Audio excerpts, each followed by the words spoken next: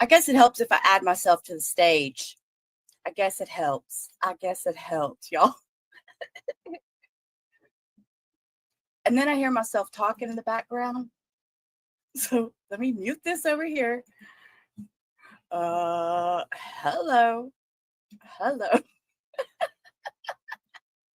Dead air. I know, because I didn't put myself up on stage. That's what happens. It's squirrel. Exactly. It's the squirrel moment. So what we're going to do is I am going to go over, let's see.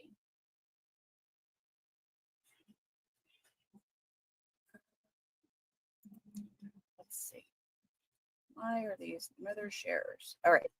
Okay, mother shares. Here we go. Oh, stop, Lola. Attacked by the dog already. See, we haven't. I'm early, and they know. I told y'all, as soon as I start talking, these monsters come. They come running after me. Okay, so this is a story. Sorry. Oh, what a wrong wording. I have no makeup on today. I'm me today. I don't care. I'm tired. Had a long night, and I hope everybody is having a wonderful day. Keep these dogs under control for me up here. They're not barking, so that's good. We are on verdict watch for the Ali trial, Washington versus Ali and Ali. They are at 3 hours and 47 minutes right now, with jury still deliberating. So I'm not sure how long that's going to take. I suspect it'll be until tomorrow. That's my opinion. But, it is what it is. We have to sit and wait. So in the meantime, there is a Texas versus Billy Delgado. He had a estranged wife. They were separated, possibly going through divorce. I'm not exactly sure on that. They were separated, though. And she had gone to his apartment to pick up a daughter that she shares with him. And an assault ensued, and she took off in the car after he shot at her over a dozen times, and I believe she was hit 5 or 6 times, if I remember correctly. And he went to jail. He got out. Did he get out? He got out on bond. He didn't show up for his court appearance, and so they had to put a warrant out for his arrest. It's a lot. But my main thing with this today is a stand against domestic violence. Absolutely stand against domestic violence. You'll see there's most of my background on my my YouTube thumbnail is purple domestic violence. And I'm all about supporting domestic violence. There is also a GoFundMe. Oh, let me take that banner down. I am so sorry. There's also a GoFundMe for this young lady. She has two or three children. I don't recall right now.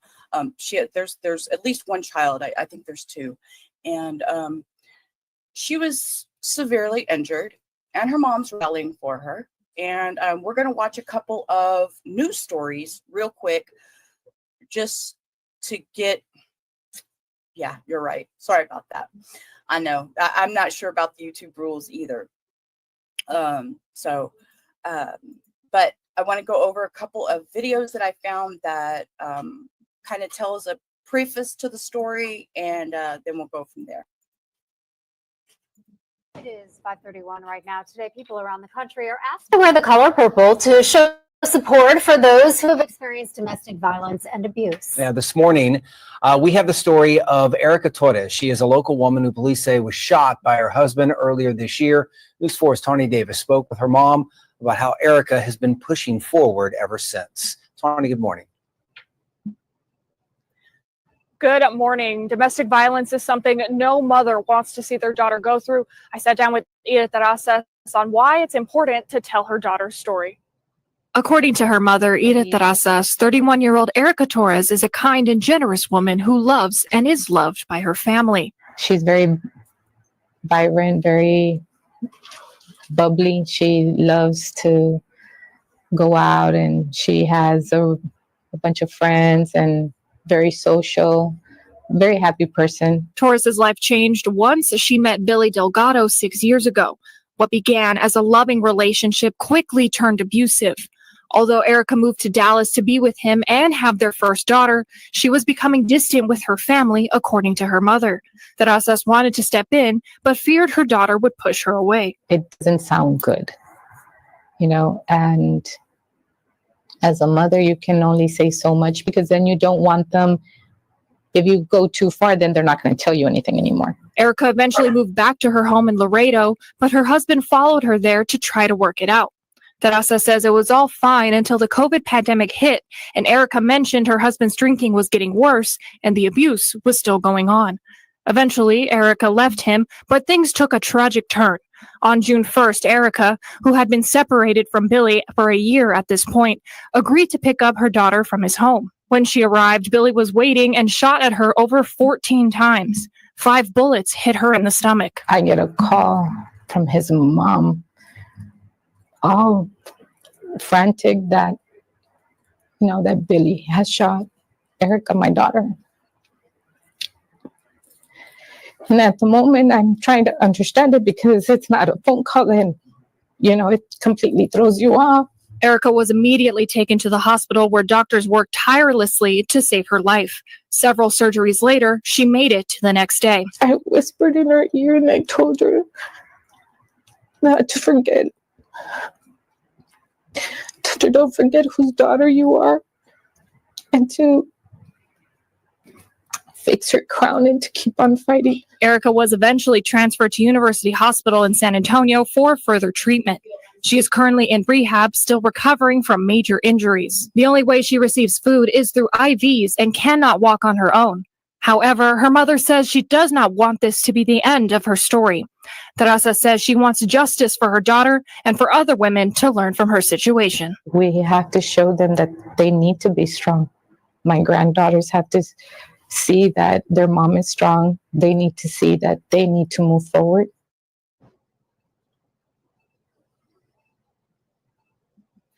Erica's husband, Billy Delgado, is currently in jail awaiting trial for shooting at Erica, according to police. He was offered a plea deal, but denied it. Reporting live, I'm Tawny Davis. Back to you. Okay. So that gives us a little bit of insight. We're going to play a couple of these. Here's the next one. Billy Delgado went before a judge at the 111th District Courts back in June. He was arrested for allegedly shooting the mother of his child, Erica Torres. She survived and remains in a San Antonio hospital. Delgado's trial was set for February of 2025. In attendance at today's hearing was Erica's mother, who says she hopes justice is served for her daughter. That they do right by my daughter. It, you know, like I said, it's just a little frustrating because, you know, he's out and about, and my daughter can't be out and about, and, you know, there's a lot of things that she can't do. She can't even be with her daughters, and so that's a little, you know, it's just not fair. Delgado was released on bond this past Sunday. Another. If you're a YouTuber and you want to save hours. It is 6:46 right now. New developments this morning to a story we've been following for almost a month now. Erica Torres, the woman who police say was shot by her husband back in June. Yeah, so he's now free on bond. And as News 4's Tawny Davis explains, Erica's mom now fears for her daughter's life. Tawny, good morning. Good morning. I spoke with Erica's mother, Erica Torres, yesterday, and she told me that she believes that Erica's former husband, Billy Delgado, is most likely here in San Antonio, free on bond with no conditions that would keep him a safe distance from her daughter. Erica remains hospitalized at University Health here in San Antonio, where she's been for the past 5 months, ever since June, after police say her ex. The thing is, he was free on bond, but he didn't show up for his court arraignment or his hearing, so he ended up going back. We will get to that. Just, I know it's a lot to, it's like, what do they say, it's a, you're feeding me with fire hydrant. Yes, so yes, he is back in now. Shot her over a dozen times as she picked up her daughter at his home in Laredo. He was recently released on bond without GPS monitoring. I did speak with the DA's office in Webb County. They told me they filed a motion requesting that Delgado be on GPS monitoring, have a curfew, and be tested randomly for drugs twice a month. However, Delgado's attorney filed an objection to the motion, and there is now a hearing set for November 25th. The motion does not state that he has to be in Webb County if it is approved, but they would have his location at all times. Erica's family did set up a GoFundMe for her, and that information will be up on our website, news4sa.com. Reporting live in the broadcast center, I'm Tawny Davis. Back to you. All right. Okay, so there's that one. And then we have this next one. This is about where he skips his court date. So On a story we've been tracking for months, a woman hospitalized in San Antonio after police say she was shot by her ex-husband this past summer. The family is now waiting for his trial to begin. News 4's Tawny Davis has more now with the latest. Billy Delgado is expected to stand trial next January after allegedly shooting his now ex-wife Erica Torres back in June. Erica's family is now concerned after he was a no-show at his most recent court hearing. According to the Webb County District Attorney's Office and Erica's mother, Erica Torres, Delgado failed to appear in court as scheduled on November 25th. Delgado's lawyer was there that day and told the judge that he was in the hospital and could not come to court. However, the judge issued a habeas warrant for Delgado. That means law enforcement can arrest Delgado and he can be held in jail until he can appear in court. We have previously reported that there were no conditions placed when Delgado was released on bond. But according to documents from the Webb County DA's office, a lifetime protective order has been placed since July 2nd, and the DA has filed to amend conditions to the bond. Jury selection is scheduled for January 24th, 2025, but we will continue to follow this and bring you the latest on air and online. I'm Tawny Davis. Back to you.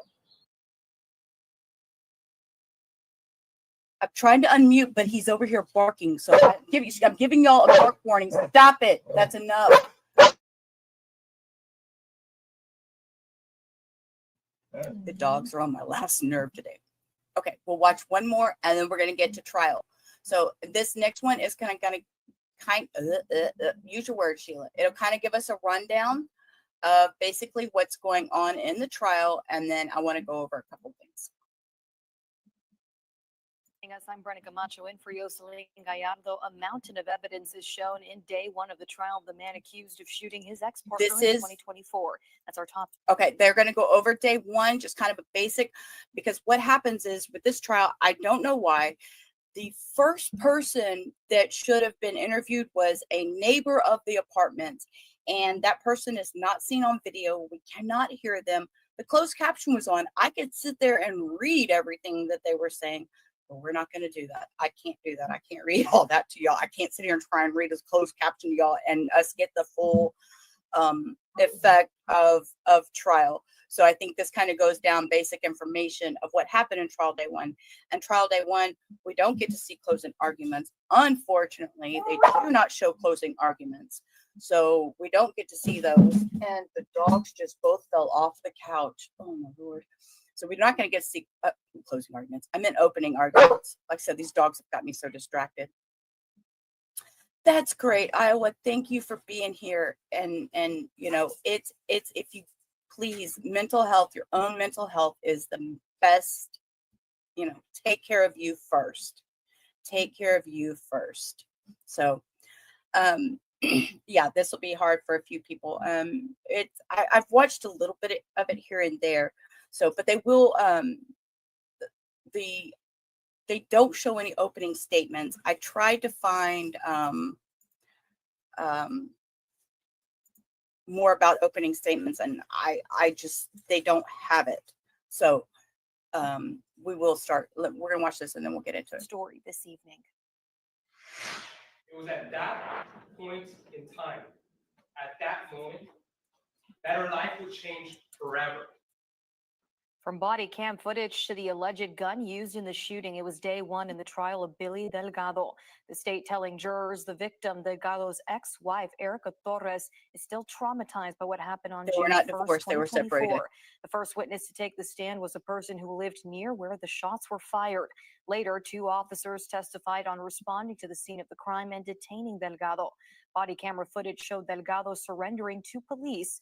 where Delgado is heard saying, "I did this for my daughter." The trial continues in the 111th District Court, visiting Judge Sid Harley reciting. Okay. So with that, let's jump over here. We're going to. Okay, the court is a little scratchy at first, but it gets better. So we just have to bear with it and get through the first, like, I think it's about 20, 30 minutes.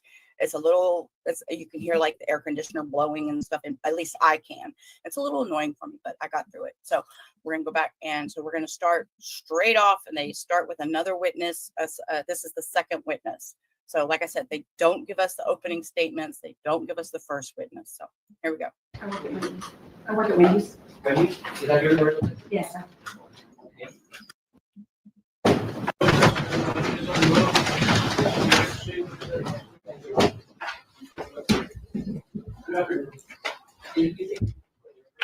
Sharon Lynette is how am I employed? I work at Wendy's. I work at Wendy's. Wendy's, is that your word? Yes, sir. Okay. And you know what the defendant is? Yes. Do you know his name? Yes. Okay. What is or what was your relationship with the defendant? He was my roommate, or I was his roommate. Okay. How long have you known Billy Delgado? For a couple of years, You know, like 5, 6 years. okay. You said that he was your roommate. Yes. You were living with him for how long? Maybe like 3 or 4 months. 3 or 4 months. Okay. And do you know the address of that place in our residence? I don't remember. Okay. Was it a house or an apartment? It was an apartment. Okay. Were you living with them on June 1st, 2024? I don't remember dates. Oh, were you living with them when you were arrested last year? Yes. In that same apartment? And how many people lived in that apartment? Just myself and Billy. Oh, so do you also know his family? Yes. Not all of it, not all of them, but I do. Okay, can you please take the names of the family members? Some of his aunts, which are his sisters. Only that or other people? Only them. What about his mother? And his mother, yes. Okay, you also know Yes. his mom? And his dad?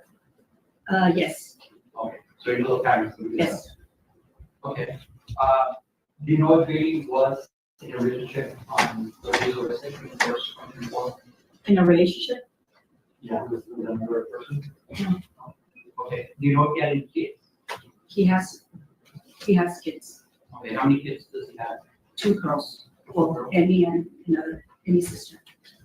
He sees her as his own mother. And you know who Amy's mom is? Yes, I've seen her. What's her name? Erica Do you know that? Torres. Okay. And you also know his daughter? Yes, I've seen her. Yes. What's her name? I don't know her. Oh. But I know he has a mother. Okay, let's talk about Amy's mother, Erica Torres. Do you know her personally? I've talked to her, I've seen her, yes. Okay, so you talked to her. Do you socialize with her? No, You never socialized with her? no. And what were your interactions with Erica Torres? My interactions with Erica Torres, only when she would come to drop off Emmy at times. So Erica was not even with you, that you were apart. She was just. When I was there, no. So do you know what type of relationship they had when you were living with Billy? They were together, they were separated, They were, when I was with Billy, they were separated. and they both share custody of their daughter. I'm assuming yes. Can you tell us during how old Amy was? I think she was 3 or 4. 3 or 4? Okay. So did it take you back to June 1st, 2024, when you was arrested? Do you remember that date? Yes. Do you remember that the day was? Was it Monday, Friday, Tuesday? No. Do you remember waking up that day? Okay, did you and Billy share the same bedroom or you had to separate bedrooms? We have 2 separate bedrooms. So it was a 2-bedroom apartment? Yes. Okay. Okay, so on Saturday when you woke up, did you see Billy that day? Yes. Okay, the first time you saw him Saturday, I mean, on June 1st, on that morning, those he He was making pancakes for him. okay, and what was his demeanor that morning? He was at peace. He was at peace? Yes. We just woke him up. Okay, so Amy was staying with Billy on that day. When did Billy pick up him or the warrior that brought up him? No, we picked up Emmy on Friday On Friday. after Billy got off work. Okay, and that's Friday before the day before he Saturday. was arrested. Yes. Okay, who picked up Amy?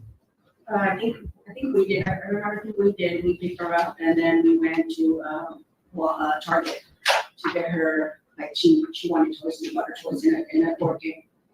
And by Billy, you mean you and Billy? Yeah, Okay, and during that time, what was Billy's demeanor? he was happy. Okay. So we got her a awesome as well. Did anything unusual happen on Friday, the day before Billy was arrested? No, No, nothing unusual?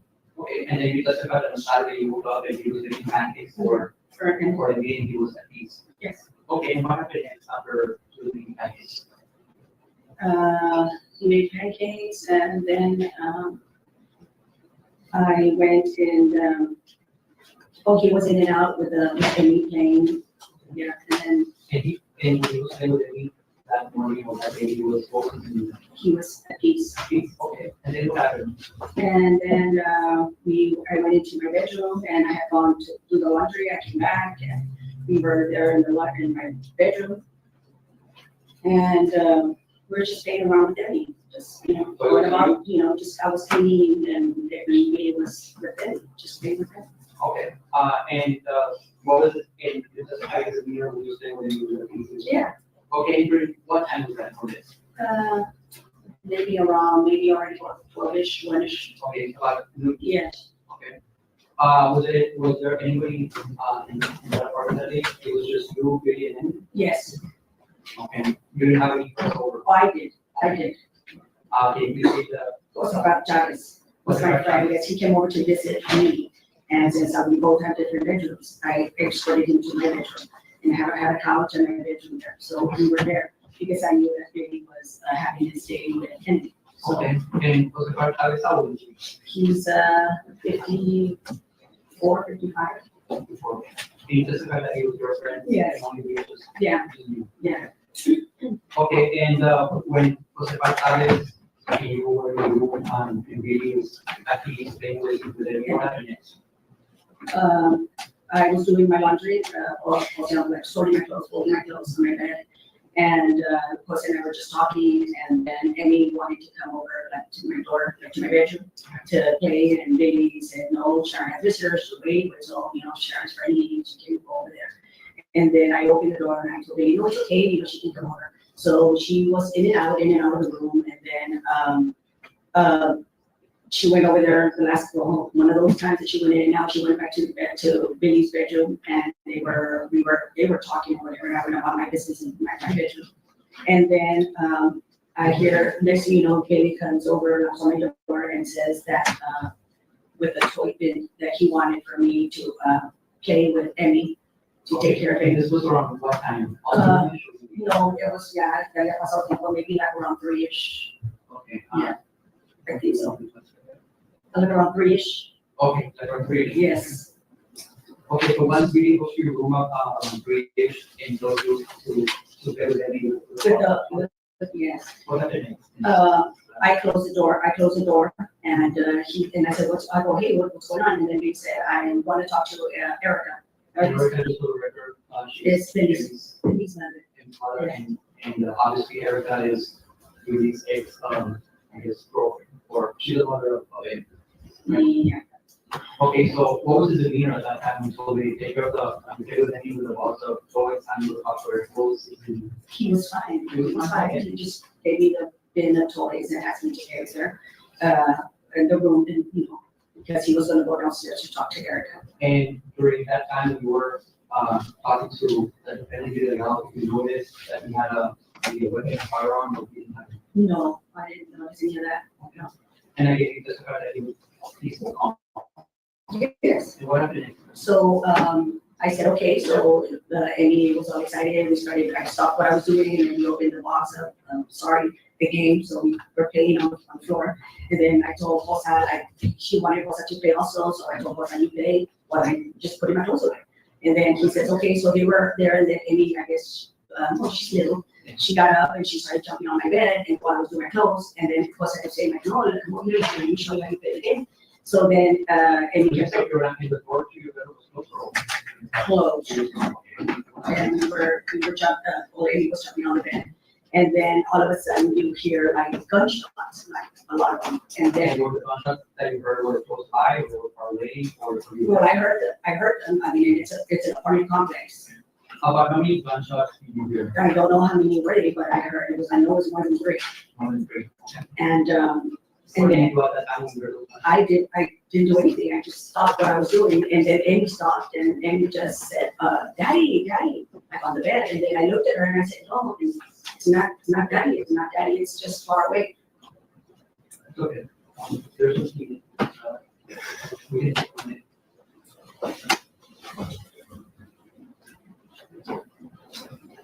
And this is all the.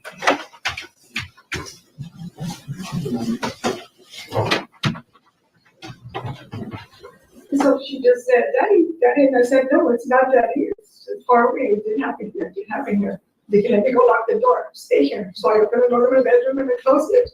And I went to open the front door to the apartment. And obviously, during that time when you heard the gunshot, were you afraid? Well, I just didn't know what was going on. But I heard the gunshots and I just wanted to see what happened. Yeah. So I opened the front door to the apartment and I saw that, and I looked down and I saw all these cars. And really, they had really in the back of a car. And you also testified that when you heard the gunshot, you wanted to lock the door. What door? The bedroom door or the apartment door? My bedroom door, because Amy wanted to open my bedroom door, and I said, no, it's not here, it's stay here. And during that time, you didn't know what was going on, you just heard. No. Yeah. Now when I opened the front door to go check, that's when I saw everything, like cop cars everywhere. When you opened the front door to check the door house, you know, to the outside, where was Amy and was In my bedroom. so I didn't say it was Yes. in your bed. Yes, yes. Okay, so once you opened the door and you saw a lot of officers there and you leave, what happened next? Or what? I looked out from the apartment complex and I asked Billy, what happened? And then he just said, oh, no,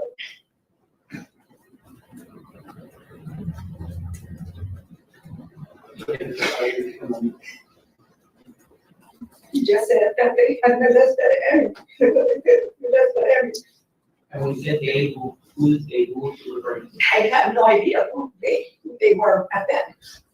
Did you ever mention Erica when they said him? What? Did you ever mention Erica when they said him? No, Okay, so you never said Erica? no. Okay. And I just said, what? But then the cop put Billy in the car and closed the door. So we could the windows and it was low. But And yes, and I know this is emotional, you testified that you've been married for 5 to 7 years. yes, What type of relationship you have with him and you in that? he's my friend. He gave me, I was homeless and he gave me a place to live. He fed me when I didn't have anything. Anyway. And you started your work. Yes, So you appreciate it? yes, of course.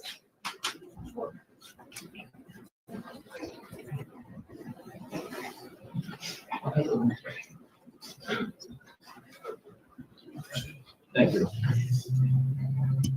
Sheriff, my name is Oscar Reagan, I represent Billy Delgado. I believe you and I spoke on phone before. Okay, you said you've known Billy for 4 or 5 years, is that right?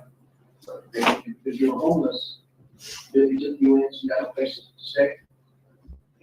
Why is he not standing? You did not witness the shooting, right? No, You were in your apartment while we were in. yes, Okay, so there was testimony in court, where they were trying to take away Mr. Delgado's rights to see his child. Somebody said the child was down there and saw the shooting.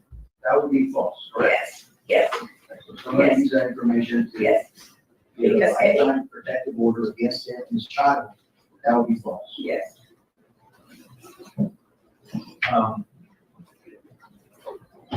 We did Erica ever come over and spend the night Where? at the apartment? Not while I was there. Well, why were there? No, sir. Did Billy ever go visit Erica at her place? Yes. Yes or no? Yes. Okay. And how was that relationship between them, you know?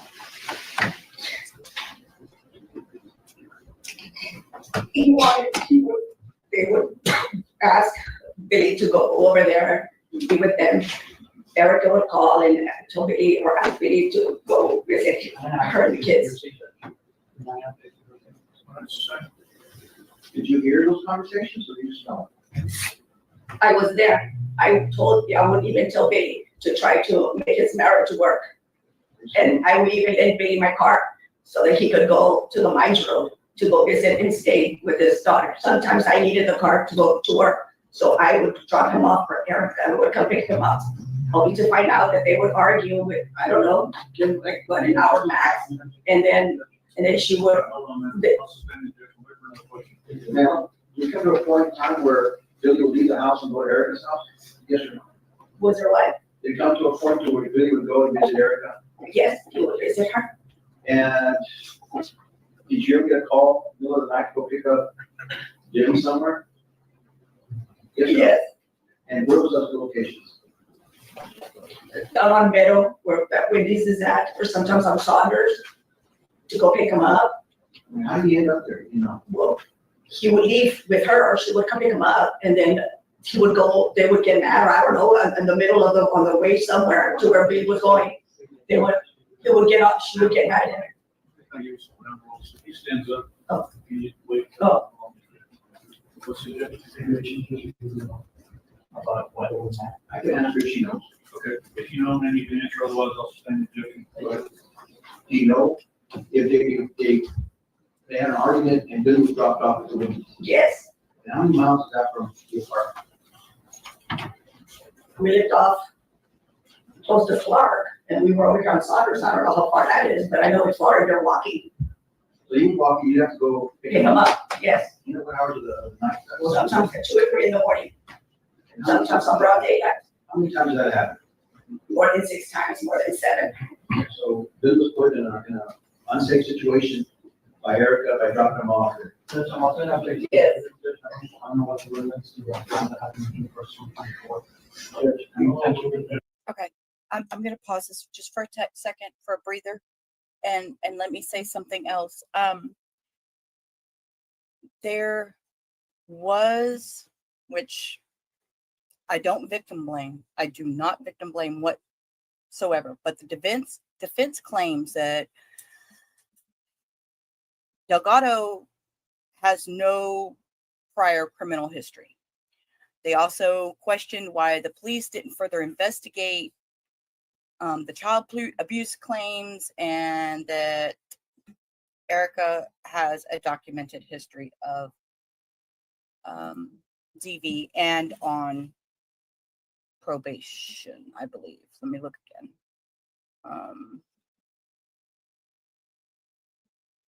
Let me look again. I think she says, and is currently on probation. It doesn't say what she's on probation for. Hey, baby, how are you, Hannah? Okay, share it so we can all look. But so I think this might be hard because there may be quite a bit of victim blaming, and I'm not going to like that. So I may bust in a few extra times, but that's, yeah, where this is going. And it's gross. You can answer. Go ahead, what's that? You can answer. Answer what? Yeah, the question, Judge. Could you read it back, please? Yes. Billy was put in an unsafe situation by Erica at a problem in hospital. So how to affect residents? I don't know what the residents. Over those men. All right, you have to go pick up Billy because you called him, right? Yes. Okay, and he was put in a situation where he could be harmed. Yes. Middle of 2 in the morning, he's dropped off. Whatever happened between them, you don't know if you weren't there, right? Exactly. Okay, but still, Erica didn't take the time to go drop him off. Yes, exactly. And you know all this, toxic relationship that's going on, what's your encouragement to Billy, to separate or to stay together? I still told him to try to work it out, that I would help him. Just try, because he wanted to. Although all this was happening to him, he still wanted to. He wanted to make a family. He tried. I think if a gentleman takes you out on a date and then you argue with him, and then at 2 in the he drops you off miles away from your house, and he doesn't care what happens to you, I mean, are you gonna go back on a date with him? But the thing is this was on my behalf, they're setting the scenario that I'm not gonna go out on a date.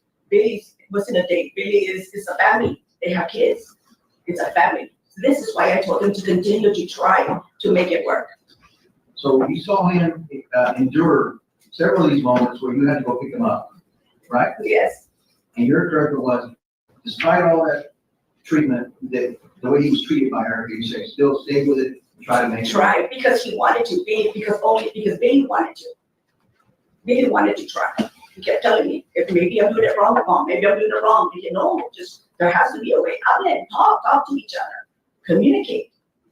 He tried. He tried because of his daughter, right? And these actions that took place, has Billy ever exhibited that type of anger before? No. That's not a reflection of his character, correct? No, It it's more- not. He actually took you in as a homeless person, right? Yes. Then not only me, he helped a lot of people. He helped my sister, he did a lot.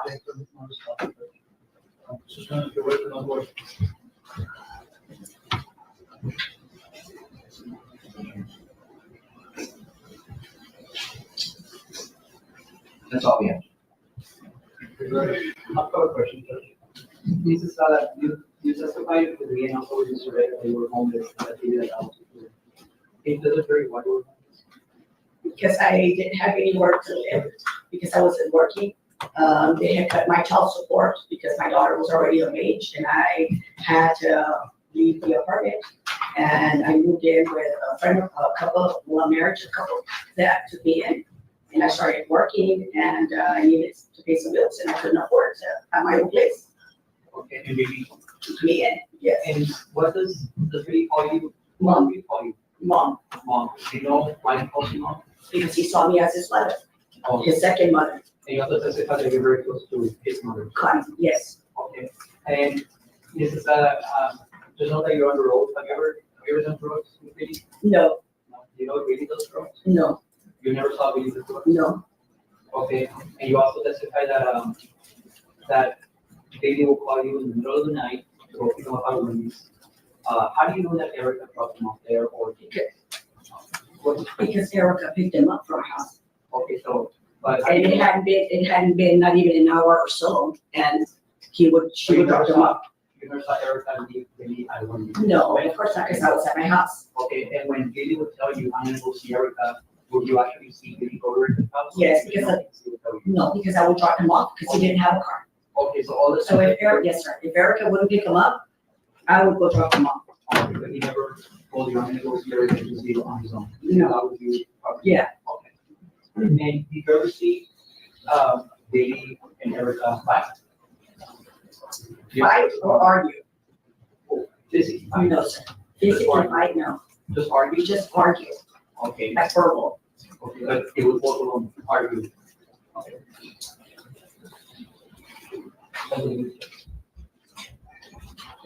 No further questions. Anyone? So we call. All right, ma'am, you have that excuse, Councilor Rico, thank you very much. And step down.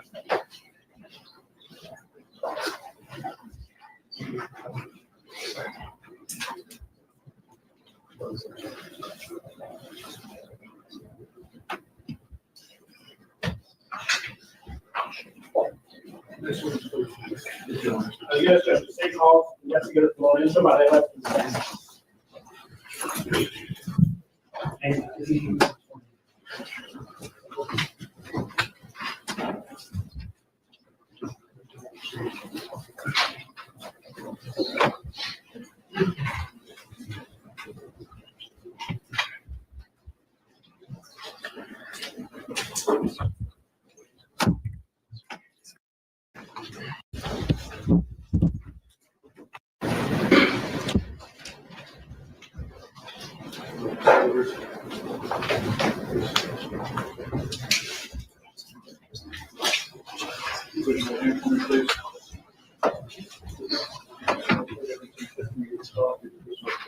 Yes, sir.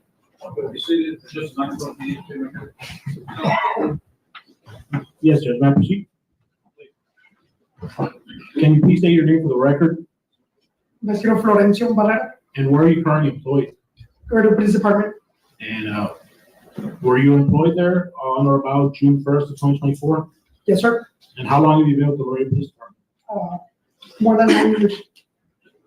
And can you tell us what your current position is? Yes, I'm assigned to internal affairs division as a detective. Did you have that position back on June 1st, 2024? No, On June 1st, 2024, were you called upon to execute your duties as a law enforcement officer? yes, sir. Are you familiar with the case at hand?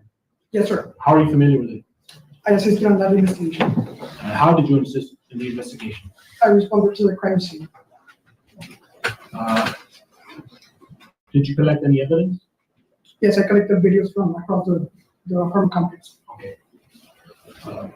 At this time, Judge, the state would like to play State's Exhibit 4, which has already been pre-admitted into evidence. Permission to file the exhibit.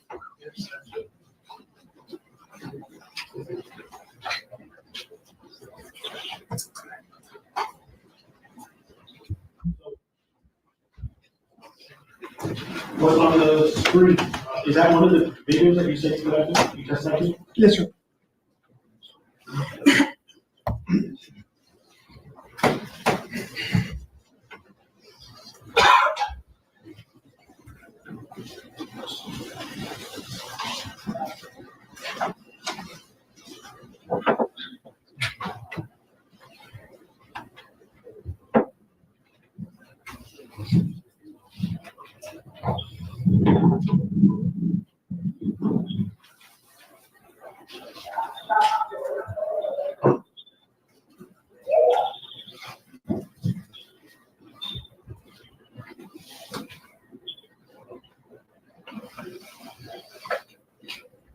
Okay, let me stop it right there.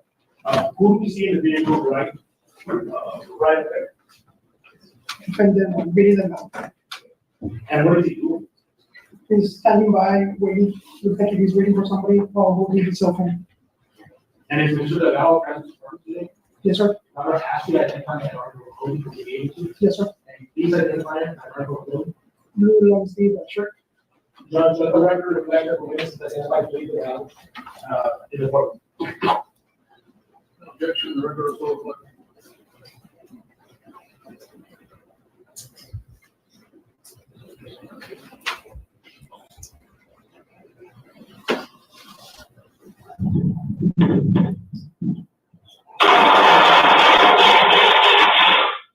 So, at the 442 mark of the video, what vehicle do we see pull up? It's a green Kia Soul. And during the course of the investigation, did you uncover who was the driver of that Kia vehicle? The victim, Erica Torres.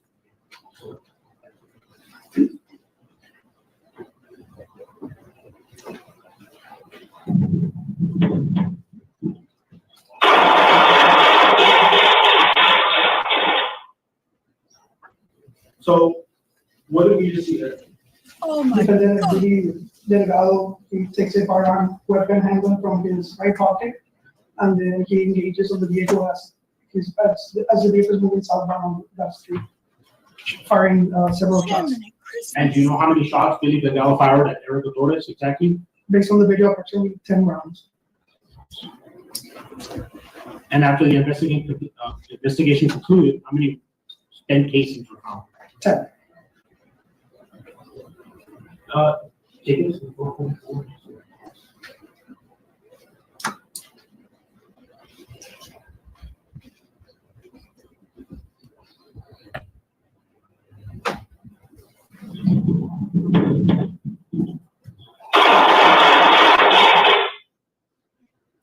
So at the 440-minute mark, how far would you say Billy Delgado is from Erica Torres? He's at a very close distance, probably 5 feet from the vehicle. And then keeping at this mark, can you describe to me what Billy Delgado was doing? He's saying the driver on that vehicle. How would you describe his arms? Fully extended in an aggressive manner. He's already shooting the weapon. And what does he have on his, I believe, his right arm? Right arm that's extended? What does he have? What's he holding? It's a firearm, the handle.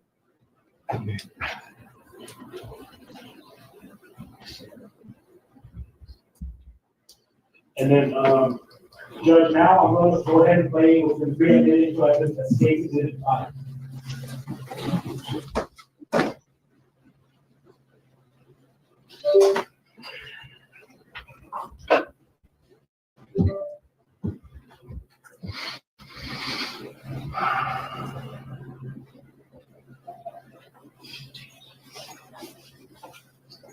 What is it? It's a video from the same residence in a different angle. I see South. Okay, and did you collect the video? Yes, sir.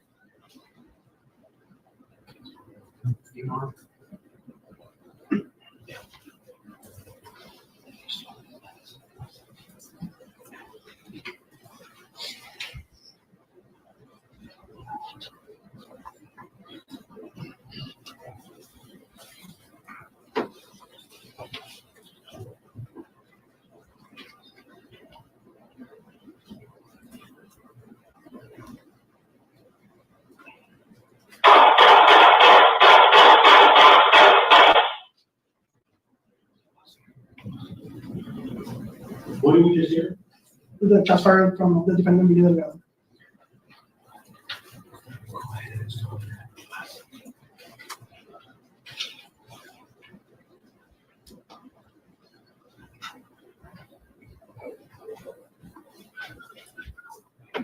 So, what do we just see Erica Torres driving the UPS? The vehicle moved to the side, slowing down almost at a complete stop. The shots fired hit the vehicle. And then we see Billy Delgado walking towards the vehicle, putting his hand in his left pocket and holding the firearm on the other hand.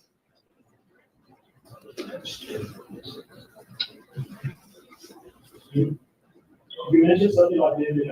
Wait, I don't know what he said he put in his other pocket. I gotta rewind that just a sec because he said he put something in his pocket. And the firearm on the other hand.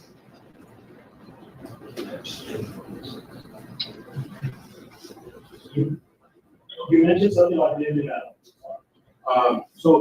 Again, can you tell the court what was Billy Delgado doing? He was obtaining an item that he got in his left pocket.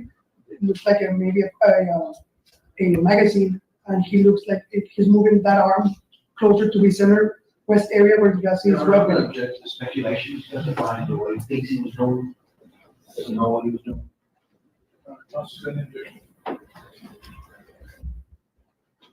Without going into too much detail, what was he doing? What was Billy Delgado doing? Not going into that. He got an item from his left pocket and holding it in his left hand. Okay. And afterwards, what did Erica Torres do? She kept driving slowly down the street.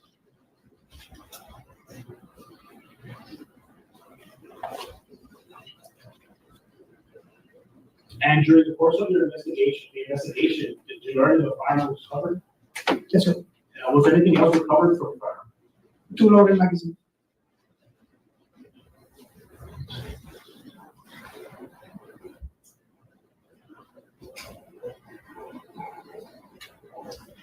And what is Billy Delgado doing right there? He's walking back to the apartment complex while holding the handle in his right hand.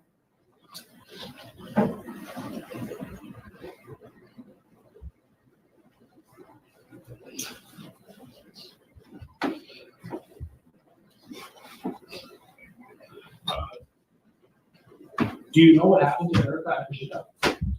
She was involved in an accident with the vehicle. Pass a witness.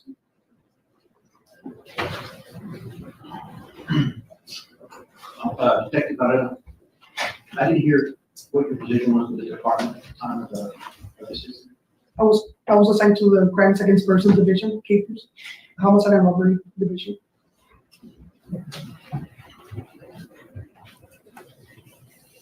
You said one interesting thing. You said that he was shooting at the driver, even though you couldn't see the driver in the car. If you look closer to the video, you can see there's a shadow, there's somebody in the driver's side, you cannot see anyone in the passenger side. But that means that he would have to see the driver. You're watching the video from across the street, right? Okay. And if you wanted to kill someone, I think it would be much easier if the car would park, then you have a good shot, the car's not rolling, be able to kill somebody a lot easier than the car's moving, correct? Objection. Stop. I was just fixing to say, if he does not object during this statement, my goodness gracious me alive, I was going to have a come apart. Y'all listening? Did you hear what that? Oh, no. Speculation. He said, what if? Oh, no. Yeah, it is odd when it does. You're exactly right, Lois. It comes across very lazy and extremely disrespectful in my eyes. If I was a judge, I would expect it. But I'm going to back up just another second, because that just about flipped me the F out.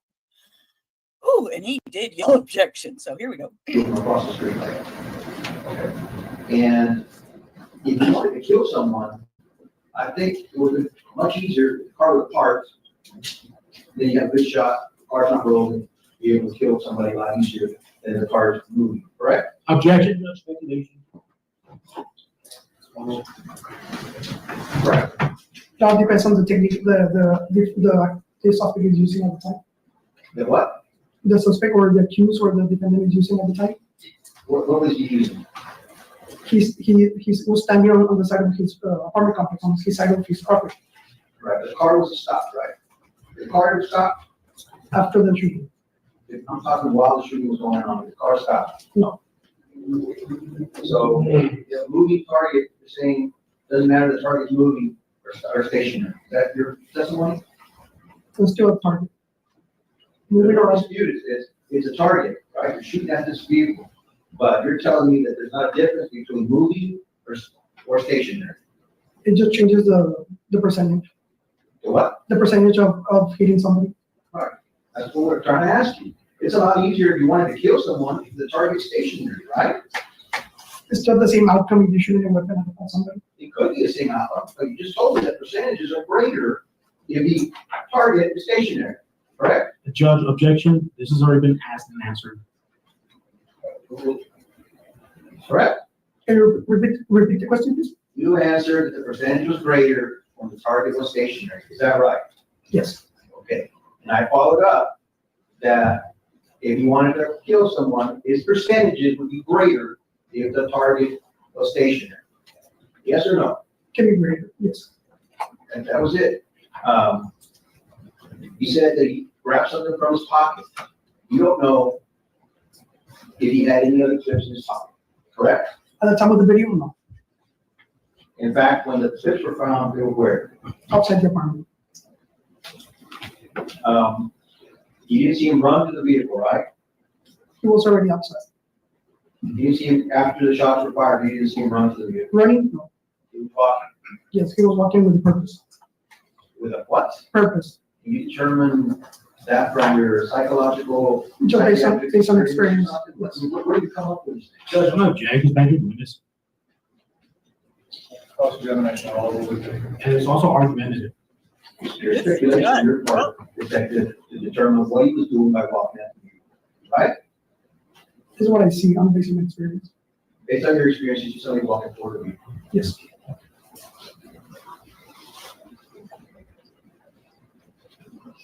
We don't victim blame, and that's gonna be my.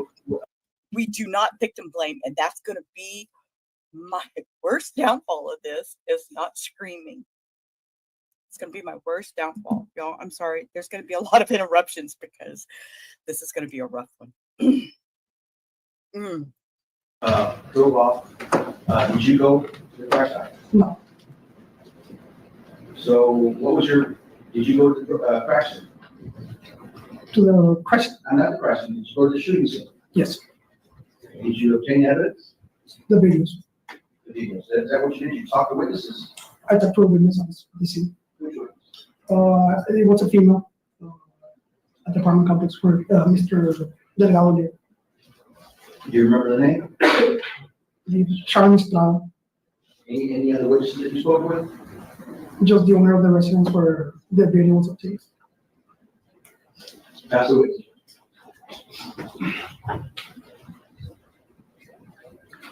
Just one more question, sir. Is the percentage greater of killing or hurting somebody when the individual is ambushing or laying in wait and they're shooting at somebody? We cannot determine that. It's based on every incident. Pass over this. No further questions, Judge?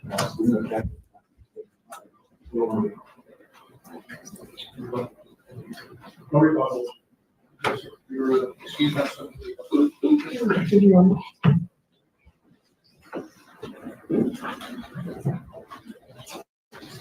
On to number 4.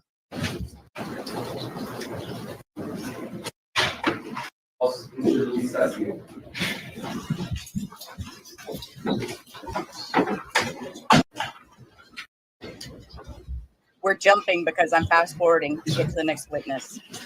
Because we're going to jump into day 2. Yes.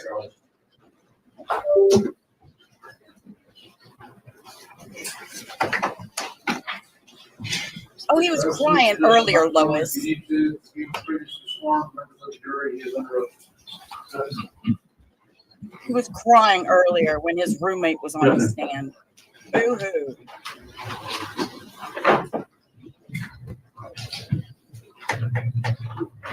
But I will say this, there's a lot of controversy, Lois, because I don't know if you heard me earlier or not. But yes, but she is on probation for hang on. It doesn't exactly say what she's on.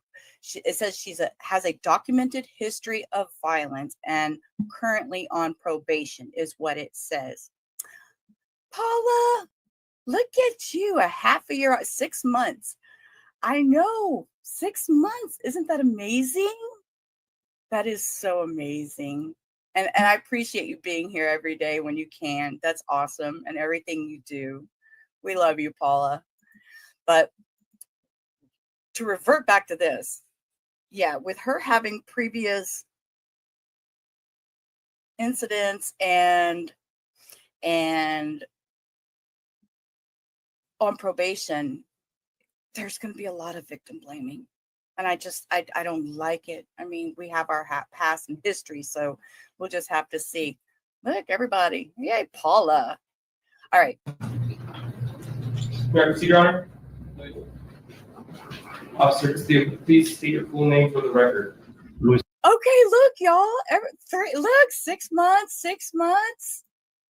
Y'all, this is awesome. And you know what? I'm gonna tell y'all something. Y'all, next week will be my 1 month anniversary for taking over the channel. Yeah, I got triplets in here. Look at this, guys. I got triplets. Oh wait, you know what? Just for giggles, I think I have a 6 month one too. I'll have to look. We'll get back to trial and I'm gonna look up mine. Okay, where are you currently employed? The city of Oh, I didn't hear his name. Hold up, I gotta rewind it because I didn't hear his name, y'all. Luis. Officer Castillo, please state your full name for the record. Luis Fernando Castillo. Okay, where are you currently employed? The city of Laredo Police Department. And how long have you been employed with Laredo Police Department? And Luis, it's going to be 8 years. 8 years? 8 years. Okay. And what is your current position with the Laredo Police Department? I work, I'm an officer, but I work with a compliance response team and vice. Okay. And are you familiar with the case at hand? Yes, sir. How are you familiar with the case at hand? I wrote up on it that day. Okay, so you wrote up on it that day. So, and that was June 1st, 2024? That's correct. Were you working that day? No, sir, I was not. What were you doing that day? I was actually heading home after running some errands with my family. Okay, and where were you? At the time when you can say everything started, I believe we were by the 3100 block of Stewart Street. And who were you with at that time? My mother and my 2-year-old daughter. And you're off duty? That is correct, sir. I was off duty. Okay, so what happened after that? We had finished running some errands. We had actually just picked up some food. We were a couple of blocks away from getting home when we heard a loud noise, what we thought was shots fired. Okay, you just heard shots fired. What was your initial thought? Initially, I guess you could say, was that in fact shots fired what we had heard? I think both my mother and I looked at each other and we asked if that's what we heard. You can kind of say we confirmed it a little bit in the sense of people in the neighborhood started coming out of the residence just to peek around, just to see what it is that had happened. So apparently it was a loud commotion. That is correct, sir. Okay, so what happened after that? Due to the fact that I was with my 2-year-old daughter, I told my mom, just drive around the block. Don't get close. Let me see if I can see a getaway vehicle or somebody that's running, trying to get away. But again, because I have my daughter, I didn't want to get in, and I didn't want to get close to whatever was happening. All right, so what did you do after that? My mother continued driving. Eventually, she hit Clark Boulevard and proceeded to drive westbound. Okay. What did you discover once you drove westbound? Once we got to the intersection of Clark and Arkansas, we saw a 3-vehicle accident.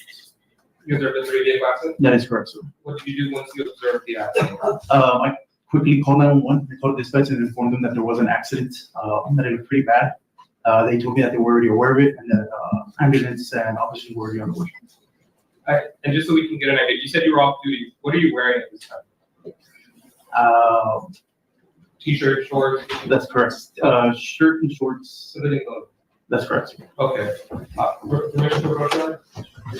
Thank you. I'm going to show you what's been marked previously as Exhibit 24 through 33. Please review these photos.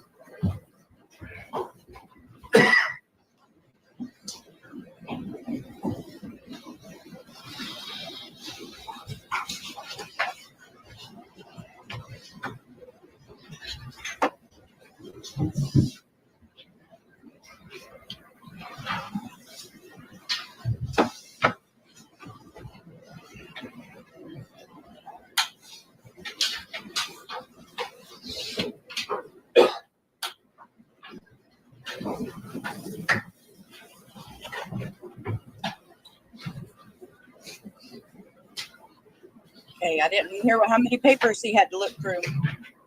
There he goes. He's a handsome looking cop. Where's Stephanie? Are they Stephanie. trying to official what they portray? That is correct. Okay. How do you recognize this one? That is actually the accident that I work on. Okay. Have they been lost credentials before? No, sir. John, I'll now tender to defense for inspection and any objections to Exhibit 24 through 33.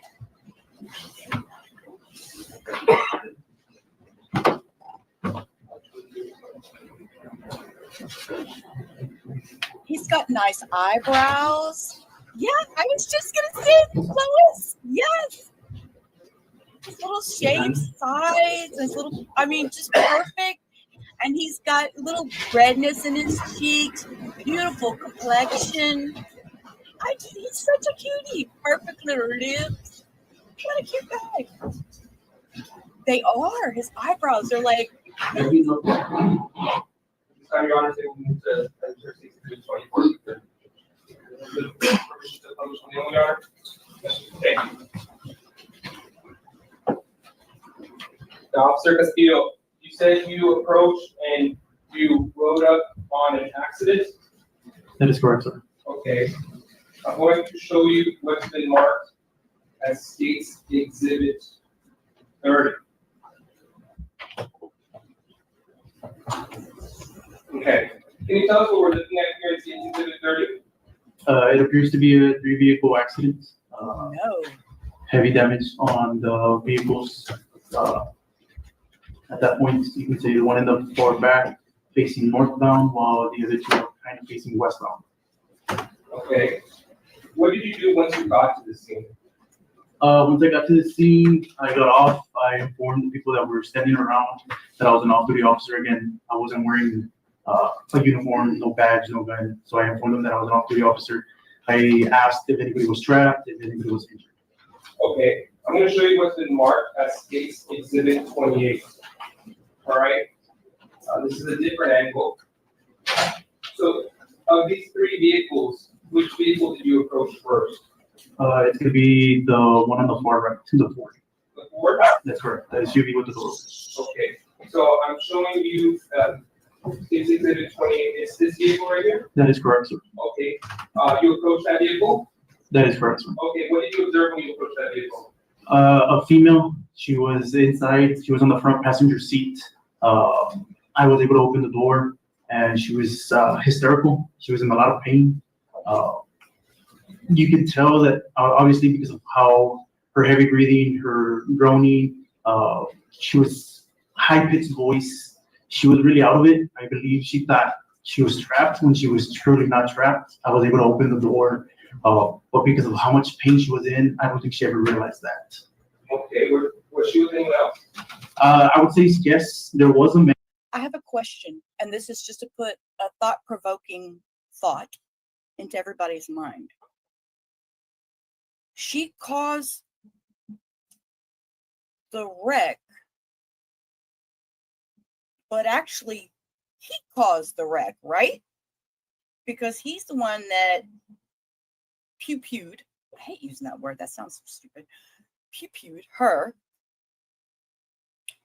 in the stomach 5 times. She hit these other cars. So is he responsible for the accident? Just a thought. Y'all think about that. Male on the driver's side door, but the door was already open and that male was already out. Okay. After you addressed the female that was in distress in this vehicle, what did you do then? Correct. I turned around and I started addressing the occupant that's in the vehicle caught in the middle. Okay, and I'm going to show you what's marked as States Exhibit 25. All right. This is the second vehicle that you addressed? That is correct, sir. Okay, and what happened when you encountered that individual? What did you observe? He actually was trapped. He could not get out. That front driver door, it was jammed. It's pinned in, as you can see, with that other vehicle. Is that right here that you're talking about? That is correct, sir. Okay, so he was in. What happened? I started talking to him through the window. I was asking if he was okay. He told me that he was in a lot of pain. I asked if he can get out of the vehicle. He told me he couldn't. And again, because of the door being pinned, I wasn't able to open it to extract him out of the vehicle. But nevertheless, he was talking to me. He was in pain, but it looked like it wasn't anything where he needed to be extracted right at that moment. Okay.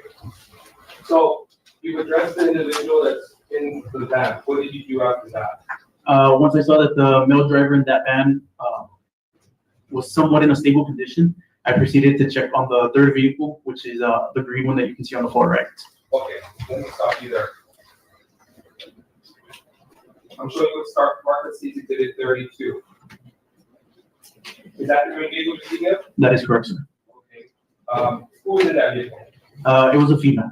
It was a female? All right, I'm showing you what's been marked as States Exhibit 31.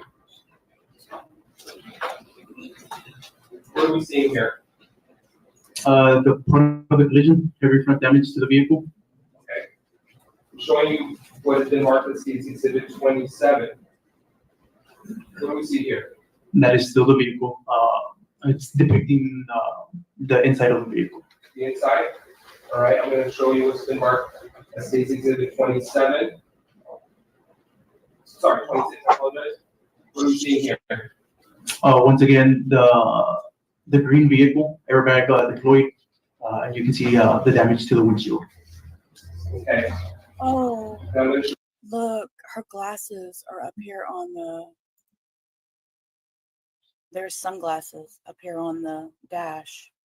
That is so horrible. So you would mark the States Exhibit 24. Is that where? Why didn't the airbag on the Why didn't the airbag on the steering wheel go off? Why did the passenger side airbag go off and not? Y'all see that? The driver's side airbag did not go off. I'm just noticing this. I'm calling it out as I see it. Vehicle? The first time or the second time? The first part. Is that where the female was sitting? That is correct. She was in the driver's seat. So let's talk about the first time. You said the first time. What happened the first time you encountered the female in the vehicle? Based off of the collision, just the way the vehicles ended up, I didn't think I had an opportunity to reach the female driver through the driver's side door, so I went through the passenger side door. Once I opened it, I saw her completely slumped over. You saw her slumped over? That is correct, sir. What was her? I know you're saying she was slumped over, but what was her body figure like? Was she? What did you see? What state was she in at that point in time?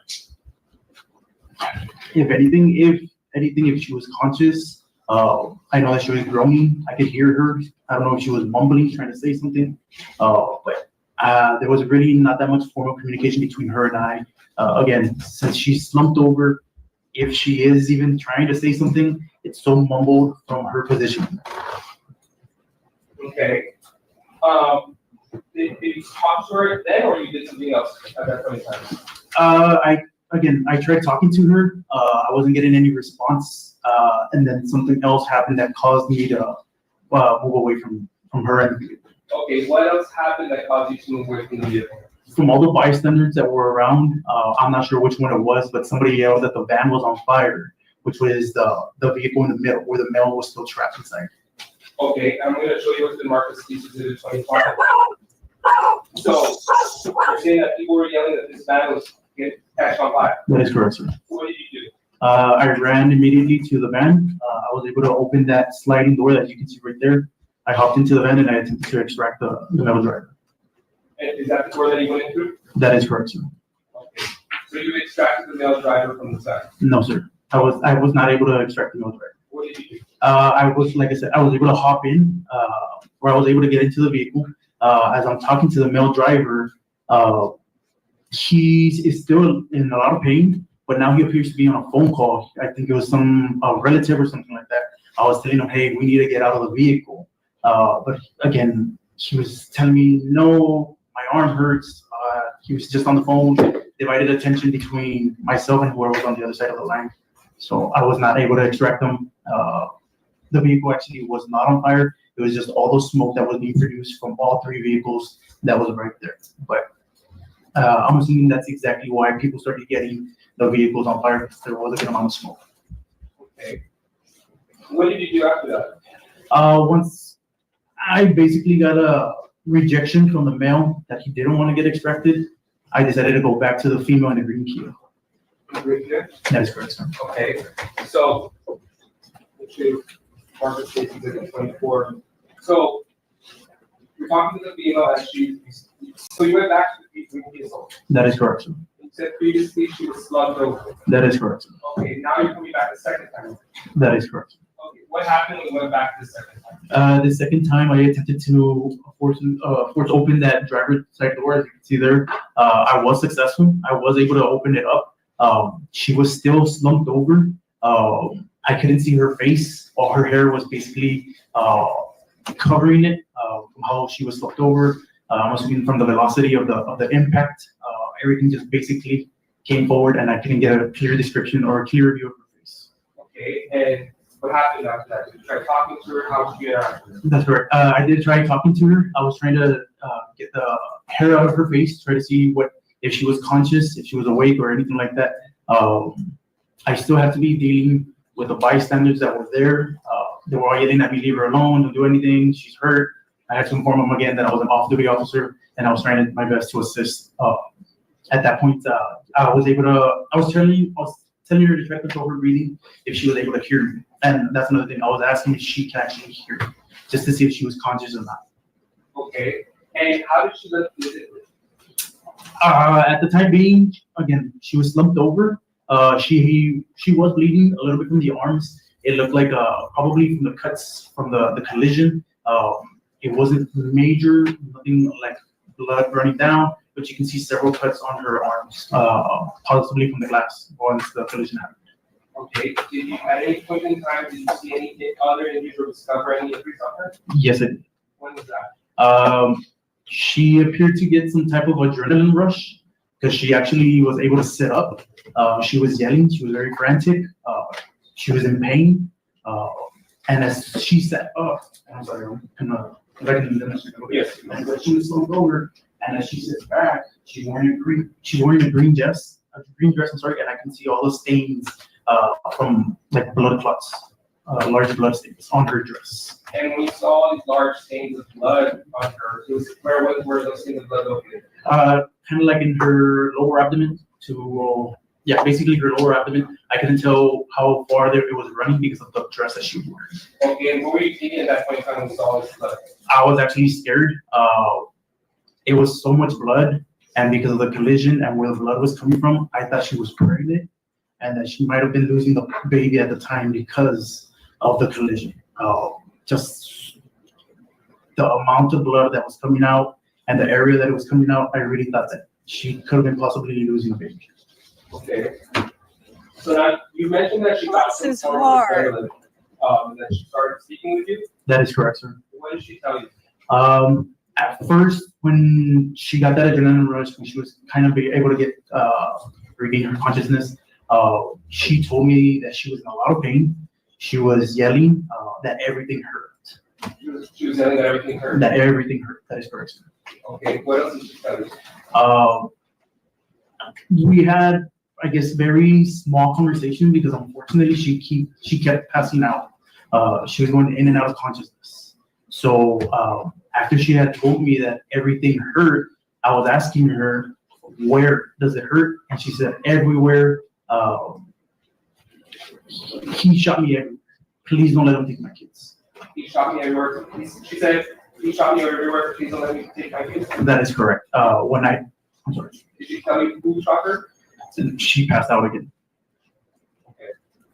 And did you ever talk to her after that? She regained consciousness again. When she was able to regain that consciousness, I had to confirm that I did in fact hear that she was shot, which she told me, yes, I was shot.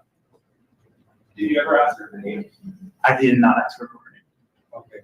But you're certain that there was a female sitting in the screen kissing? That is correct. Okay. Now,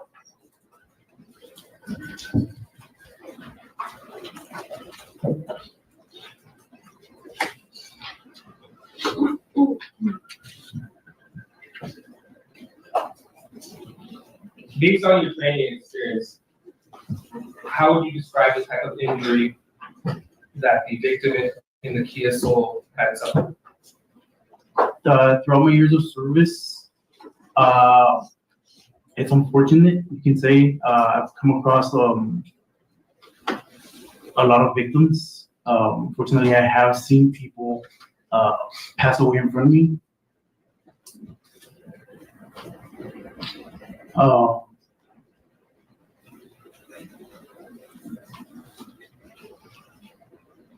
In regards to this victim, I really thought that she was gonna die on me.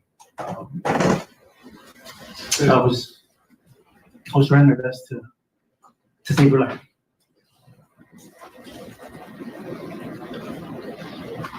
Pass away, Mr. Young. Officer Castillo, Yes, sir. you've been in more car accidents than I have, but just, maybe it's not important. But why did the passenger airbag deploy not the driver's side? It could be multiple things, sir, such as if it's a sold used vehicle, sometimes they're already in accidents that the airbag is possibly removed, not reinstalled. Like a salvage time, there's no airbag. It could be that. That could be the situation. As you see, we're talking about that green car, right? That is correct, sir. The driver's side airbag is deployed, right? That is correct. That's a pretty serious collision between the two vehicles. That is correct, sir. Okay, so unfortunately, the driver of the new vehicle didn't have the protection of the airbag, right? That's what it appears to have. So, but I can see the steering wheel, right, the front of the steering wheel was not damaged, but I can see that there was no airbag, right? Correct. Okay, so when you try and could have been impacted, as if they went forward, so the body was slumped over, and everything went forward, so I assume that the body went forward through the collision, is that what you're saying? It could have, yes, it could have gone forward during the collision. That's all we have to do. Brief redirect, Your Honor.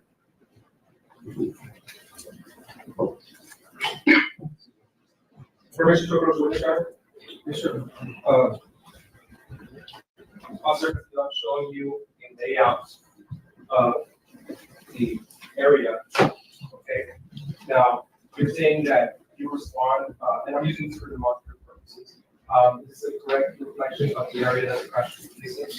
That is correct. Okay. Now, I'm going to ask you, if you could please circle on this map where the crash, where you found the crash.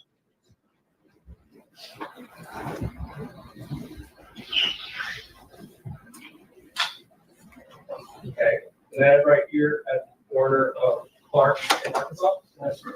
At the Moreno Street stop. Right in front of yes.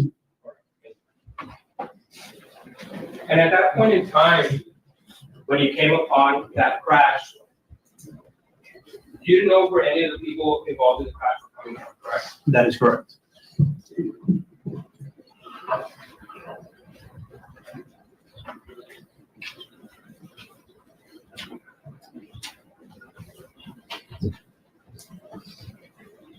Do you know where the victim went after the crash? The victim of the green vehicle? Was into the hospital, sir. Laredo Medical Center is probably the closest one, so she probably had gone to the hospital.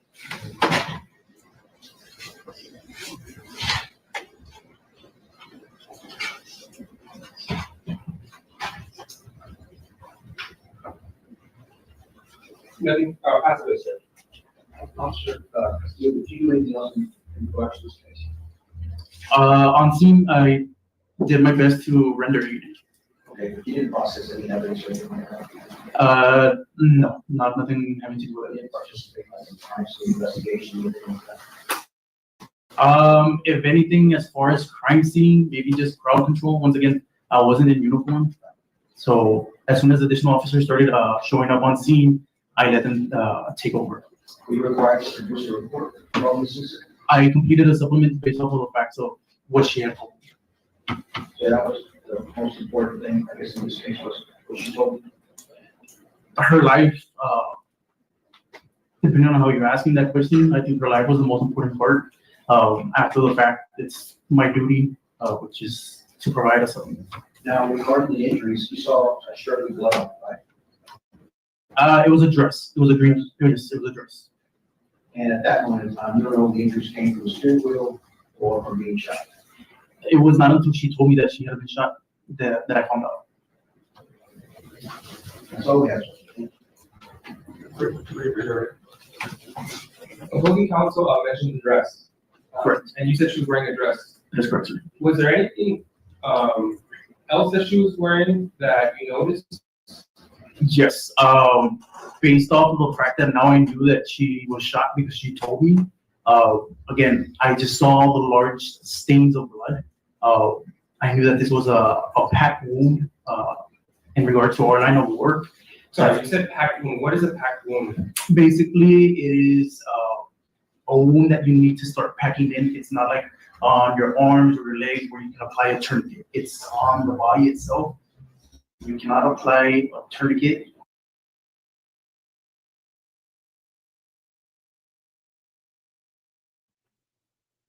Hello? Hey, Court TV, what just happened? This is Court TV, this is not me. Open the dress to see where the wounds were at. What did you find when you opened up the dress? Again, I wasn't on duty. I had to ask a bystander if anybody had a knife. There was somebody there that said, I have a knife. They gave me the knife. The dress was so tight. I had to be very careful when I was cutting it down the middle because I didn't want to cut her. I didn't want to poke her. Eventually, I was successful. I was able to rip the dress right down the middle, and towards her stomach, the abdomen area, she was wearing what appeared to be like a waist trainer or a faja. Faja. Thank you. Sorry, we have. I'm sorry, yeah. No, that's fine. So she was wearing a type of girdle. Oh, girdle, yes, correct. Okay. And do you think that girdle was significant? Absolutely. I think that girdle assisted in saving her life from how tight it was. The girdle, I didn't attempt to cut it just because of the fact that, the dress was already so tight. I had to be so careful in ripping it down, that the girdle was going to be so much harder because it's basically elastic. I have to pull. Stop and think about that, y'all. That is amazing. Exactly, Cindy. A girdle. A girdle. She had on a girdle and it kept the pressure on her stomach. That possibly saved this woman's life. Oh my goodness. I'm amazed. it and then start, kind of dissecting, slicing it right down the middle. But again, the girdle appeared to be applying so much pressure that it was possibly saving her life, and I decided not to cut it open. Okay. How did the girdle look? Black in color. Black in color? That's correct. How did it appear because of the injuries? Due to the fact that it's black, when it's based off of like liquid or the blood, the color kind of gets shiny compared to everything else. So you can kind of say the top of the girdle was just black, but everything else that was soaked in blood was kind of like shiny. You can see that this area is actually soaked in some type of liquid, which in this case would have been the blood.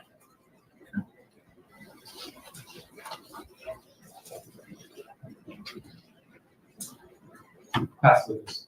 Question. Recall, you said? No. No, you're not. Okay, sir, you are released, not subject to recall. Thank you very much. Thank you.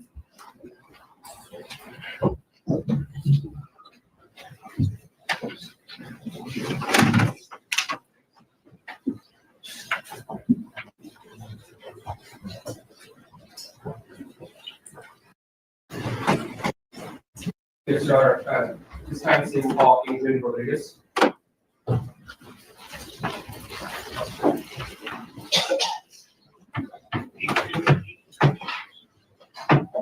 Please swear in here.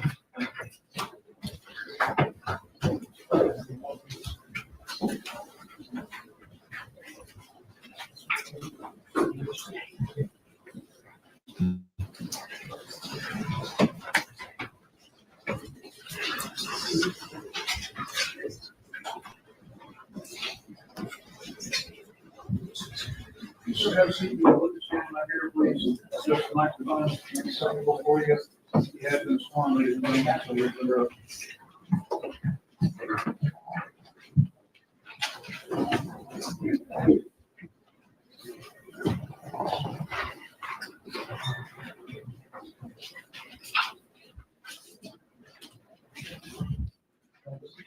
Please.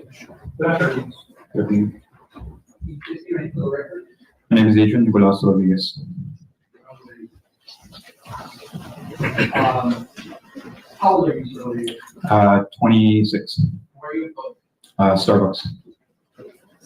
How long have you been fighting Starbucks? For about 3 years now, almost. Do you know that the defendant is deceased? I don't personally know. You've never seen him? No. Okay. Did he take you back to June 1st, 2024? Do you remember that day? Yes, sir. Okay. Can you tell the jury what happened on that day? More or less, I had picked up some groceries for my son and my wife and was on my way home southbound on Clark when I noticed a car rapidly approaching me on the opposite side of the road. It was getting, Did it stop you? What kind of car was it? I believe it was a Kia. Do you remember the color? I believe it was, no. Okay. So you saw green PM. And then what happened? I noticed it was going pretty fast and driving a little erratically. I kind of didn't pay attention to it. That's kind of just the way it is around town for the most part. But as it got closer, it went over the median and nearly hit me. I kind of just took a very slight move out of the way to avoid it. I thought, wow, that was crazy. You know, what a crazy situation. And then Did you see anybody driving that Kia? I didn't get a good look in. No, You don't know how many people were in that car? no, not at that moment. Yeah, approach it. I'm gonna show you aerial of dark Right. in Arkansas. Okay, so you were saying you were running dark, right? I was going down right around this part. I had reached a little farther ways down when the car was approaching me from this way. It had gone over the median, and I kept driving. As I looked back in the rearview mirror to see where the car had jumped the median, I had saw that it had started approaching when I was quick stop. Yes, sir. Correct. I had looked in the rearview mirror and just kept watching it. I slowed down a little bit as well as some other cars nearby, and I just thought, like, wow, they're going to hit the gas pumps, was my first initial reaction. I thought, yes, sir. As it went into the gas station, I suppose the car, due to all the bumps, managed to get between the pumps and it looked like it slammed against the street on this side. And had run into a couple of cars there, and that's when I made the decision to turn around and go back. Okay, why did you decide to go back?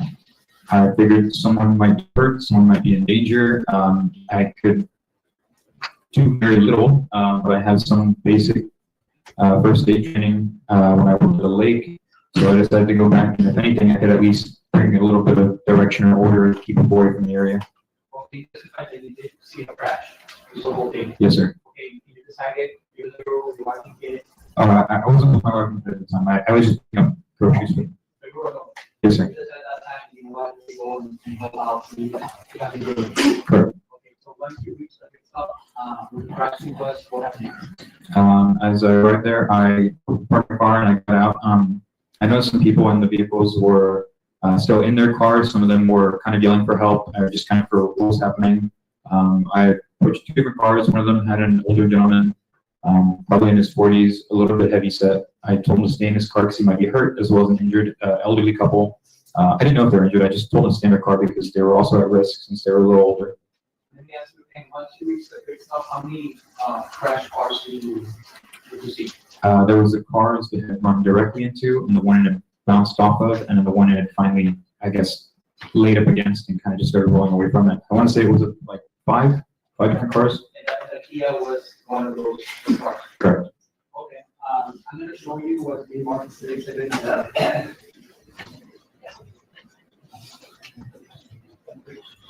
Judge, it's going to be market exhibit number 23, other than Toyotas.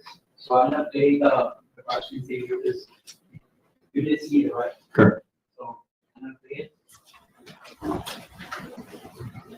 That's a great spot.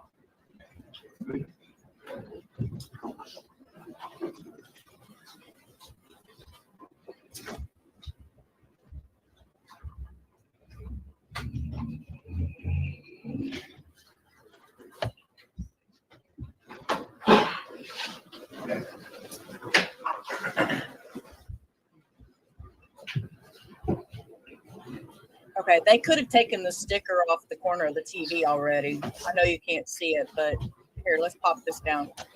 Look, there's a sticker in the corner of the TV up here. They could have took that off already. Okay, where all that traffic is, this street, you say that's a car, right? Yeah. Okay, so this is car. No. Yeah.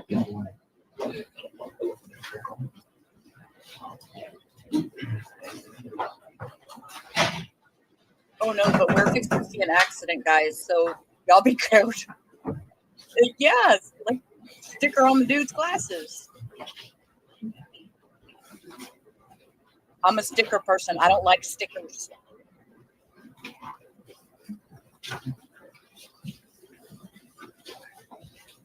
Okay, y'all, we're fixing to see this accident. It's going to be upper right-hand corner.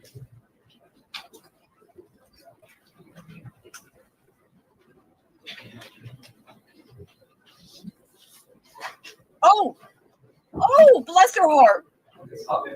That's it, yeah. That you remember. Okay, that went fast. It went fast. I'm going to rewind it. It's 5 seconds. I mean, 5 seconds. Y'all don't think it's a lot of time until you stop and think about it. Whew, that was rough. You see her coming through the left side of the parking lot. Let's roll. I mean, right side. That's it, yeah. That you remember. Okay, so. Just let me give you a verb and say. That's it, yeah. Oh, that was the car. Yeah, because there's no record, so we can say the word. Not the yes, but there's a record, so I appreciate it. Okay, so that's the car that you remember, right? Right. That's the car that you went back, I would hope. You said that you had some training at 14 and 8. Yeah, it was very, very basic. What did you do? Like Casablanca. And what training did you have? I just had basic CPR training, basic first aid. But still, you're citizen, you want to go back and see online, right? That's best I could. Once you arrive at the quick stop and you start the I remember arriving there and I remember kind of just checking on people, making sure they stayed in their car. I asked if anybody had called the police yet. I didn't get a lot of answers, but it was a lot of no. So I decided to call emergency services. Yeah. I kind of looked into the car to see if the driver was okay and the Kia. And from the window, I could just see there was just a lady kind of slumped over the steering wheel. She was kind of pushed against with her head and her chest against the corner of the wheel. Okay, and once you saw that lady, what else did you see? I thought her clothes were wet, but it might have been blood. As I kind of got closer, I kind of noticed there was a bit of bleeding, and I couldn't tell if it was from her head or from somewhere else. I kind of stepped away. I couldn't see if she was. Was she speaking to you, or she was? No, she was just still slumped over. I decided not to try and move the vehicle or open the door or anything. I stepped back for a bit. There was another gentleman who went to go and check on her. The other car? Yeah. At that point, he said he was going to check on her. So he kind of had a flashlight and he kind of looked at her for a bit, and I stepped away and I tried to flag down the emergency service vehicles that I saw approaching. Okay, and once the emergency vehicles approached, I saw them take over the situation, started assessing. I kind of just got back. I didn't want to be in their way. I talked to a paramedic for a sec. He asked if I had seen anything, and only just that the car jumped the median and seemed out of control. I then made contact with an officer. and the officer of the police department, or? Yes, sir.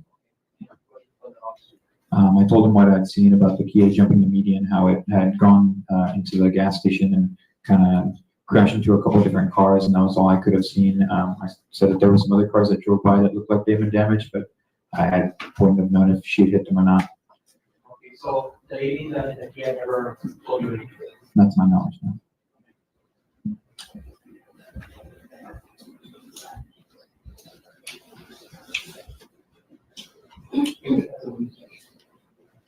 No questions, Judge.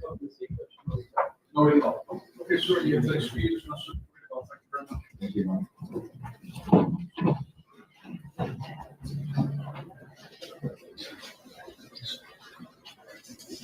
you. For the record. My name is Investigator Marco Vela.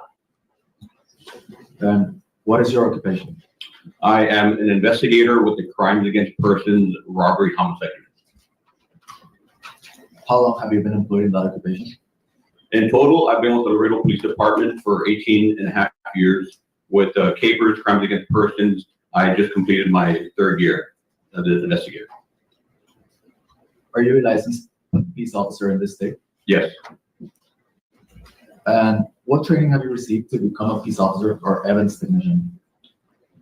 In my 18-year total, I've attended numerous trainings that we have to ensure on top.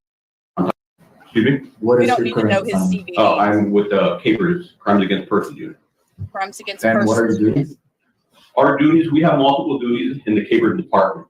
There with the PD, we take anything and everything, mainly crimes against persons. We take robberies, homicides, we investigate deaths, terroristic threats, we do harassments. We also have to, our duties entail, we gather evidence, talk to witnesses, talk to suspects. We try to gather videos. We have to attend autopsies, recover evidence from the medical examiner's office, get video, input evidence into the system, multiple assignments that we have to do with in our division. Did your training include procedures for dealing with individuals suspected of shooting firearms? Yes. Can you explain to the jury what GSR or gunshot residue is? Yes. So a gunshot residue, you want me to explain the kit? Or just what GSR is? Just explain what GSR is. Okay, so gunshot residue, if you can tell a bullet, hopefully everyone knows what a bullet is. It doesn't matter if it's from a shotgun, a rifle, a handgun. A bullet you can tell entails three parts. It has the casing, it has the bullet or the jacket, and there's gunpowder inside of it. And how does this gunshot residue kit consist of? The gunshot residue kit consists of a pair of gloves, paperwork to fill out, and 2 glass vials that are used to send back to evidence. evidence. Anytime a bullet is fired, whenever the primer is hit, you can imagine microscopic particles of the gunshot powder. It goes into the air. So if you fire one round or multiple rounds, it's going to be in the area. And for the most part, for anyone that's that uses firearms, you can smell it. But to the naked eye, it can't be seen. So from our training, we've been taught that that cloud is usually maybe a couple of feet in parameter from once the bullet goes off. And how are these used? So the gunshot residue kits are used. First off, we have to make sure to use gloves. Once we have gloves, we get the little vials. They're maybe about an inch big. We take out a top that's in each vial and we rub it against the hands of the person being tested. We then put the vial back into the kits. We seal them off. We put them in our evidence locker, and eventually our evidence technician will send them out to DPS for testing. Were you on duty on June 1st, 2024? Yes, I was. Did you have any contact with a person by the name of Billy Delgado? Yes, I did. How did you make contact with Billy Delgado? Mr. Delgado was brought up upstairs by two officers. He was inside of one of our interview rooms, and that's how I made contact with him, inside of the room. Do you see that person in the courtroom here today? Yes. Would you point out Billy Delgado and identify him by describing what he's wearing? That's the gentleman over here with the blue shirt sitting down with the slick back hair. Let the record reflect that the witness has identified Billy Delgado. On June 1st, 2024, when did you first see him? He was sitting down inside of the interview room. And what was Mr. Delgado doing? He was sitting with his back against the wall. Did you collect samples from his hand? Yes, I did. How did you collect the samples? The samples were collected by, I opened up the kit, I put on a pair of gloves, and I had to apply them to his right and his left hand. Once they were collected, I sealed off the envelope, and I entered it into our property room. What steps did you take in collecting these samples? The steps that I took were first putting my gloves on. I then grabbed his hands. I applied the pressure points of the vial onto his right hand and his left hand, and then they were sealed. Did you wear gloves and take all necessary precautions as outlined in the instructions in the GSR kit? Yes. After collecting the samples from the subject's hands, what did you do with the sampling devices next? The sampling devices, I went into my computer. I had to type out a form with all of Mr. Delgado's information. I put it inside of the envelope so when you get to DPS, they know who it belongs to. I then walked downstairs into our property room and I logged it into evidence. Did you mark the sampling devices and GSR kit in any unique manner? Yes, I did. I want to show you what's been marked as stated.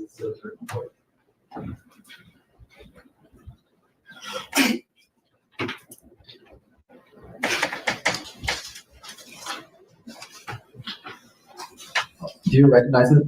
Yes. What is it? That's my handwriting, and it is the test kit for Mr. Billy Delgado. How do you recognize it? That's my handwriting. Is this GSR kit in the same or substantially the same condition as when you did it?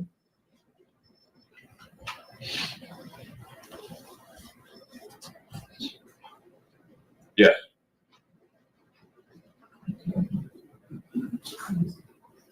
At this time, Your Honor, the state would like to introduce into evidence State's Exhibit 34 unless defense has any objections. Can I see the kit inside your book? Yes. See what's inside your book before I start up. Approach it today, the outside of the envelope.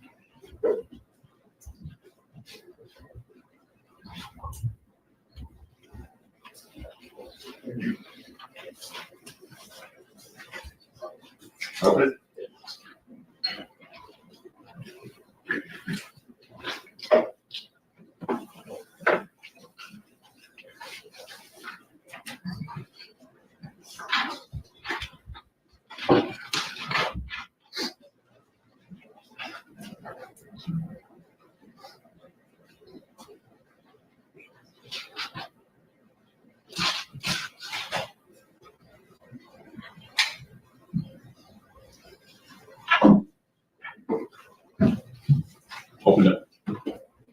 Investigator Vela, are those the samples that you took that day?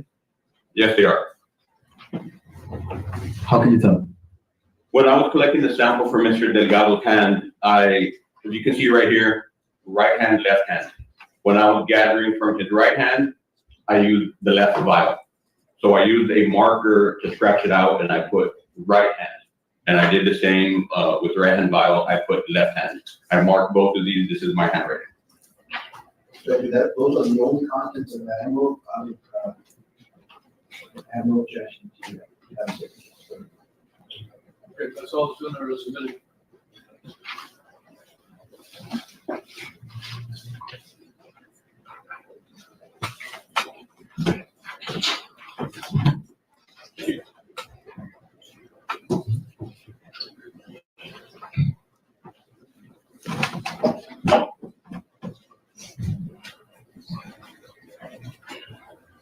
After taking these samples from the hands of Billy Delgado, what did you do with them? I placed them into our evidence locker and I submitted them. Do you know if it was tested? Yes, I know there, I believe by Rebecca Lloyd of DPS of Texas. She's one of our crime analysts. And then what did you do with the kit, if anything, after it was tested? I did not touch the kit after I submitted it. The only thing that I read was Mrs. Lloyd's findings for the gunshot residue kit. I'm gonna hand you what's been marked as status 7 number 35.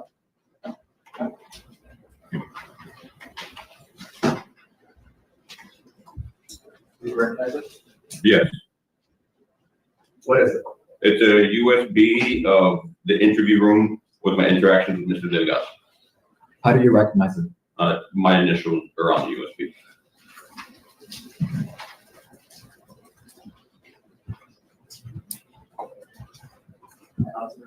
That's not what I have no objection.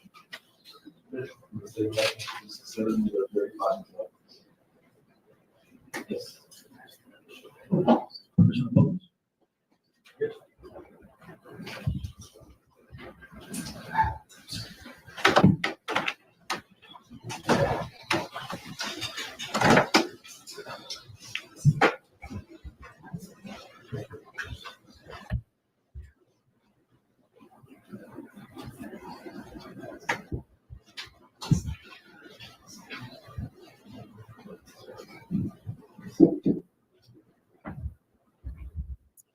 They could show us the whole video of him. They don't have to pick and choose. Back it up.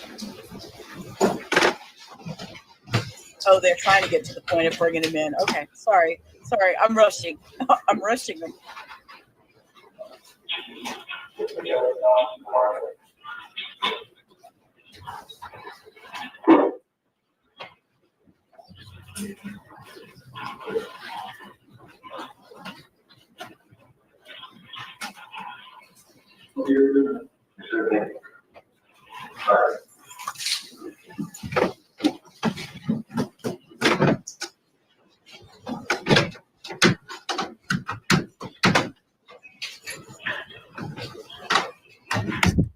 Dude, are they tearing up floorboards there or what? What is all this racket?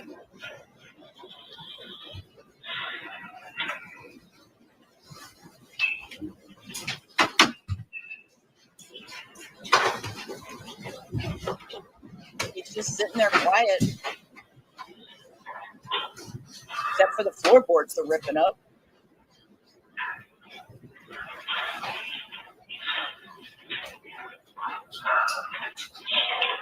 Hey, Sergeant Technical.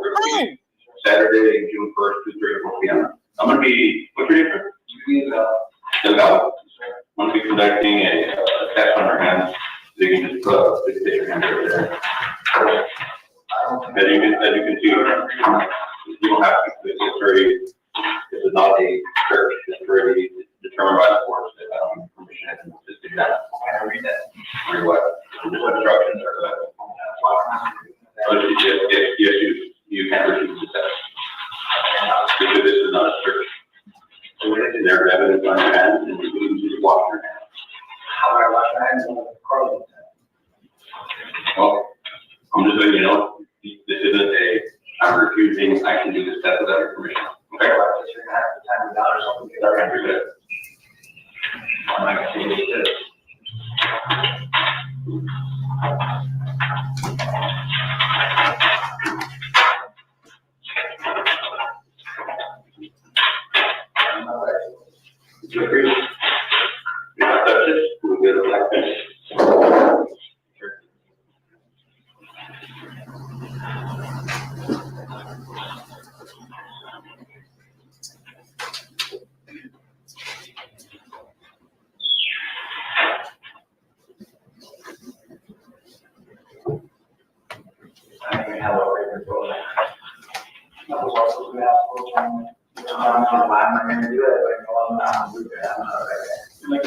way or another, that we plan to do our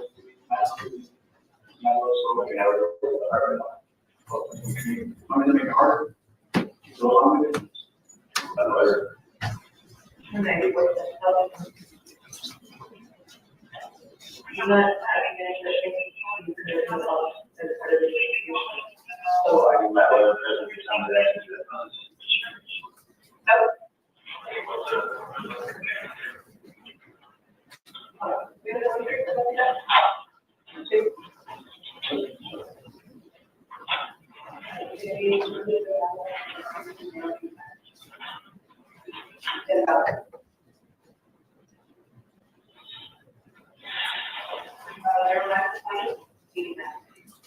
$11.20.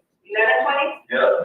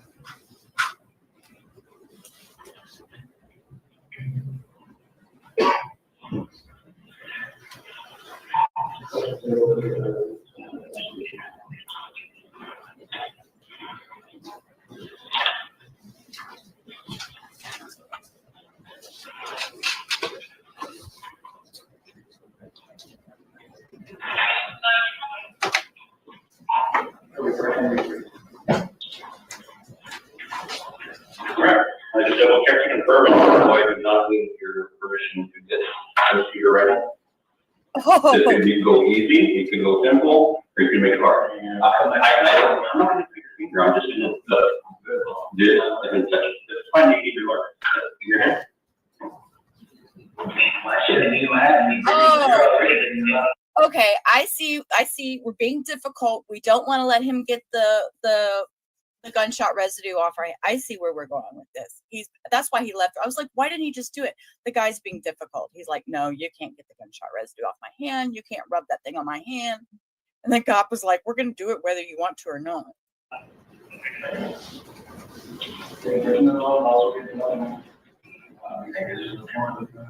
Yeah, we're taking a report.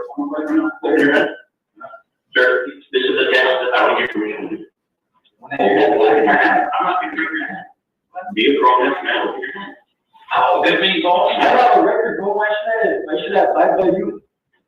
If this was wrong, I wouldn't be doing this. I have every right to be doing this without the permission. You see it. See what? You see that you have every right to do this. I'm telling you. Oh, you're telling me that.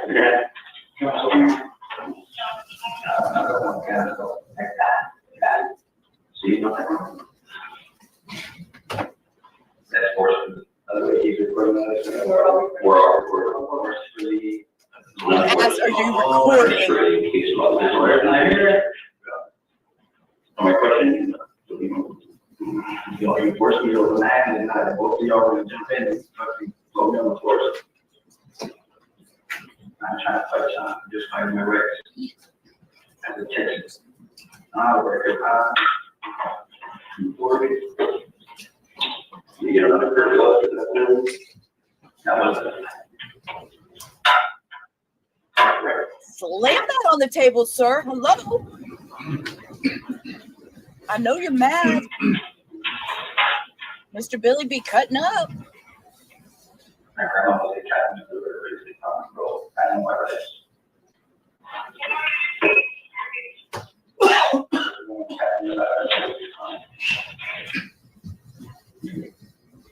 Right? We're swabbing them whether you want to or not.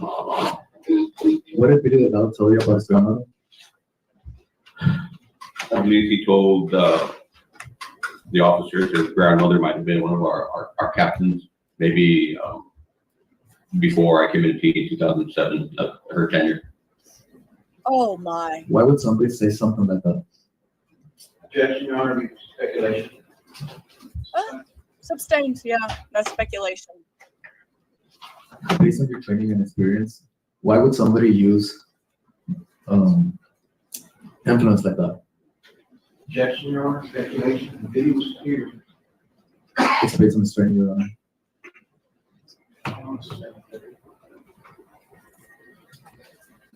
Sorry,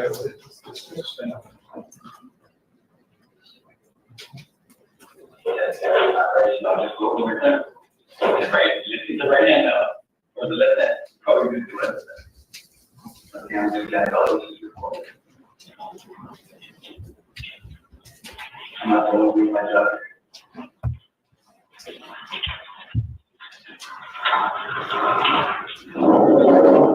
Oh my God, now we're going to try to do the other hand. Oh, he stuck his hand out this time. With a smile on his face. What a punk. No, sir. How would you describe the defendant's Lola, demeanor stop. as you were collecting the sample? Here he's smirking. During the procedure at the beginning, he was being a little combative, but after a couple of seconds, he let me continue with my test. Did he say anything while you were collecting the samples from Sam? While I was collecting the samples, he kept telling me that I was violating his rights and that I was breaking the law. Did he seem concerned about the results of the test? No, sir. Did he try to pull his hands away or resist the process in any way? Just the initial test, he did not want to open his hand, so I had to use minimal force with a pressure point that was taught to us in the police department. If you need to open a suspect's hand, you put force here on the knuckle, and that will make the hand open.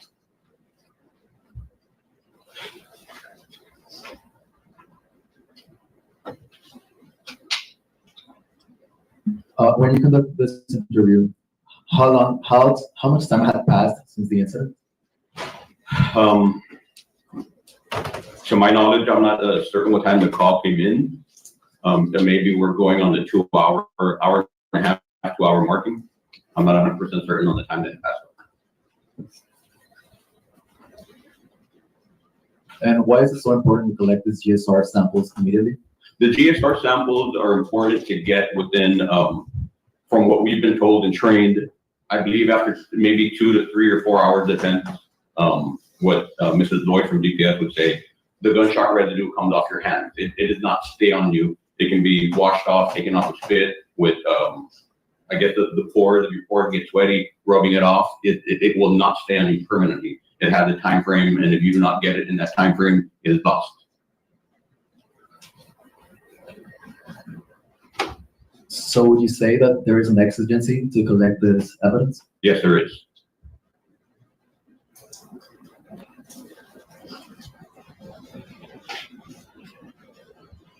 So now you're putting the left hand transfer on the right hand. That's right there, left hand. That's the right hand. I'm not gonna be worried about someone who I'm ready to worry about my daughter getting raped. What is he talking about here? He's talking about, he's stating that his daughter was raped. Oh. But prior to that, what was he talking about? That he doesn't have anything to worry about. Your rep sheet, my rep sheet.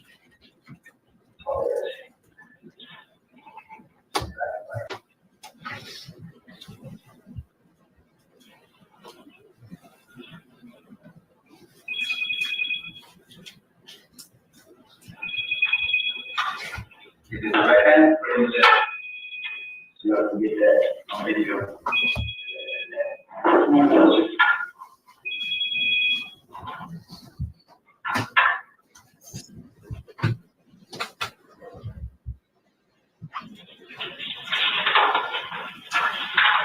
All right, one, leave it open. I'm going to go.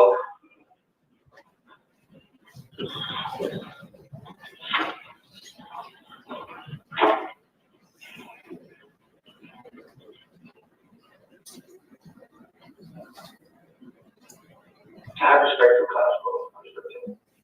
What? I'm not going to touch this.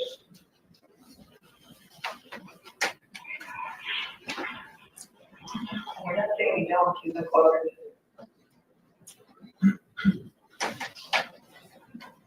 In your experience, is that how a potential suspect usually behaves? Yes, Your Honor, speculation. Unusual suspect. That was the first time that I conducted a GSR kit where somebody doesn't allow me to or objects to the gunshot residue test.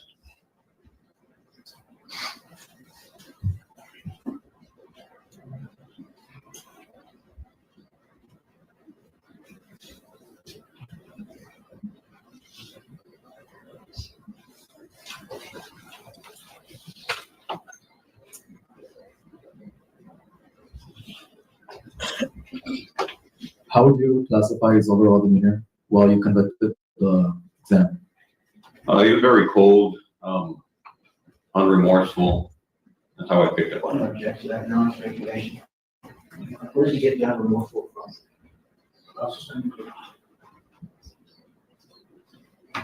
Who passed away?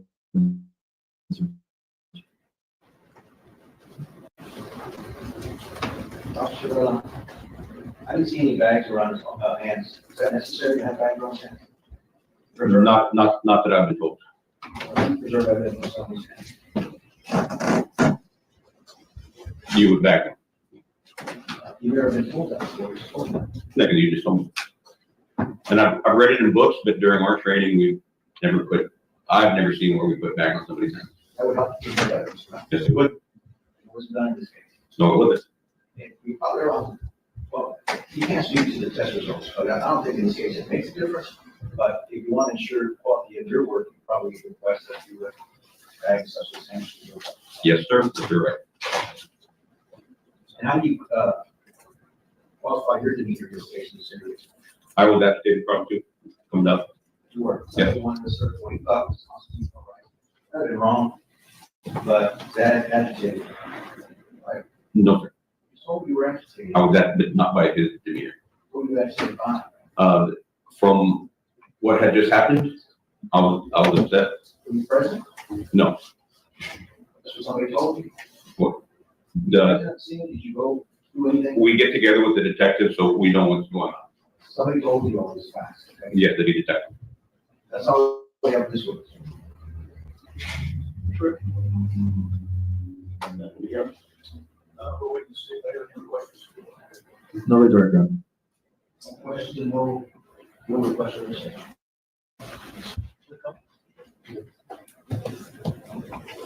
No, we're done. Your Honor. Excuse myself, recall. Thank you. Thank you, Your Honor. All right, I'll tell you what, ladies and gentlemen, you've been there since early this morning. I guess we'll go ahead and break. There may be a chance. Okay, so that ended day one. So day two's already started. They started this morning. What we will do, as I always do, and I think this will be a continual thing with my trials, is we start late in the afternoon. That way we can zip through breaks. We're here during the evening. This is my time for myself, and I enjoy being here. So this is what I want to do. So let me bring up day two. Let's pop this down for a minute and let's look at the water. Day two. What TV?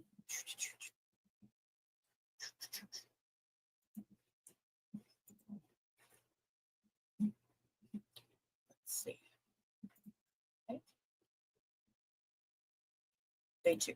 Yeah, they're finished with day two. They just finished it an hour ago. So we will share this tab instead, add it back to the stage, and zoom through all this emptiness. And here they're coming into court.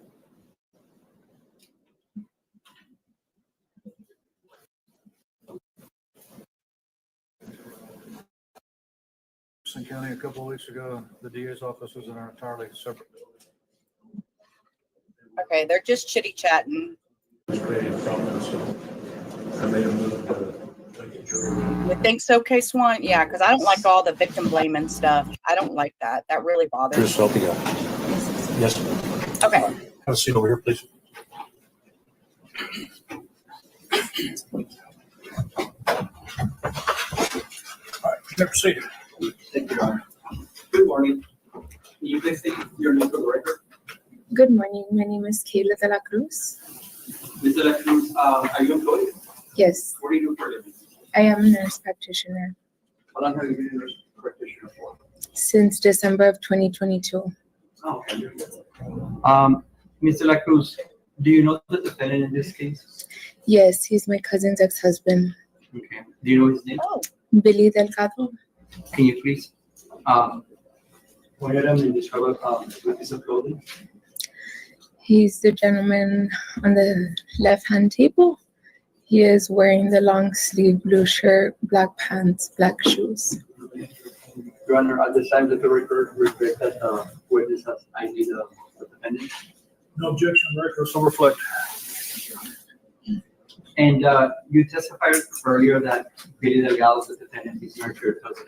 What's your cousin's name? Erica Torres. Okay. How long have you known Billy Delgado? Approximately 6 years now. 6 years.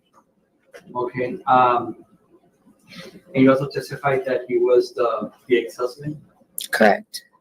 Can you please describe the relationship as to your personal knowledge of the defendant and your cousin Erica Torres?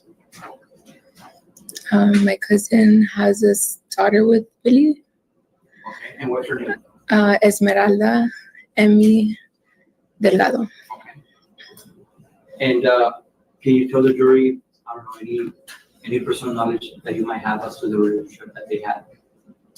It could be described as toxic. Toxic in what way? I was never physically around Billy, but I would always verbally hear him abuse her. She said she had no personal knowledge. She was physically around him. But she testified that she heard him abuse her. So those are his statements. I clarify the question for the record all over the objection. Thank you, Your Honor. When you testified that you heard Billy Delgado abuse her, what do you mean by that? 2 weeks prior to this incident, it was my cousin's birthday, May 18th, and I was on the phone with him, with my cousin, while he was telling her something. I cannot recall word by word exactly what it was, but I do recall myself stating, "Did he just threaten you?" And she said, "Yes." He said, "This is my last birthday." Okay, and when you said threaten you, what did you mean by that? What made you believe that it was a threat? Because of the way he was speaking to her, the tone of voice that he was addressing her. And well, yes, and that's because basically he was saying it was your last birthday, which was giving me some type of clarity that she no longer was going to live. Okay, and were you concerned for your cousin, Erica? I was. Did you tell her anything? I did. What was that? That she needed a justice with Laredo Police Department, and I also made her mother aware of the situation. Okay. Anything else that you experienced from that relationship? Not really. How was Erica Torres with Amy, her daughter? Erica's a great mother. She's always been involved with her daughters. Most of the time, always together. So now let me take you back. Oh, and when you said it was May of 2024, or what year was it? Correct. May 18th of 2024. Thank you. Now, let me take you back to June 1st, 2024. Do you remember that day? Yes. Maybe it was Saturday? Yes. Okay. What do you remember from that day from the beginning? That morning, Erica and I had gone to go have breakfast. While having breakfast, she did get a phone call where she was speaking with Emmy, her daughter, and her daughter was with her father, Billy Delgado. Emmy and Erica were just talking over the phone, and that she wasn't going to get to see Emmy until tomorrow, which would be Sunday. Conversation she's not a part of, it's over the phone. She's not listening to the entire conversation, so we're getting a distorted view of whatever she's interpreting. I would face I'll sustain that objection. Go ahead. Thank you.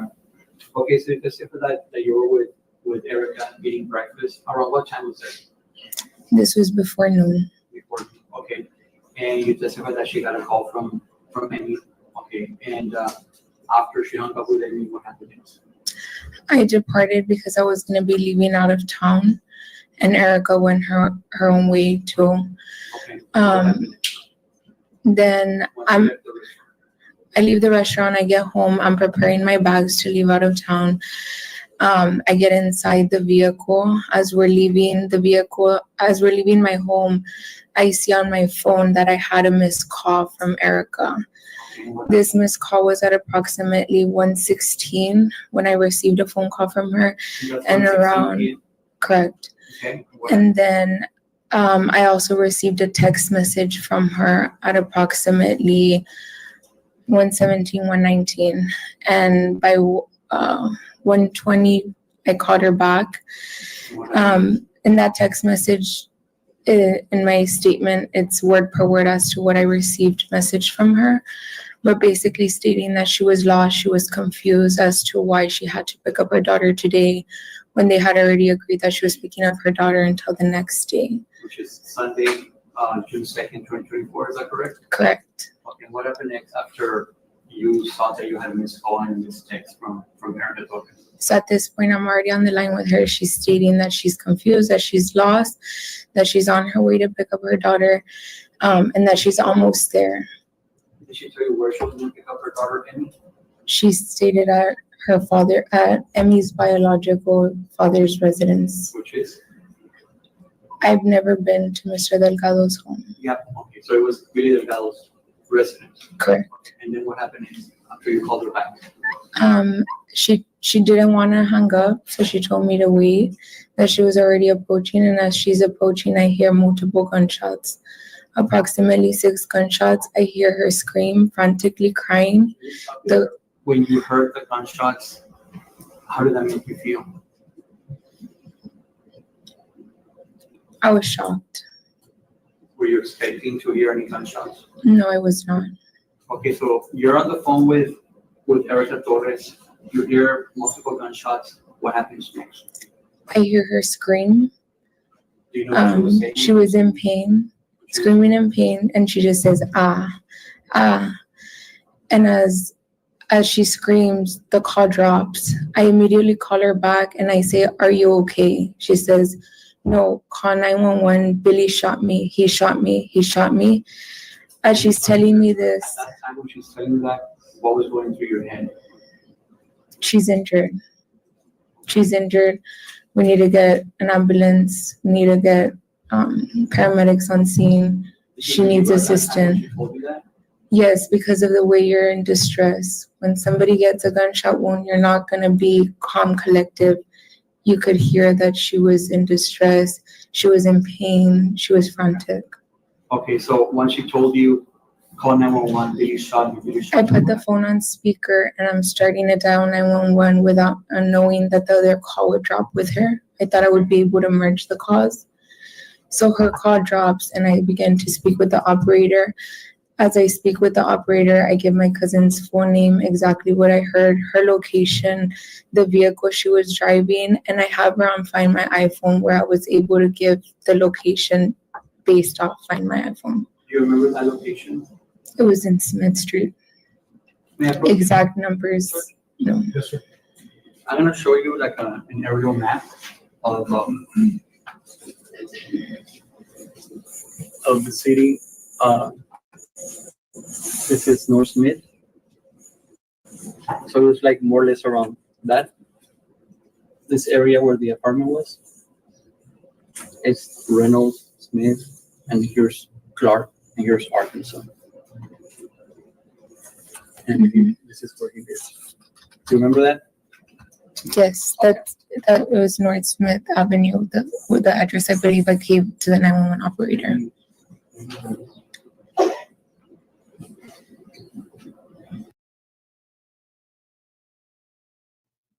Because you may have missed it, Cindy, I'm gonna replay it. It's kind of scary. It's a little loud, but this is the view. You will see he's standing up here in the left-hand corner. He's standing here waiting for her to pull up. He has a firearm. You will see she comes from this side of the screen and pulls up. You will see the green Kia.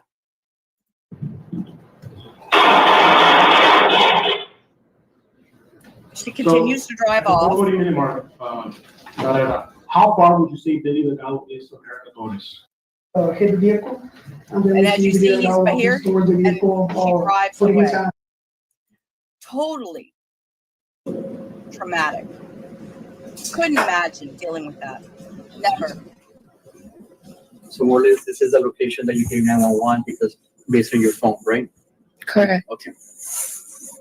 Okay, and then once you tell 911 the location, what happens next? I spoke to the operator for approximately 2 to 3 minutes, letting her know that I did hear gunshot wounds, that Erica did verbalize to me that she was shot. I requested EMS to arrive to the scene, but as I'm on the line with 911, I can see that she's moving. And that's when I see that now she's at the corner of Clark and Arkansas. This is another Okay, so now you're seeing in your phone that she's in this location? Yeah, she was on Clark. On Clark. So you started moving pretty much on Clark. This is another PSA is why you share your location with your friends and family. Exactly why. Because she was on the phone with her, heard it happen, looked up her location. She knew where she was, but she followed her location and seen that she went to that intersection. That is amazing. And did your phone give you this location at the corner of Yes. Arkansas and Clark? Yes. Okay. So she drove based on your phone all that distance? Correct. Okay, Ms. La Cruz, okay. Once you find a new location, you specify that you know she was moving and she ended at the border of Arkansas and Clark. What happens next? I arrived to the scene. Okay. And what happens next? Upon arrival to the scene, I see her green Kia Soul. She's in the driver's seat. She's restrained, wearing her seatbelt. You see airbags deployed from the passenger side, because that's where the side I was in. You see her slump forward. I scream her name. She doesn't respond. So I already know that now we're in trouble. Let me ask you, you testified that you saw a green Kia Soul. Do you know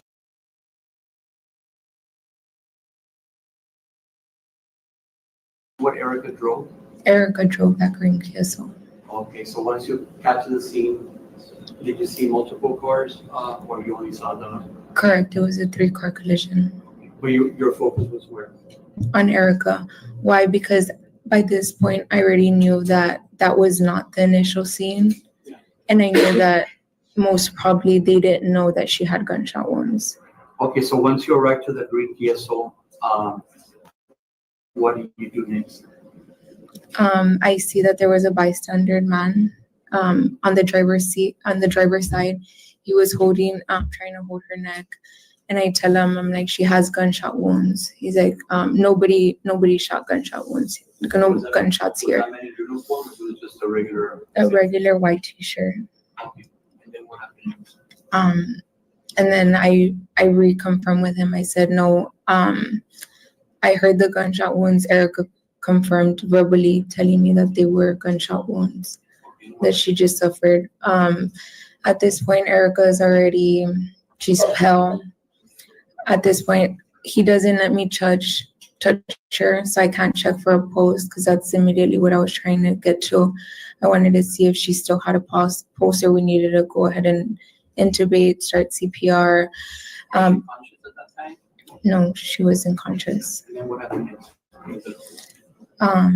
EMS was already at the scene. I told them we need to get a stretcher, like she needs to go straight to the hospital. I am a trauma nurse, so I do understand the gravity of what was going on, what basic process was needed next. Basically, she needed to arrive to the ER, get intubated, and go straight to the OR so that the trauma surgeon can start. For the record, that's why I heard that you were a nurse.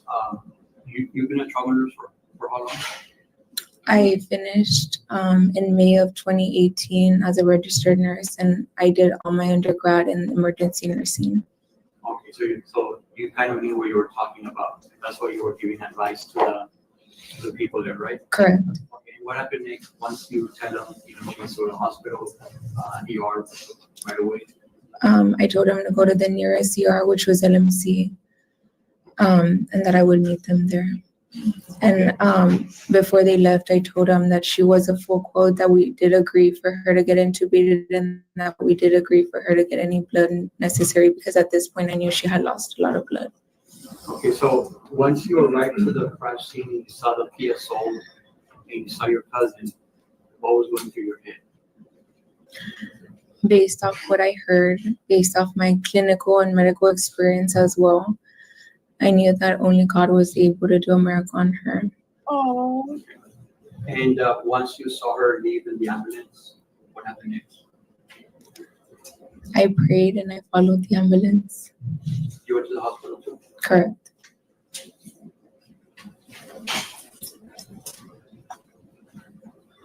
How's the witness at this time, Judge? Judge, will you approach? Ooh. They're approaching. Okay, but it's just for a second, so.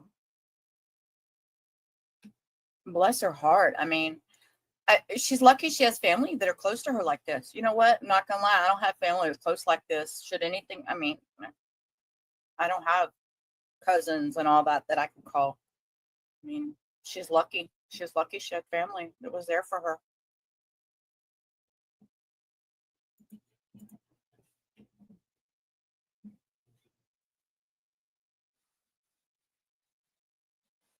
Okay, there's still a sidebar. Y'all, come on. That's a long sidebar. I thought they were just, the way she was looking, they just talked. Oh, here they go.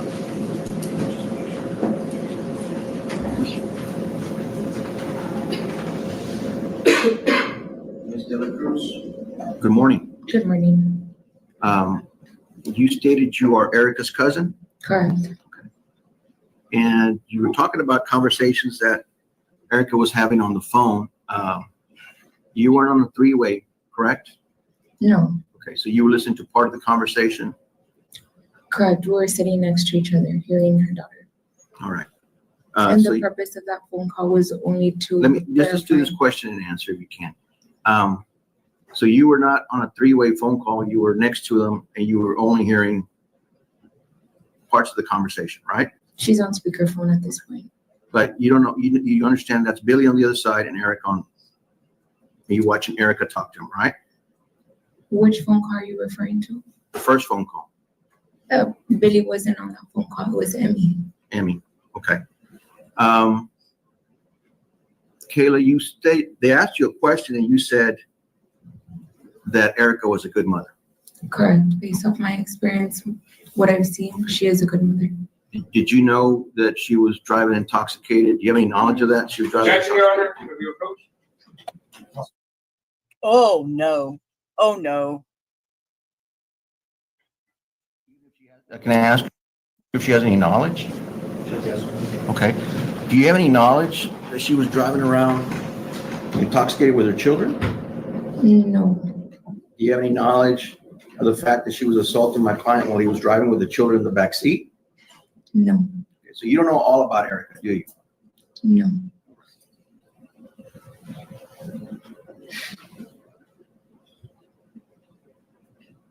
All right. Do you have any knowledge of her being abusive to Billy? No.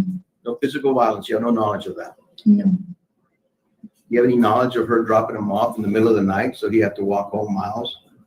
No. So you don't know the complete story of their relationship, right? Correct. And you do know that Erica has another child, right? Yes, I do. And were Billy and Erica married? Yes, they were. Did they become separated? Yes, they were. Okay. Do you know where Erica was working at during their separation? Yes. Where was she working at? At her father's home health and with another agency. Did she have any other types of jobs besides those two? Did you know? No.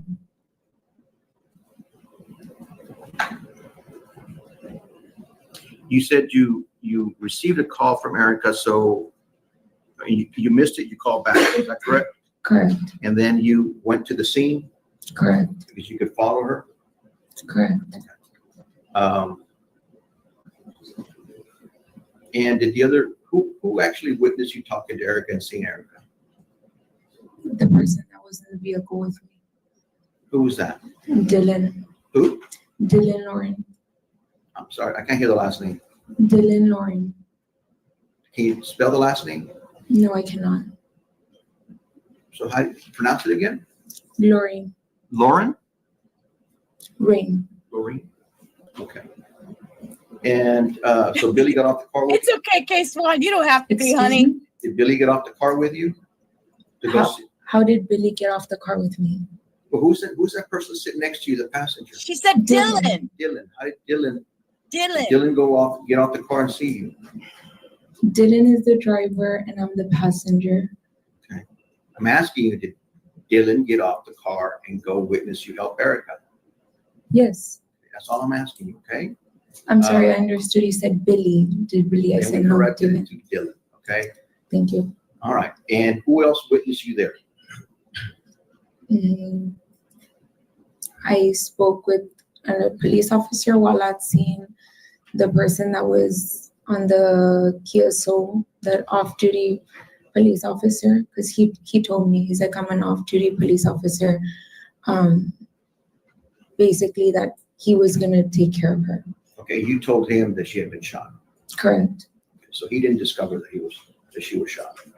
I don't know what he saw, but I verbalized and confirmed to everybody at scene that she had been shot and she needed to get on the ambulance stretcher as soon as possible.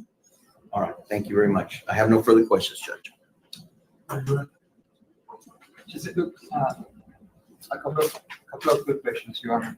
Ms. De La Cruz, you testified earlier that on Saturday, June 1st, 2024, you were going out of town. Correct. Okay, this was noonish, right? Yes, Okay, and were you going out of town by yourself or with someone else? with a friend, And that friend's name was what? Dylan. Dylan Lauren. Correct. Okay.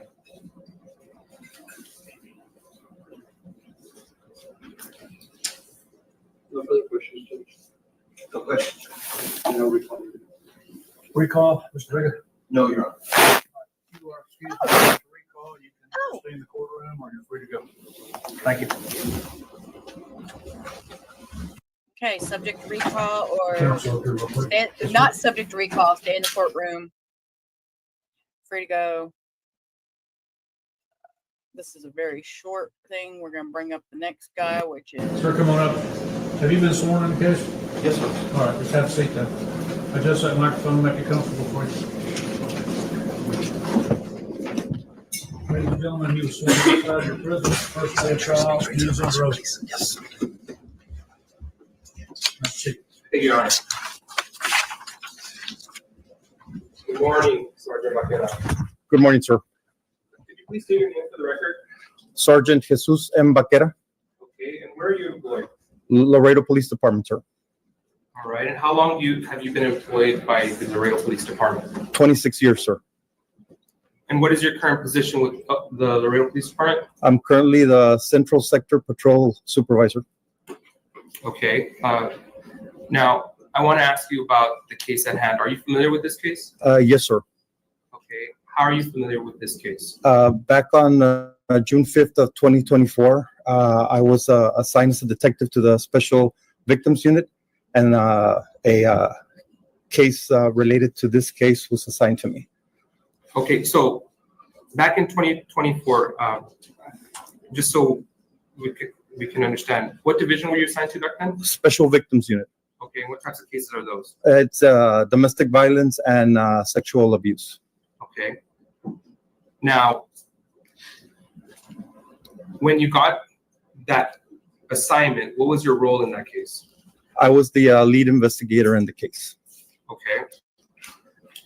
So, what What did you do in investigating that case? When I got the case assigned, I proceeded to read the preliminary report that had been filed by the officer on June the 1st, 2024. And I read that the report was of an allegation of an outcry of sexual abuse. So after further reviewing the case, I proceeded to make contact with CPS in light of the situation that the mom was in the hospital and dad was detained, to find out who had custody of the child to set up the child for a forensic interview at the Children's Advocacy Center. Sorry, what was that last part? To set up the child for a forensic interview at the Children's Advocacy Center. At the Children's Advocacy Center. Okay. Let me ask you, what is a forensic interview? A forensic interview is an interview done by a professional counselor that speaks to or interviews children that are victims of a traumatic incident or are victims of a crime. Okay. Why do you all take children to be interviewed at the Children's Advocacy Center by a forensic interview? We take the children to the Children's Advocacy Center to be interviewed because, as per LPD policy, we do not interview children that were victims of a crime or if they're suspects of a crime. We only interview children as witnesses only. Okay. So a child is a victim, you all... We don't, none of the officers interview the children at all. Okay. Why is it important for a child to be interviewed by a forensic interviewer? It's important for them to be interviewed by a forensic interviewer because children, are very susceptible to being directed, as far as being told what to say and stuff. And the forensic interviewer is trained to ask specific questions about and in a specific way about things that might have happened to the child. Okay. Have you ever observed a forensic interview? Yes, I have several times. Okay. What do forensic interviews consist of? The forensic interview consists of, first of all, the forensic counselor establishing rapport with the child, making the child feel very comfortable with them and everything, that they're in a safe environment, that they can speak freely, that nobody is going to be pressuring them or making them feel nervous. It starts with a question and answer, and it also includes, role playing with anatomically correct dolls, and also pictures of the anatomically correct body of a little girl or little boy. Let me stop you there, because you used the word anatomical doll. What's an anatomical doll? An anatomical doll is a doll of a little girl or a little boy that has all the body parts of the child, like the way the child sees herself, she sees the little doll. And why do forensic interviewers use anatomical dolls?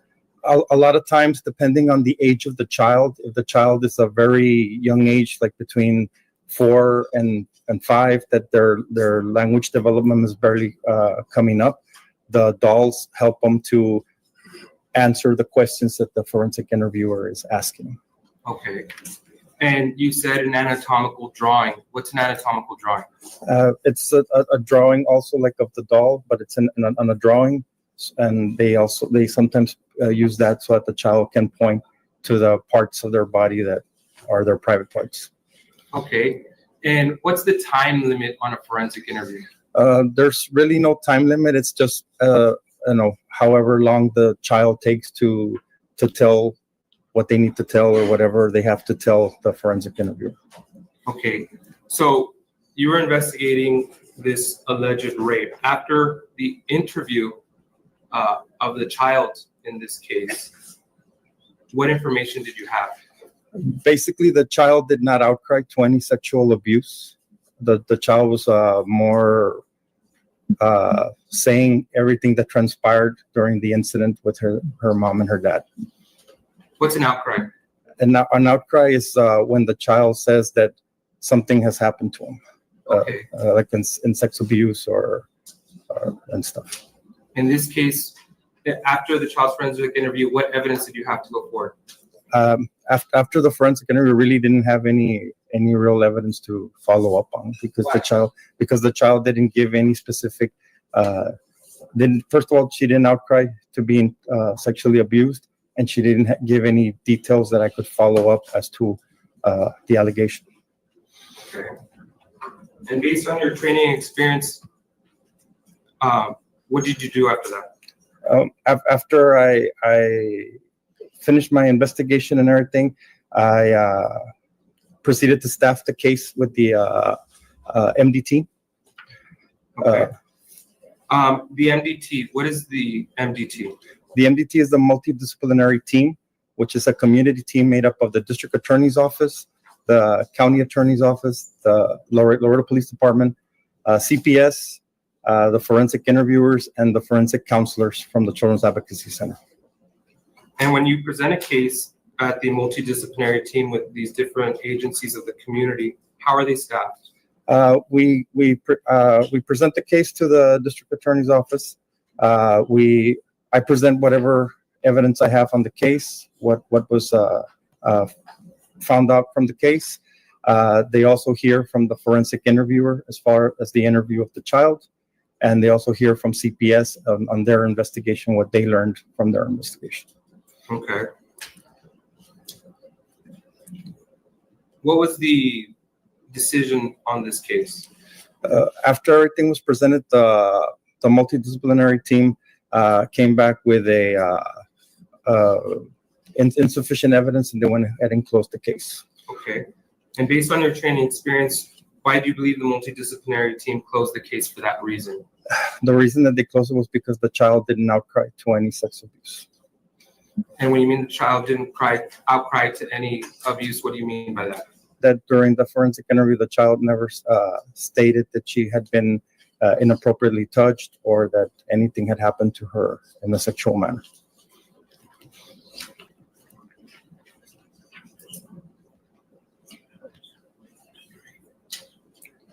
Pass the witness, Your Honor. Sergeant Vaquera, good morning. Good morning, sir. Sir, can you give me the definition of an outcry? I'm sorry? Can you give me the definition of an outcry? I would say just saying something had happened or something has occurred. It would be the first person that the child makes a outcry to, right? Yes, sir. Okay, who was that first person? I believe it was Mr. Delgado. Okay, so there was an outcry made, correct? Yes, sir. Okay, so I think you told the jury there was no outcry. There was an outcry made, correct? Yes, sir.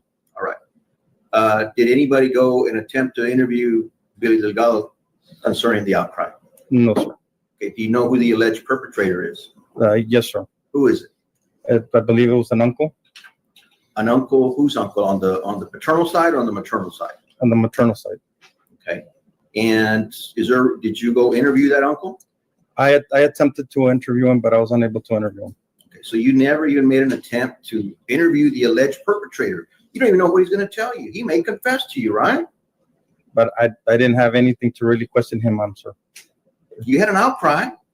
We had an outcry, but the child had to be interviewed first to corroborate that outcry. And can you tell us how old the child was? I believe she was like 4 or 5. She's 4 years old, and she's scared. She's alone. Was her mom with her? Was her dad with her? Was her paternal grandmother or maternal grandmother with her during the interview? No parents are allowed on the interview. You talk about 4-year-old who doesn't make a statement to CPS, and therefore there's nothing to go on, right? Yes, sir. Okay. And can you give us, did you even do a criminal history on this alleged perpetrator? No, sir. Are you aware that Erica's brothers? Objection, Your Honor. May we approach?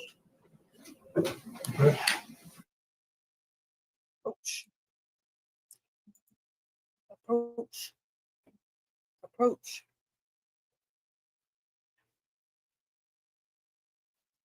Yeah, outcry was probably not the best word to use. Okay. So did you do a background check on the alleged perpetrator? No, sir. So the investigation ended right there, correct? Yes, sir. Okay. So the finding is that there's, not that it didn't happen, right? Yes, sir. Just that you don't have, because the child didn't tell you something, it ends with that, correct? Yes, sir. Okay, so you don't know the alleged perpetrator had a criminal history, had done this before, was going to confess to you, right? Yes, sir. Okay, did the decision that you didn't continue the investigation have anything to do with that Erica's family is related to a district judge in this courtroom? This courtroom? No, sir. No, sir. No, sir. Had nothing to do with that? No, sir. All right, so was it a brother of Erica's or was it an uncle of Erica's? It was a brother. Brother. So that relationship with a district judge at this courthouse had nothing to do with it.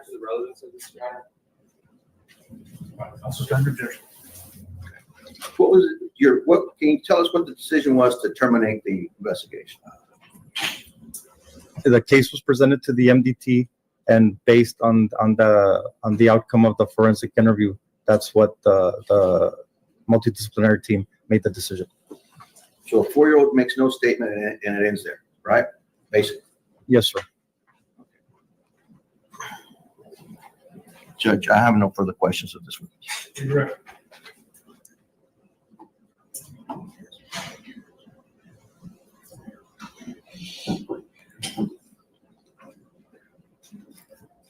And Sergeant Vaquera, I'm going to ask you, is there a difference between an outcry and an outcry witness?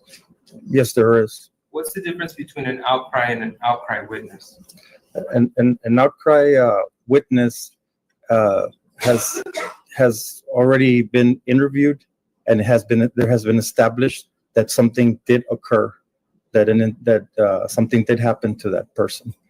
On an outcry, it's like a third party, a hearsay that we're getting from somebody saying that the victim told them that this had occurred.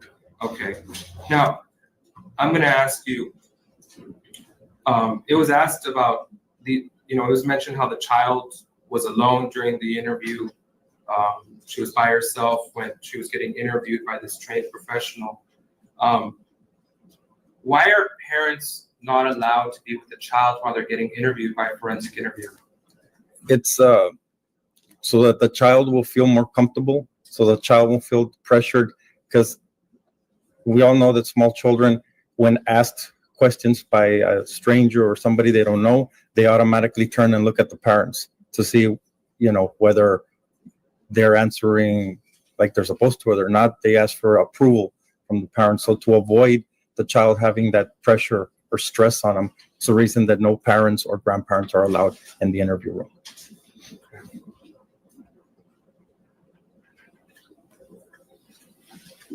Based on your training and experience, when there's no outcry made during a forensic interview, what are you supposed to do? If we don't have any other evidence or facts to follow, I don't feel that we need to bring in a person to ask them for what, or accuse them of what, if I don't have any other facts to go on. So. Okay.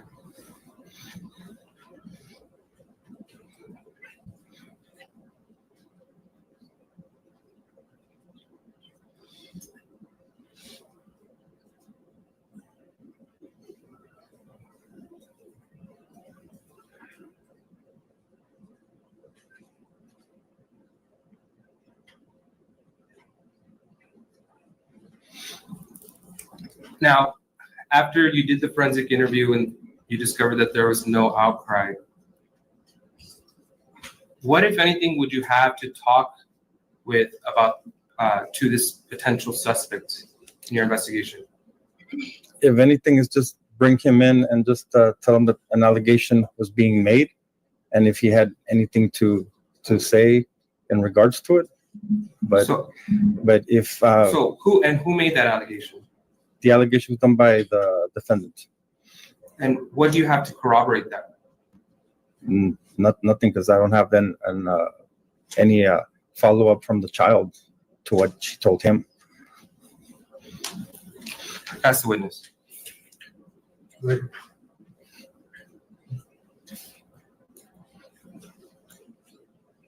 Sir, is it normal for you not to interview the alleged perpetrator? We make the attempt, Do you sir, want me but to if use he, ChatGPT to answer that? Uh-oh. Uh-oh.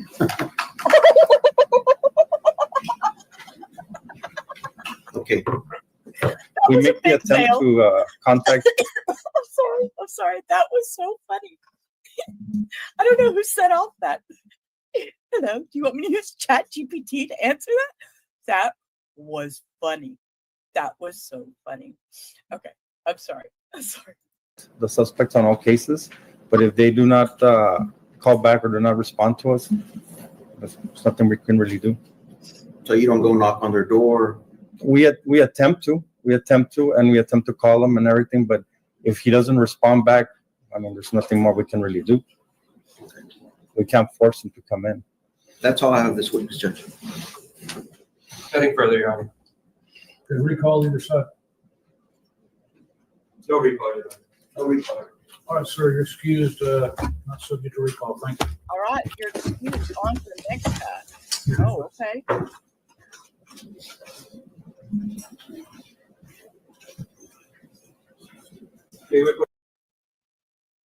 Okay, they go to a little bitty break. All right. Oh, Judge, adjusting his glasses. Let's go, Judge. The state calls Dr. Medeiros to the stand, Your Honor. I apologize. All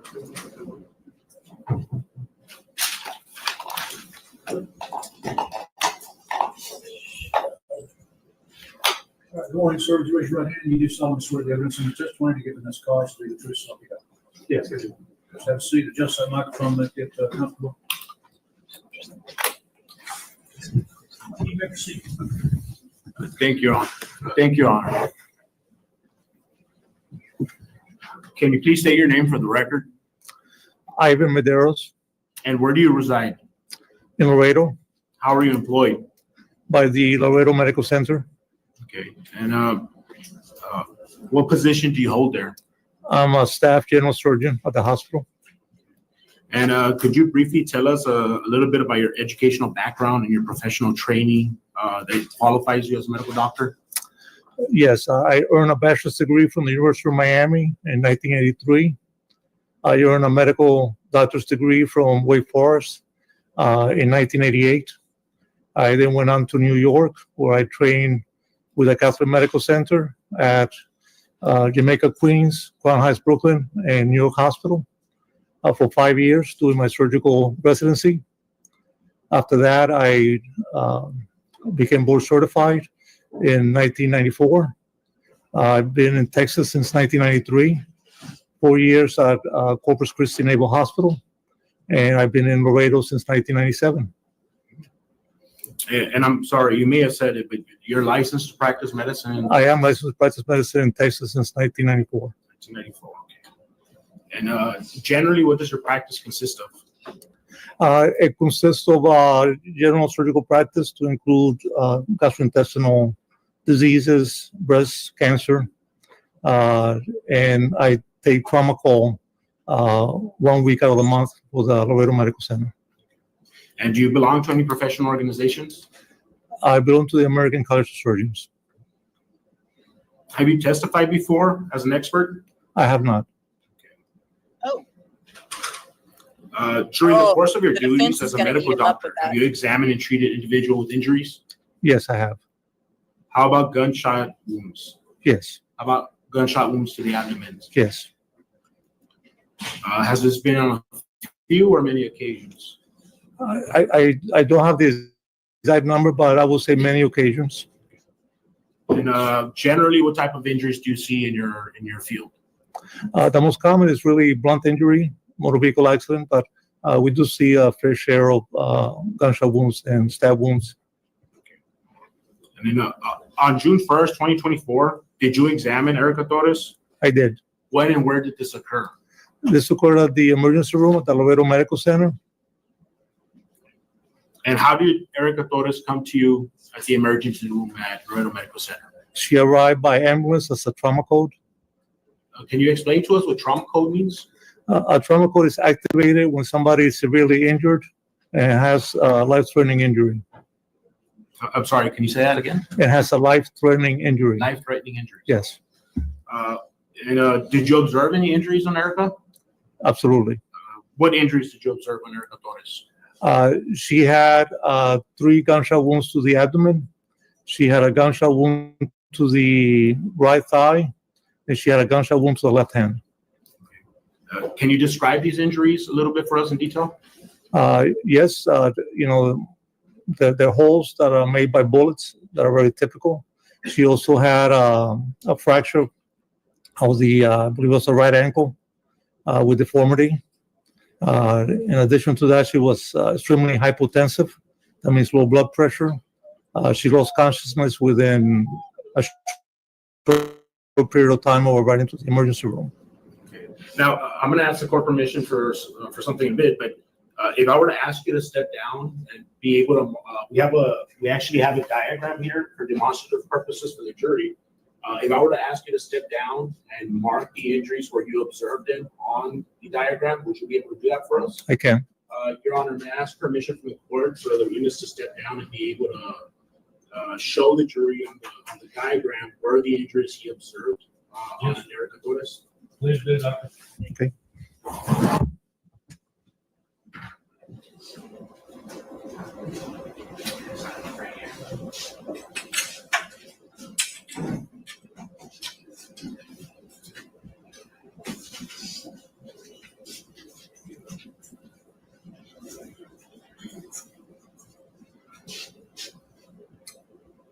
So this is the diagram, doctor. Here's a marker. Can you please mark the injuries that you observed on Erica Torres that day where you were treating her?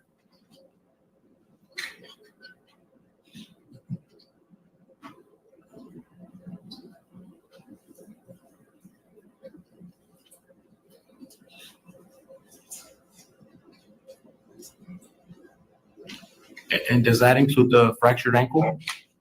It does not. These are the actual gunshot wounds that I observed. She has 2 here, 1 here. This was a pull on the thigh.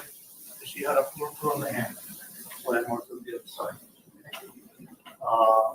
The ankle, it was a right or left ankle, but basically you just saw the over of the ankle. It wasn't straight. It was broken. It was fractured. Thank you, Dr. Medeiros. You can take a seat. Thank you. And at this time, Judge, I would like to admit this as State's Exhibit 1 for demonstrative purposes for the jury. No objection. Okay, it's admitted.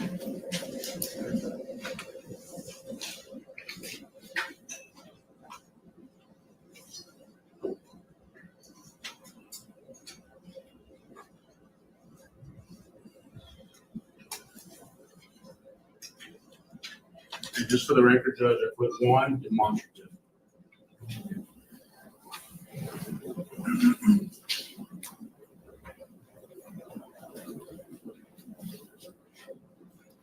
Did Erica Torres describe how and when these injuries were inflicted?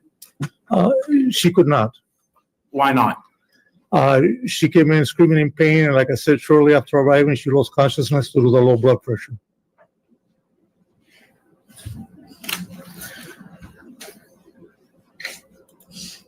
What treatment did you perform on Erica Torres? She was resuscitated in the ER as much as possible while we called the operating room team in. This was on a Sunday afternoon. She got blood transfusion, other blood products, saline, taken to surgery. Her blood pressure went as low as 42. Normal systolic should be 120, and she was not conscious. What's the significance for about her blood pressure being that, I guess, that low? It indicates ongoing internal hemorrhage. And if that were left to be untreated, what may happen? She would die. Was there a specific procedure you performed on her? Yes, she was taken to surgery, and she underwent what's called a damage control laparotomy. And can you explain to the jury what a laparotomy is? Yes, a laparotomy is when we open up the abdomen to look inside and, in her case, control the damage and specifically stop the bleeding. And why perform this procedure on her? Because if we didn't stop the bleeding, she would have been dead. How many laparotomies, and I hope I didn't butcher that, how many laparotomies did you perform on Erica Torres? 2. Can I ask why twice? Yes, so the goal of the first laparotomy is to stop hemorrhage and stabilize the patient. She was very unstable. She has something called metabolic acidosis. Her pH was 7.85. Normal pH should be 7.4. Below 7.2, you start having problems with myocardial contraction, and she was at risk of dying. So you need to stop the bleeding, continue resuscitation in the intensive care unit, normalize her body temperature, and then we can come back and treat additional injuries. And at what pH level did you just say that? 6.85. And what was hers? No, sorry, that was her pH. The normal should be 7.4. Okay. And anything below that is? Anything below 7.2 is critical. And then after you performed the laparotomy on Erica Torres, what did you do with Erica Torres? We sent it to ICU to continue resuscitation. Okay. And up to this point, since you received her and you've done all this up to this point, what were her chances of survival? I would say less than 50%.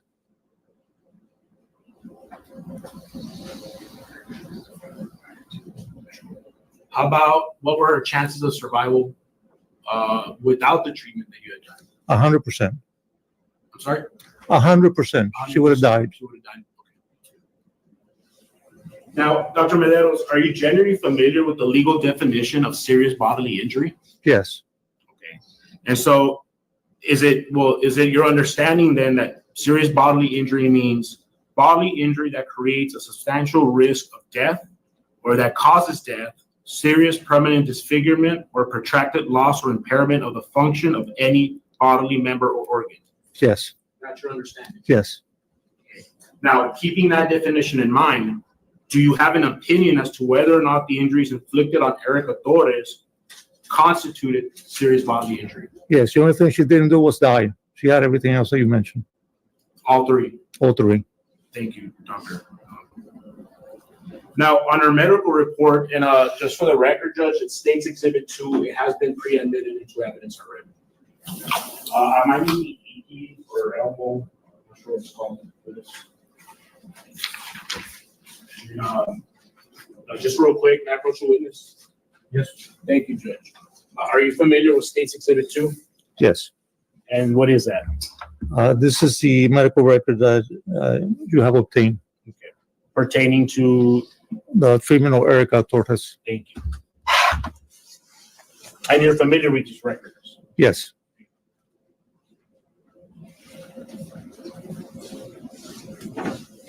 So, on the medical report, aside from a gunshot wound of abdomen, we also see something called traumatic hemorrhagic shock. Okay. Can you explain to me what that is? Yes. The word shock refers to where you have inadequate blood flow to the organs to supply the required oxygen and nutrients it needs. So you start having organ dysfunction. And did you treat her for this? Yes, we did. If you had not treated her for this, it was left untreated, what could have happened to Erica Torres? She would have died. I'm going to refer on the medical report on State's Exhibit 7. Specifically, we're looking at 17.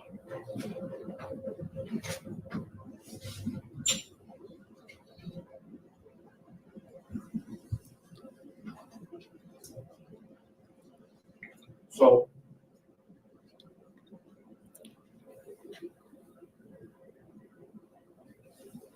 right here, doctor, and you can probably recall it, but based on the medical report, how much blood did Erica Torres use? It states that she received 11 units of packed RBCs, which is red blood cells, 3 units of platelets, and 3 units of fresh frozen plasma. Okay, I'm sorry. So the question was, doctor, how much blood did she lose? Did she lose? I estimated 4 liters. You estimated 4 liters? Yes. And so did that mean she had to be replenished with blood? That's her whole blood volume. I'm sorry? That is her whole blood volume. Was she replenished with any blood? Yes. Yes. How much? The 11 units of blood and 3 units of platelets and 3 units of plasma.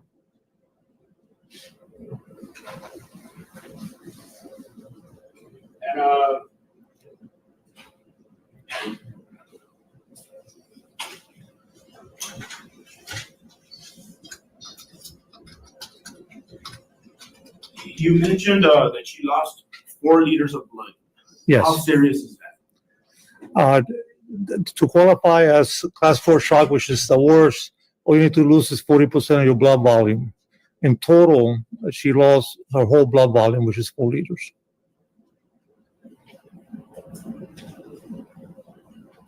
So what impact to Erica Torres' life expectancy did these injuries that she sustained have on her? I think in my experience, long term, she's going to have difficulties the rest of her life. Okay, like what exactly? She has severe damage to her intestines. She had damage to the pancreas. The pancreas is the main gland in the abdomen that makes the enzymes to digest. She lost a large amount of small intestine, which is where you need to absorb nutrients. She lost, at least while she was here, half of her colon, which has to do with fluids reabsorption. And I don't know how much was left after her multiple surgeries in San Antonio, because she had, on my last operation, still areas that were ischemic. That means that we weren't getting enough blood supply. You mentioned that she lost a good portion of her intestines. Yes. Is there a specific medical term for that? Yes, when they lose so much small intestine, they get something called short gut syndrome, where the intestine that's left doesn't have the ability to absorb enough fluid or nutrients to sustain her. And what can that result in? Malnutrition, vitamin deficiencies.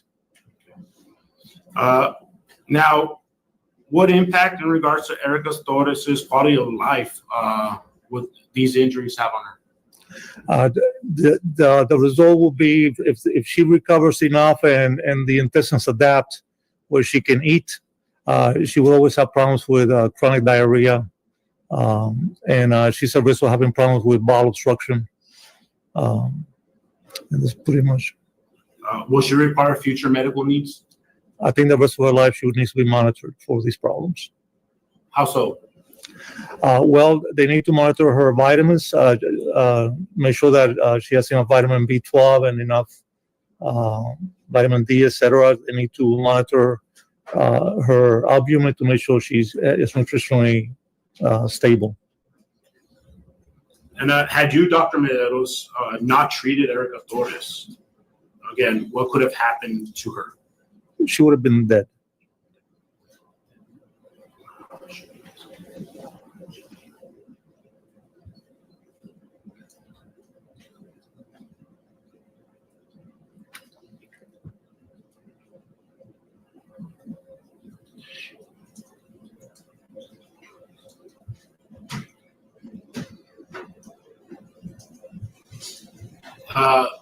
With these type of injuries that you saw that you treated, would this affect the ability for Erica Torres to have a family in the future?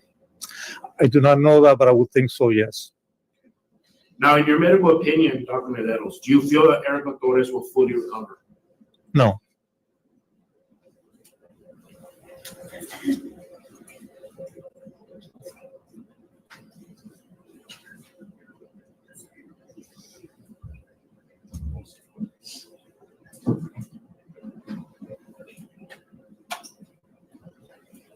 And then a couple more questions before I wrap up, Doctor. So again, you said you're familiar with and just to clarify, you're familiar with the legal definition of serious bodily injury. Bodily injury that creates a substantial risk of death or that causes death. Based on your treatment and the injuries that you observed that day on Erica Torres, Judge, I'm gonna object. She's already asked and answered this question about serious bodily injury. All right, it's just time.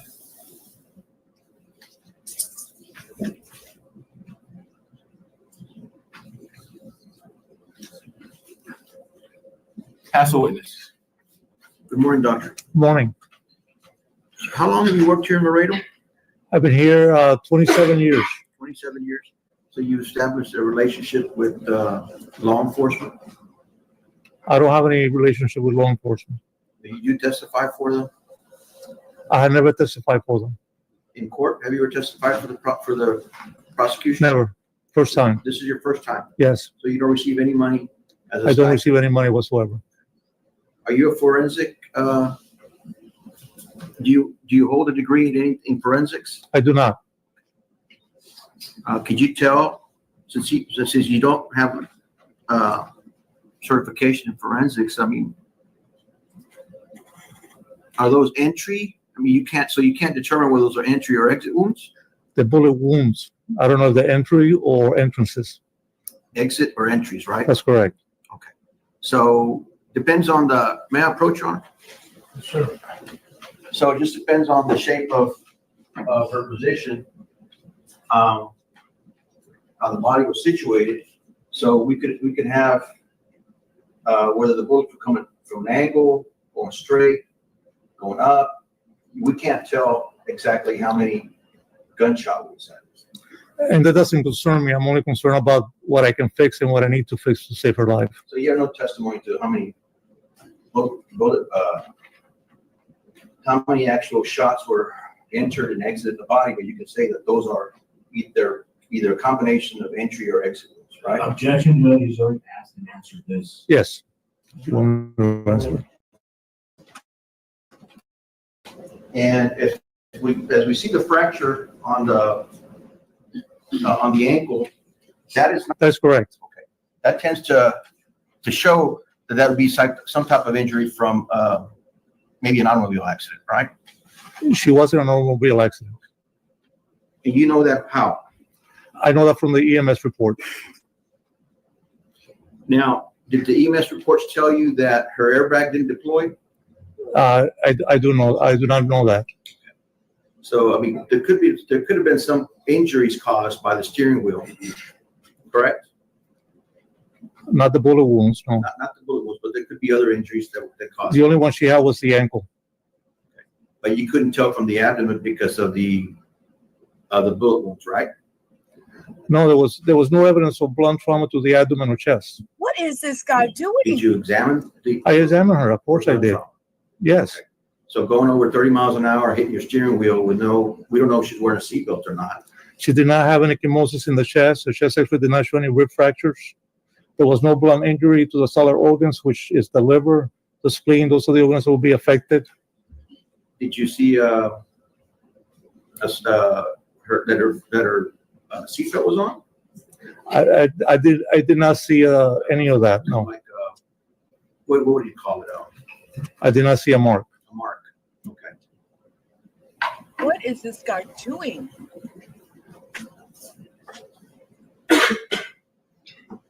Why did it take? How long did it take before she started surgery? I don't know the exact time. I think it's according to my summary of the reports. It's like 2 hours. Would that be right? I don't know the exact time.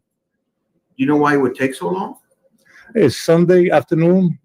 We have an on-call crew. That means that they have to be activated. They have to physically come into the hospital and set up the OR. Okay. That could be one of the reasons. Yes. Okay. You made a comment about lasting injuries, but this was your limited time with Ms. Erica here was the surgery that you performed, right? Yes. Okay, and then I believe, if my summary is correct, she exited the hospital like the next day or the day after? She left. She was transferred to the university hospital after the second operation. And after that, you never saw her again? Not until a few minutes ago. And you have no, you didn't perform any more surgeries in San Antonio or anything like that? No, I did not. So you don't know the extent of her rehabilitation by those surgeries that were done in San Antonio. That's correct. Thank you. That's all I have, Judge. What an ass. Oh, I'm talking about this lawyer guy, this defense attorney is like a total ass. No, not the witness. Not the witness. It's the defense attorney. He's just being a total jerk. Asking like weird questions. I'm like, what is he? I didn't even realize my mic was on. I'm just over here talking No about further witness for Dr. Medeiros. It's okay. that's I'm what just you talking. recall either side. Oh, it gets worse. Thanks, K-Swan keeps giving us E. All right, doctor, thank you for coming over. You are excused, not subject to recall. K-Swan keeps giving us a T. It gets worse. Thanks, K-Swan. Rebecca Lloyd Stanton. Okay, come on, Miss Lloyd. Let's see who Miss Lloyd is. K-Swan's all back, giving us little tidbits of what we're looking forward to. Let's get this lady's name. Rebecca Lloyd. She's a forensic scientist.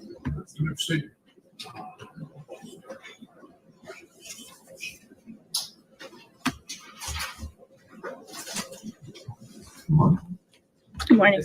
Please state your name for the record. My name is Rebecca Lloyd, REBEKAHLLOYD. Well, she spelled her name and I where do misspelled you it, reside? so I'm sorry, Rebecca. I work for Texas DPS Crime Lab in Austin, Texas, in the trace evidence section. Thank you for coming. What is your occupation? I am a forensic scientist. How long have you been employed in that occupation? 9 years. What are your job duties? I process, preserve, identify, and/or compare trace evidence, which could include, but not limited to, gunshot primer residue, glass, etc. I also prepare technical reports and interpret results of analysis and testify in court as an expert when needed. And what formal education do you have? I have a Bachelor of Science in Chemistry and a Bachelor of Arts in Criminal Justice from the University of Texas at San Antonio. Have you received any additional specialized training in the discipline of gunshot residue analysis? I have internal training with Texas DPS and also external training as well. Has any of this training been specific to gunshot residue testing? Yes, it has. Is your laboratory accredited? Yes, it is. Is this accrediting organization recognized by the Texas Forensic Science Commission? Yes, it is. And what accrediting organization accredits your laboratory? It's American National Standards Institute National Accreditation Board. And is this accreditation recognized and accepted internationally? Yes, it is. Have you been proficiency tested in this scope or discipline? Yes, I have. When was the last time you were proficiency tested and what were the results of the test? A test with results was last year with passing, and I just took another test a couple weeks ago, but it hasn't gone through yet. So are you licensed as a forensic analyst by the Texas Forensic Science Commission? Yes, I am. What did licensing require? For continuing, we should have continuing education to continue to keep our license as 32 hours, and that can include going to conferences, get hands-on training in the particular field that you are in as well. Your Honor, the expert has a demonstrative, but it's only going to be used for demonstrative purposes only. Okay. To help the jury. Can we publish it? Can we publish it?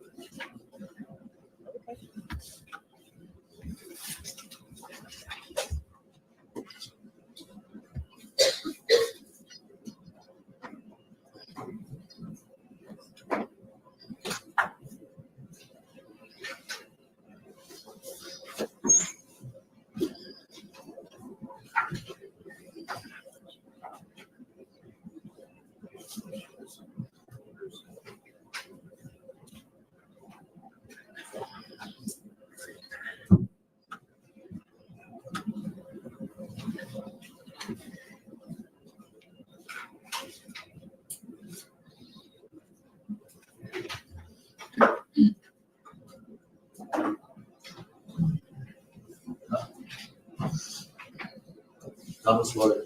What is primary DSR? As you see in the top left image, you have a cartridge. The top of that cartridge is the bullet. Inside of the cartridge is gunpowder, and the back of that cartridge is the primer cup. Housed in that primer cup is a mixture. And that mixture is, as you see in the middle top image, has lead stiffnate, which is the initiator, barium nitrate, which is the oxidizer, it releases the oxygen, and then antimony sulfide, which is the fuel.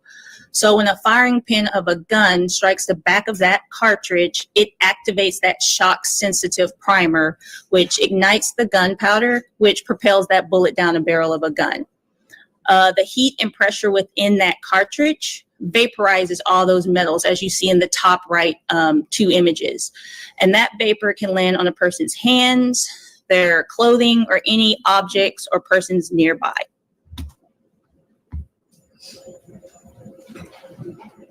And what is it designed to collect? It will collect, if you see at the bottom left image, there's a fill kit. Housed in that fill kit are usually two plastic containers, one usually labeled right hand, the other usually labeled left hand. Inside one plastic container, as you can see, is a metal disc, and on top of that metal disc is a black adhesive, so it's sticky. So say you take the left one that says left hand, you open the plastic container, you stub the person's outside as you see, you flip their hand over, you stub their palms and fingertips, and sometimes the webs as well. You will cap it back and then do the same with the right hand. And then that kit will get mailed to the lab. And have you testified before as an expert witness in the scope of gunshot residue? Yes, I have. How many occasions? Many times. Does this include such expert testimony in the courts of this county? I have not had the opportunity in this county.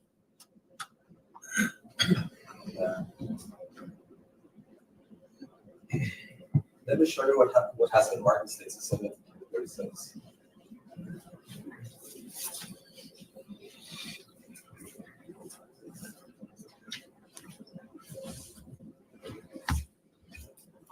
Do you recognize it?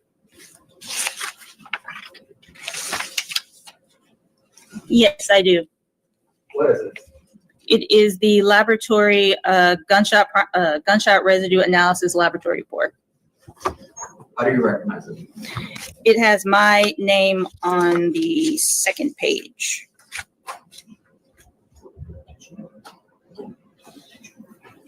Did you create this report? Yes, I did. Does it have your findings? Yes, it does.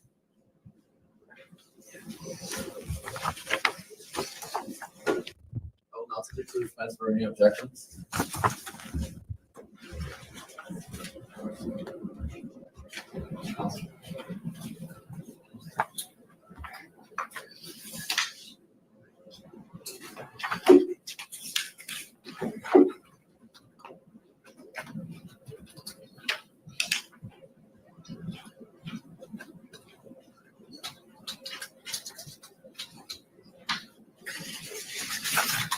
No objection.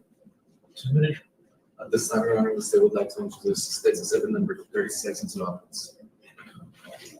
And may we publish it? Please.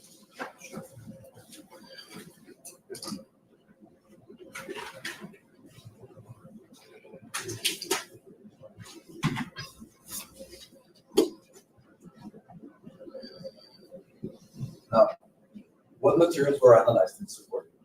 There was a GSR kit analyzed.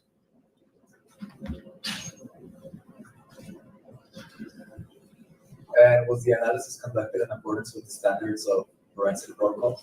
Yes, it was. And what was the result of the analysis?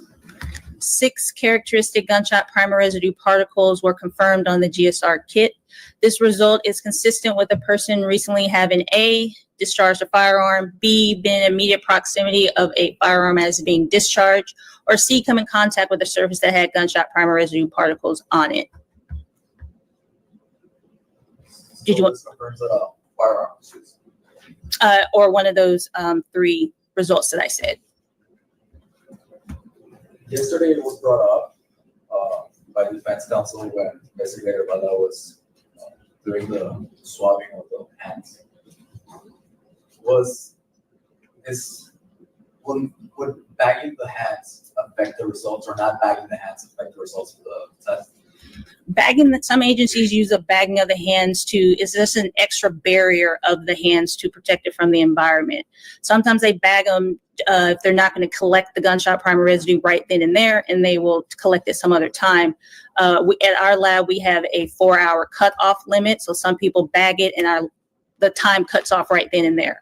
And then some people don't bag it. My results will still be the same, whatever I get. So it wouldn't affect the results? No, it wouldn't.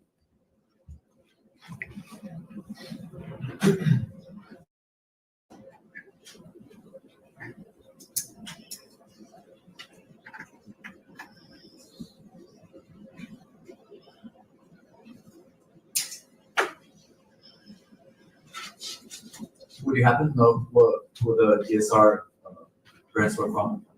The kit was from a Billy Delgado.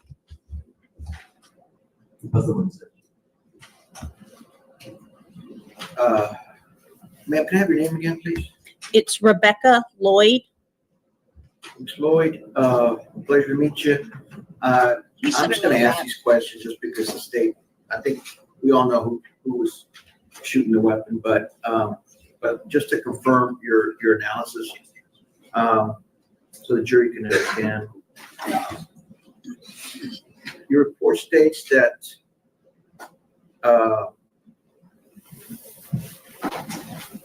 that the GSR has to be, that you won't accept a sample after 4 hours, right? Correct. Does the report state what your error rate is? No, it does not. What is your error rate? I have no mistake or errors. We have policies and procedures in place at our lab to correct anything that are mistakes or errors. So you don't know if there's an error rate in your analysis, right? In my analysis, no. So what gives us an indication that your analysis is trustworthy? Because we follow policies and procedures. We have standards, ASTM standards, which are American material standards that we follow that are followed by international as well. So if an error is made because of those policies and procedures, there's not a plus or minus error rate that is attributable to most chemical analysis done by chemists or forensic doctors, right? We don't have that for your test. It is not in my report. Is it somewhere else in your notes? No, it is not. Is it in your policy manual? No, there's no plus or minor error rates in our policy or manual. Okay, the offense date was June 1st. Do you have it on your notes when the kit was submitted? It is on the report. It was submitted to our Laredo Crime Lab, if I'm not mistaken, on January 7th. Okay. The long storage, does it raise contamination risk? No, it does not. So the long storage doesn't dissipate any of the minerals? No, as I showed, or as you see in that picture, is on an adhesive and it is covered with a plastic container. So it is pretty preserved. And what was the storage condition that it was in here in Laredo, if you know? I do not know. I work in the Austin lab.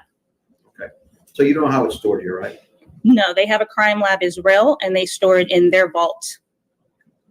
At least that's what they're supposed to do, right? Yes, and it's tracked because we have our own specific case lab number that is tracked through our system. That's at your lab? No, it's the whole DPS as a system. So where did this kit come from? In our lab? From Laredo or from your DPS office here in Laredo, Texas? It came in via in-person. I don't remember the person's name from the agency to the Laredo Crime Lab. I understand. When they collected the forensic swabs here, right? And then it gets to your place in January, right? In the Laredo Crime Lab. What do you mean in the Laredo Crime Lab? So Texas DPS has 16 locations. One of them is Laredo Crime Lab, and I work in the Austin Crime Lab. So it was in the Laredo Crime Lab. Okay. So it went from the Laredo police station to the Laredo Crime Lab. Correct. The DPS, okay, that's what I didn't understand. Okay, but it took 6 months to do that? It came in at January 7th to the Laredo Crime Lab. We received it in Austin, January 14th, if I'm not mistaken, the same year. And then I started my analysis on January 24th. Okay, for 6 months, it was stored here at the Laredo Police Department. I do not know where it was before the crime lab. So before January 7th, 2004, before it arrived at the Laredo Crime Lab, you don't know where it was? No, I do not until it got to the crime lab. You don't know how it was stored? No, I do not.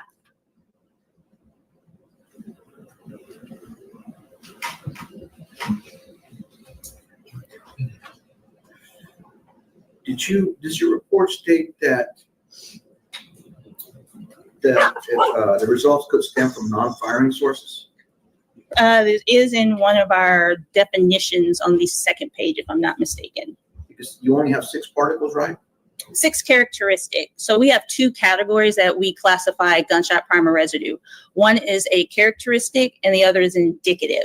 Characteristic is 3 component. It has the lead, the barium, and the antimony. And we look at morphology. Morphology is how does that particle look, as you see in that bottom image on the right, is how does that particle look? Is it molten or melty looking? It has pits and hot spots in it. The other category is indicative. It's a 2 component. It's that lead barium, lead antimony, or antimony barium plus morphology. I found 6 characteristics. And at our lab, we stop around 6 to 8 of confirming, because it doesn't matter if we find 1 characteristic versus 1,000, it's still the same result. So your result is that the person who had the substance on his hands was exposed to some type of gunpowder, right? Yes, or the results of those 6 results that I have, or the 3 conclusions that I wrote. Okay. Can you distinguish from firecrackers, or other types of items that have gunpowder? Yes, particularly with fireworks, they usually have high levels of magnesium and aluminum, so we'll know if it's fireworks, especially the crack ring barrel type.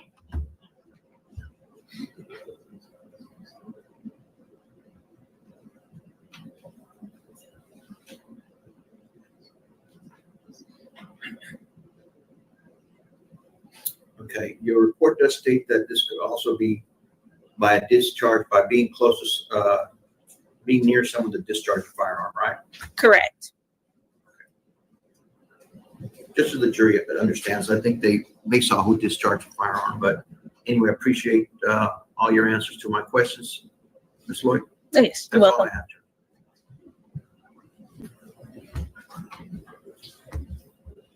You read your report?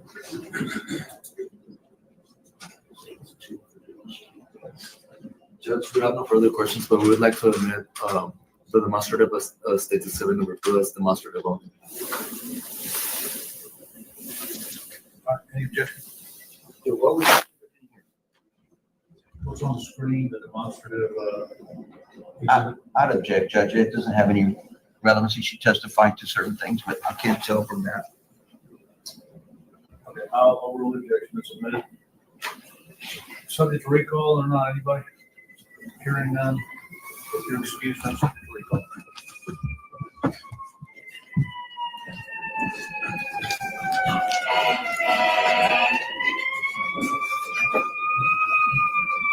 Next one is the. Fire truck.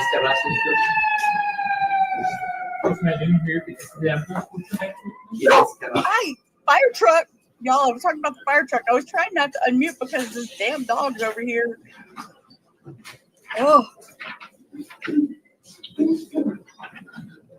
Yeah, he's not listed as working for a public defender's office. And he's not listed as working for a public defender's office. His name is Oscar Vega. He's a private attorney with a solo practice focused on criminal defense. I swear the evidence in the testimony given this cause will be the truth, so together. Now, have a seat over here. Okay, this is Erica's mom. Get down, buddy.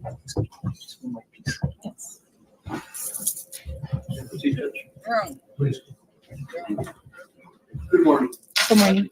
Can you please see your name for the record? Inés Edith Terrazas. Teresa, Are you employed? Yes, What do you do for a living? I'm an operations manager From where? for auto truck transport. From where? I'm sorry. For auto truck transport. Is that here in Laredo, Texas? Yes, sir. We're located on Mount 13. Oh. Do you have a family? Yes, I do. Because it's how many members? My oldest daughter, Erica Torres, and I have 3 boys. And their names? Miguel Torres Jr., Luis Emanuel Torres, and Christian Ivan Torres. And what are their ages? My daughter is 32. My Erica Torres is 32. Miguel is 30. Luis is 27, and Christian is 26. Okay. And are you married? Yes, I am. And do you have any grandkids? I have 2 granddaughters from my oldest daughter, Erica. And their names? Anabella Cortez and Esmeralda Delgado. And how old are they? Anabella is 11 right now, and Esmeralda turned 5. And does Esmeralda have a nickname, or she goes by Esmeralda? And she goes by Emmy.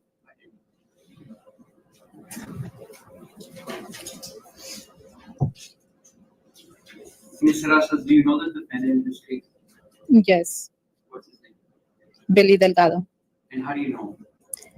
He was married to my daughter When did he marry your daughter? in 2021.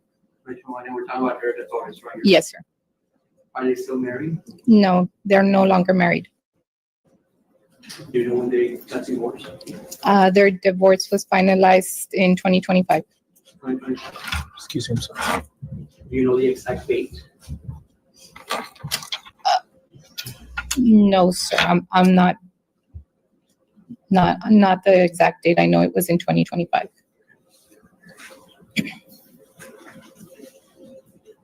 How long have you known the defendant? Billy Delgado? Since 2018. Since 2018. And you said they got married when did they? In 2021. You also testified they were divorced in 2025. Yes, sir. You just don't remember the month. No. That's fine. Can you describe the relationship between your daughter Erica Torres and the defendant Billy Delgado? It was unhealthy. And that's based on your personal knowledge. Yes. Okay, can you tell the jury how or what you mean by unhealthy?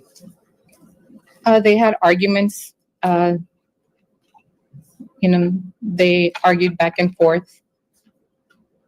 Did you ever notice them fight physically? No, sir. I never saw them fight physically. Either Erica or Billy Delgado? Neither of them. Let me refer your attention to June 1st, 2024, Saturday. Do you remember that date? Yes, sir. Okay, can you tell the jury what happened on that date? On June 1st, I was at work. It was my weekend to work. And what happened next? I had spoken to my daughter earlier, like around at 11 o'clock. Is that a? Yes, 11 a.m. And we had made arrangements to meet later on during the day after I had gotten out of work. It depends on when we finish, it varies depending on the time of when we finish dispatching. I want to say that maybe around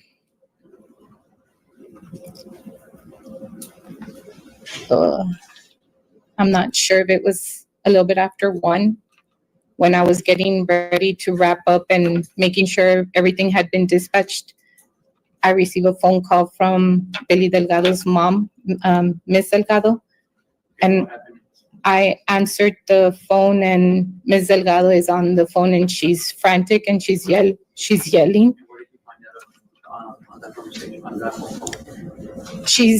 that Billy shot Erica, and I kind of was confused at the beginning because I didn't understand what she was telling me.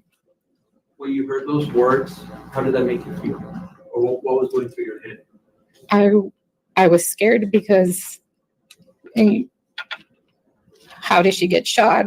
What was the condition? Okay, what happened next? I asked her what happened, and she's still saying Billy shot Erica. I know it's already been, a lot of it's in evidence, but.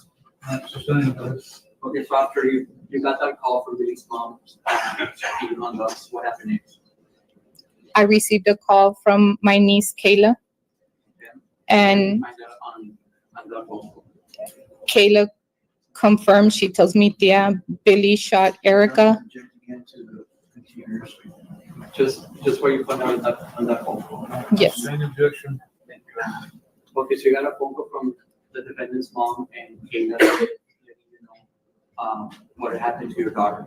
After that, what happened next?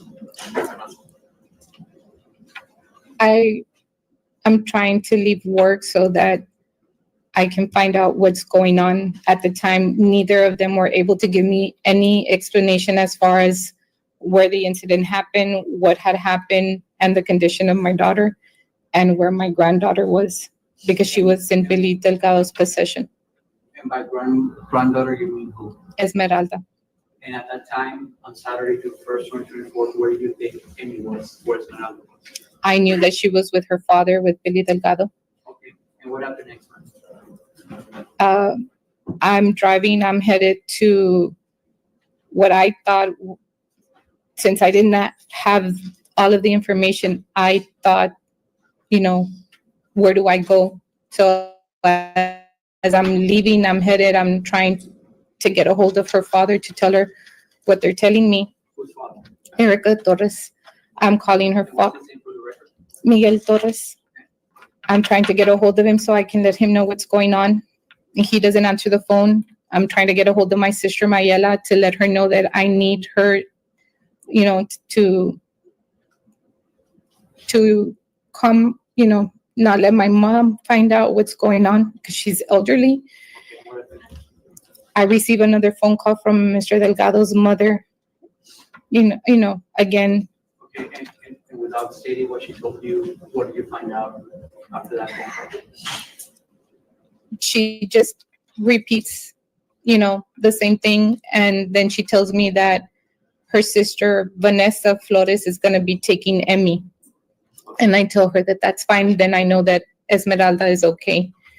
And I receive a phone call from Kayla, and she tells me that they're taking Erica to LMC, to head to LMC. So once you find out about LMC, what did you do next? I try again to get a hold of Erica's father, Miguel Torres. I finally am able to get a hold of him, and I let him know that they just tell me that Erica has been shot. I don't know her condition. I don't know where she was shot, but that they're taking her to LMC and he needs to get to LMC.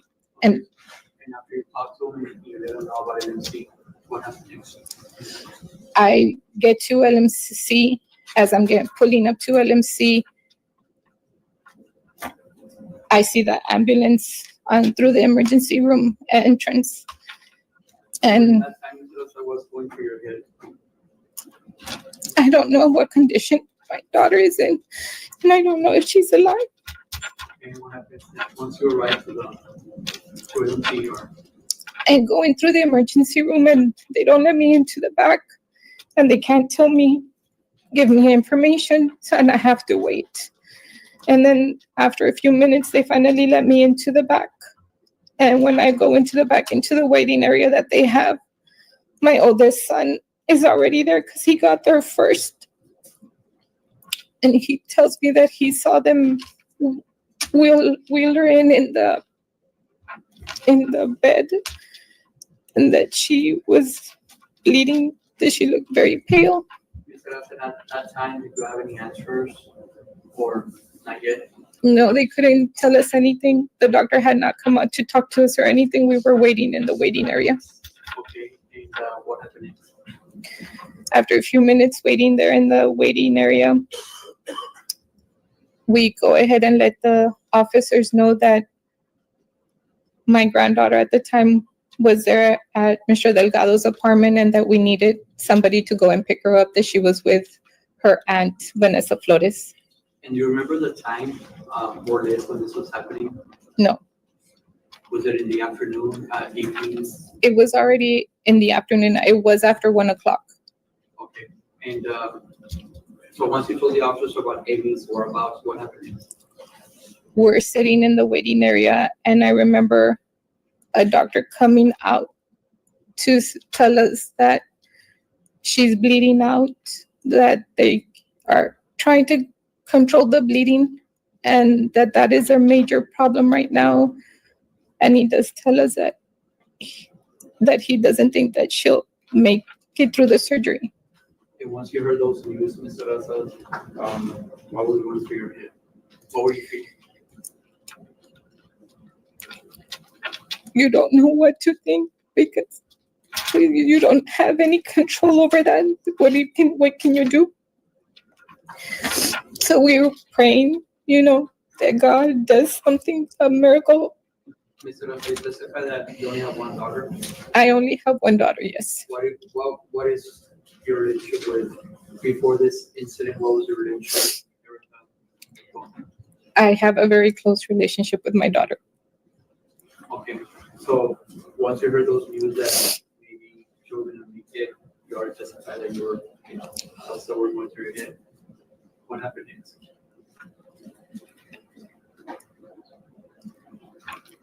I'm sitting there with her brother, and they had directed us to go they were taking her to the second floor. They were going to continue the surgery from the emergency area up to the second floor. And Were you able to see the victim, Erica Torres? no, they were trying to do everything they could. They would not let us in to see her at all.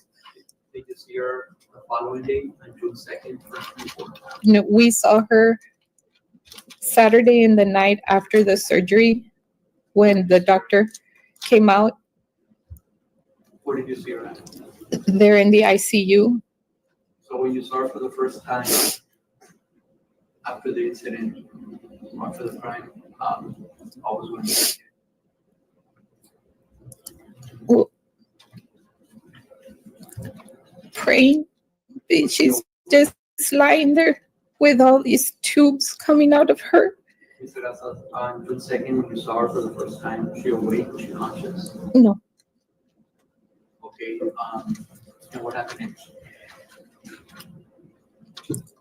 The doctor tells us that they're gonna go back in. They're taking her back into surgery because she's bleeding. Do you remember the doctor saying? No. Okay. So then they take her back, I guess, for another surgery, and what happened next after that? And we're still left with the same, the doctor, every time someone goes into a surgery, you always run that risk. Of course, she has a higher risk that, she might not, they had already, the night before, they didn't think she was even going to make it the night before through the night. So the fact that she had made it through the night was, a big blessing. And when the victim was taken to the hospital, who else was there in the waiting area waiting to hear me? Who else was there besides you? If you could remember.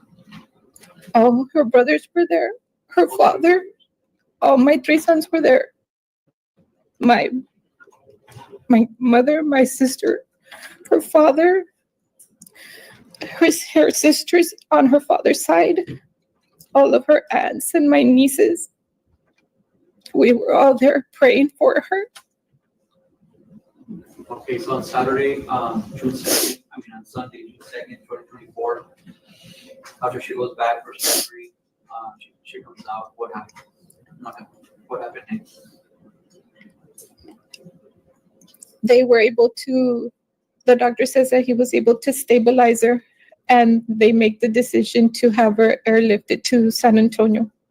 Do you know more or less about what time was that on June 2nd? It was around 6 o'clock. AM or PM? PM. PM.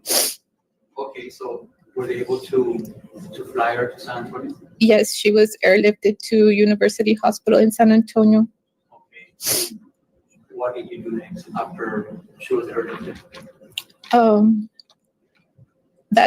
That was Sunday night. Her father drove straight to San Antonio so that he could be there when she landed at University Hospital. I had to stay back and make arrangements for her older daughter Annabella and for her younger sister Esmeralda. I needed to get paperwork in order and everything with Child Protective Services so that I would be able to take her with me to San Antonio. So when did you arrive to? I arrived to San Antonio on Monday around 11 in the morning. And that will be June 3rd, 2024. Yes. Okay, so once you were in San Antonio, what was Erica's status, health status? She was still unconscious. When she arrived on Sunday, they had to immediately take her in again to surgery for the same. She was bleeding a lot. They had to give her a lot of transfusion. The first time I saw her in San Antonio on Monday, it was when they had brought her out from surgery because she had a surgery on Sunday night and then she went in again on Monday for a surgery. So the first time you went to San Antonio was on June 3rd. Yes. 2024. What did you do when you were there? Did you do anything? The first couple of days when we were there, since she was in and out of surgery, we were there. We were praying for her. There was just so many complications that were uprising from the injuries that she had sustained. That every day was just something. It was up in the air. If she was going to be okay or not. Okay, I'm going to show you some pictures that were taken on June, starting on June 3rd. May I approach you, Judge? Yes. I'm going to show you the exhibits 37 to 43. Yes, 43. Show you these pictures.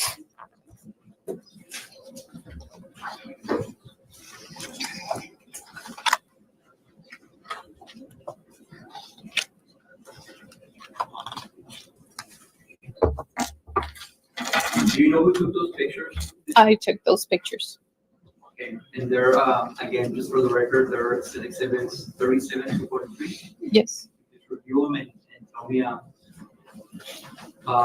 if you recognize the location, the items on those pictures. Yes, I recognize it's my daughter, Erica Torres. Just yes or no, if you recognize them. Yes. And are those pictures a fair and accurate depiction of the location, the items, the objects as you observe them? Yes. Judge, I'm going to tender those exhibits 37 to 43 to the defense for any objections.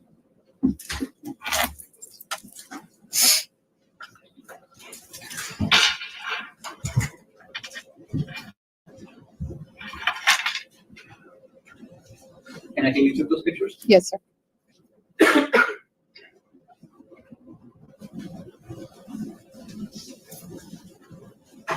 Sure, I just have an objection. Can I approach?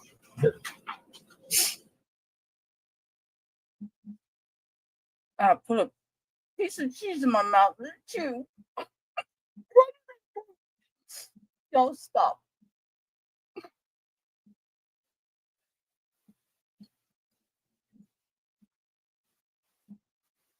I'm sorry. 37, 38, and 44. May I use the other? Yes. Okay, Mr. Hassel, this picture were taken by you on early June 3rd. Yes. This is exhibit number 37. Who is that in the picture? My daughter, Erica Torres. And this was the first time you saw her at the University of Hospital, right? Yes. Okay. What's going through your mind when warning. you saw your daughter? You can take your time.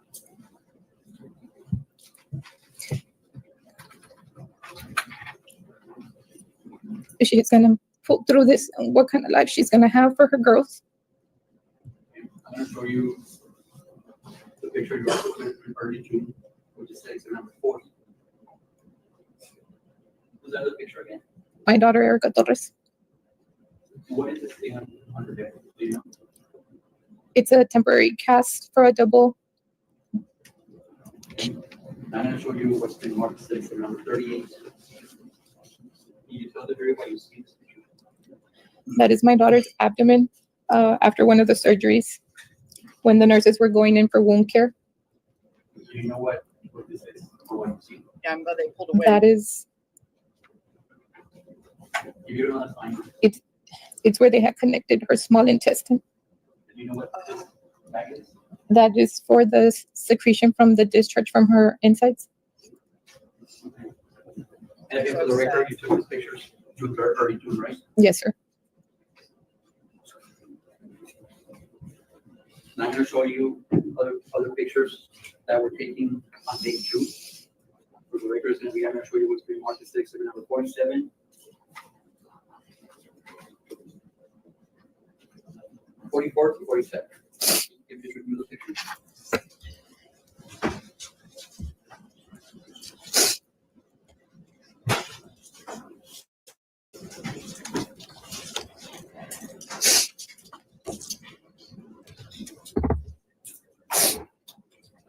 Who took those pictures, man? From exhibit 44 to 47.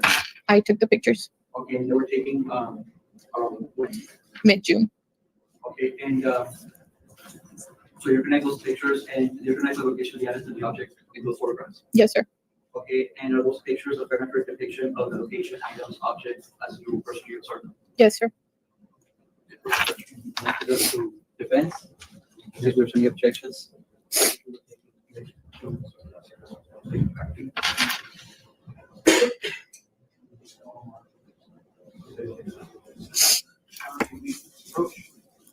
Okay.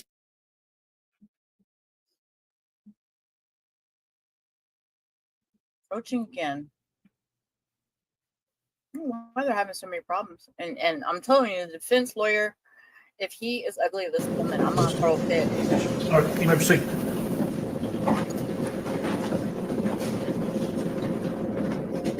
Okay, so for the record, it's gonna be exhibit number 45 and 47. Now let me show you on June 2024. I'll show you what's remarked as exhibit number 45.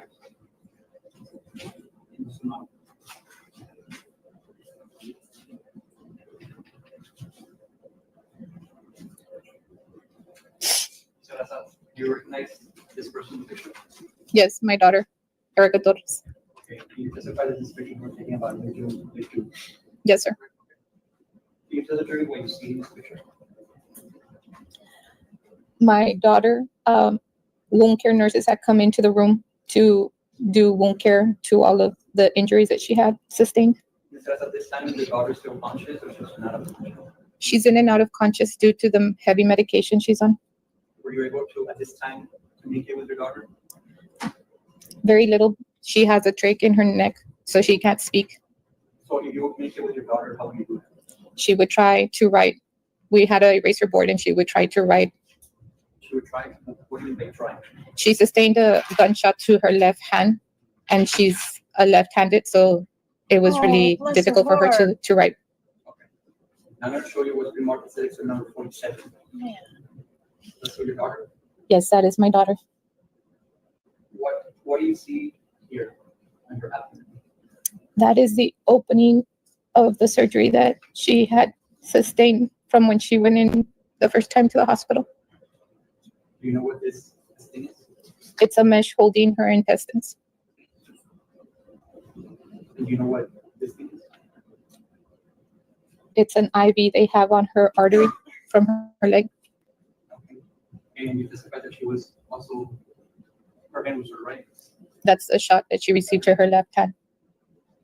Is that her attendant? Yes. I'm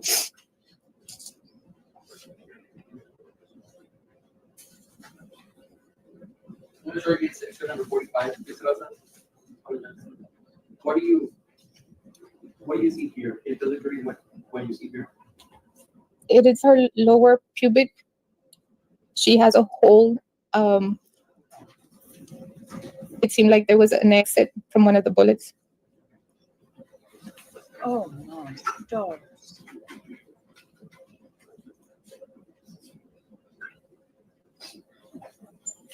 Okay, Mr. Russell, so we're already on late June. How often will you visit your daughter at University Hospital all throughout June? Because I know, what were you reciting in June?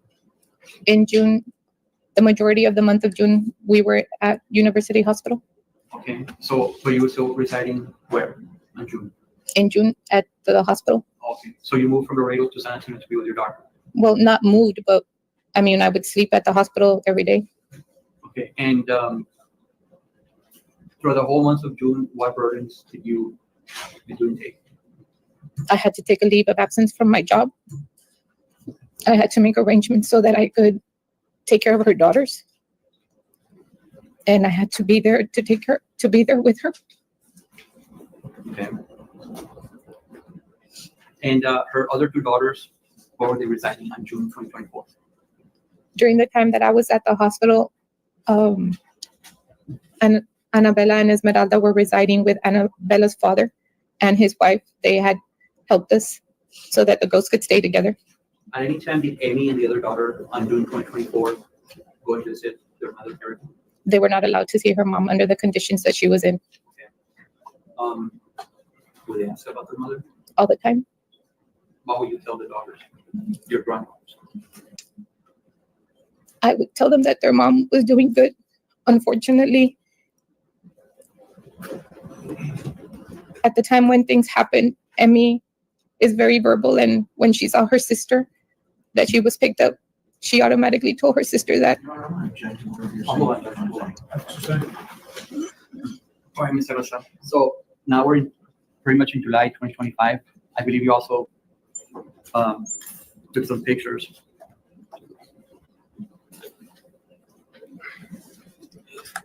I'm going to show you what's been marked as exhibit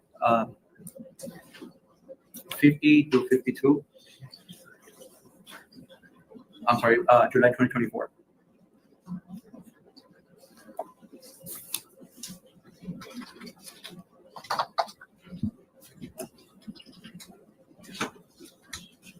You recognize?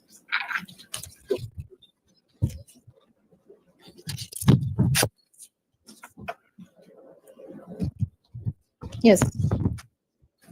Okay, so from set exhibits 50 to 52, you recognize the location, the items, the objects on those pictures? Yes. Okay, and are those pictures a fair and accurate depiction of the location, items, objects as you personally observe? Yes, sir. And again, those pictures were taken when? Late July. Late July? Or Mid-July, early July.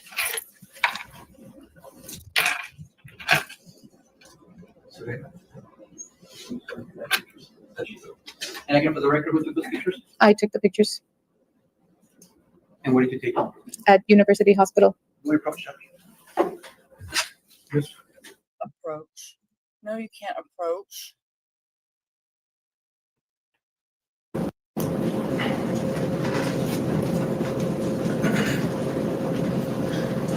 Okay, Mr. Nessa, so on July of 2024, your daughter was still at the hospital? Yes, sir.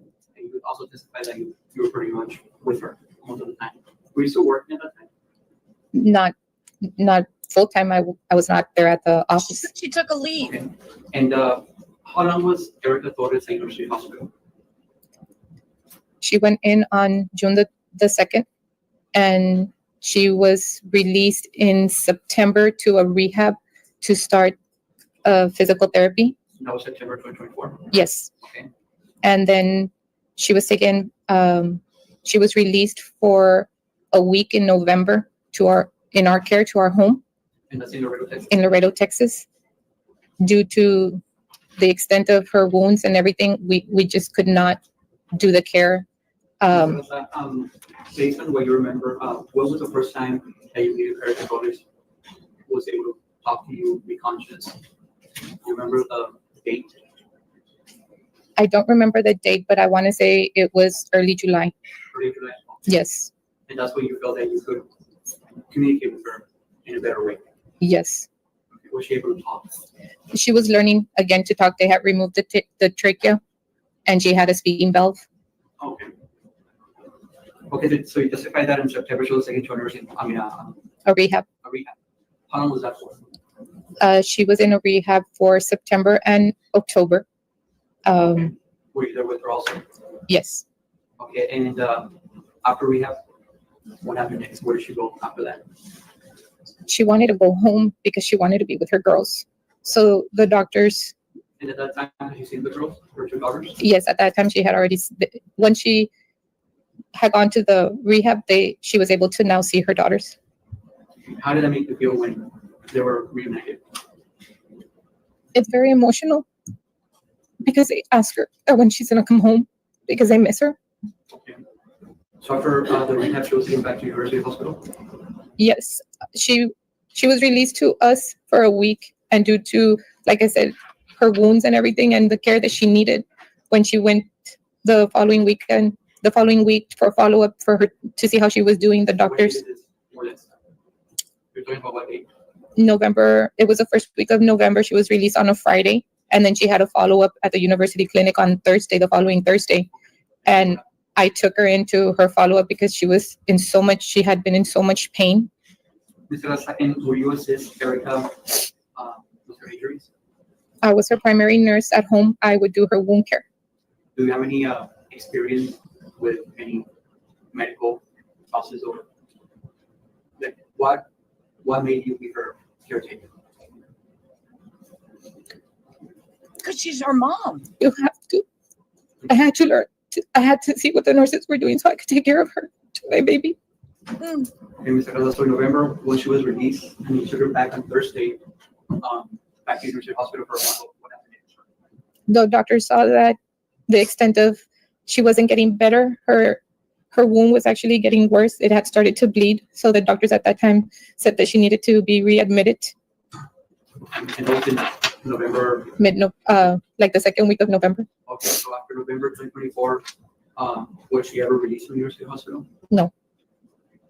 She was there until May of 2029. May of what? May 29 of 25. It's almost a year. Yes. Do you know if Erica was eating when she was in at the University Hospital? No, she could not eat and she could not drink water. The only source of nutrition that she had was through a IV that was to her main vein, and she would be fed just liquid. Do you remember when was the first time Erica was able to eat solid food? The first week of June of 2025.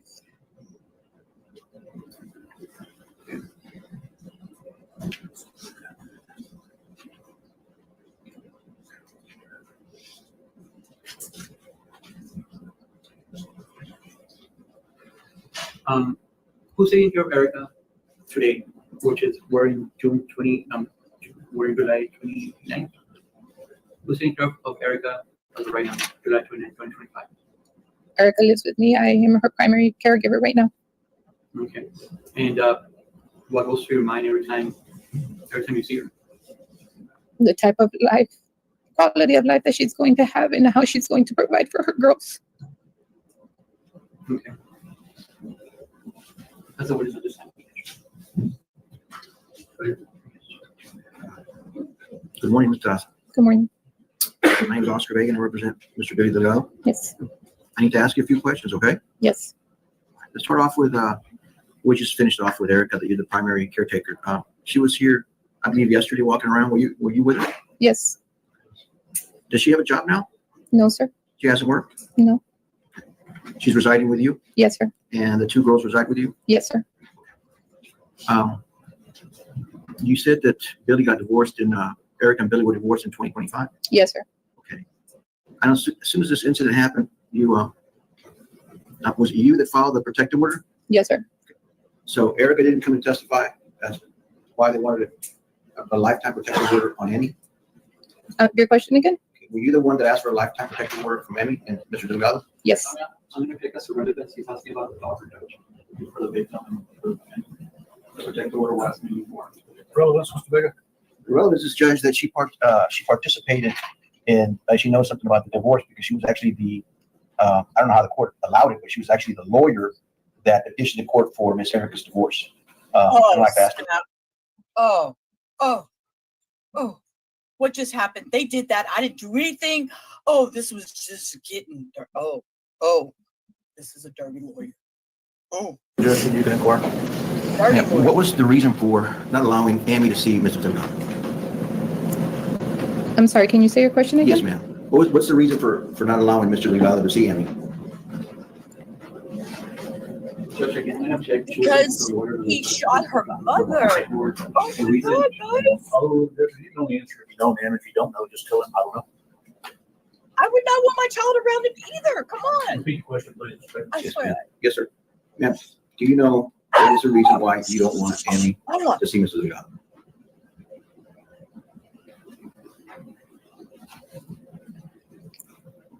I don't think he's a good character for her.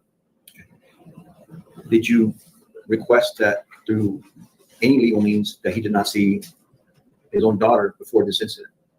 No.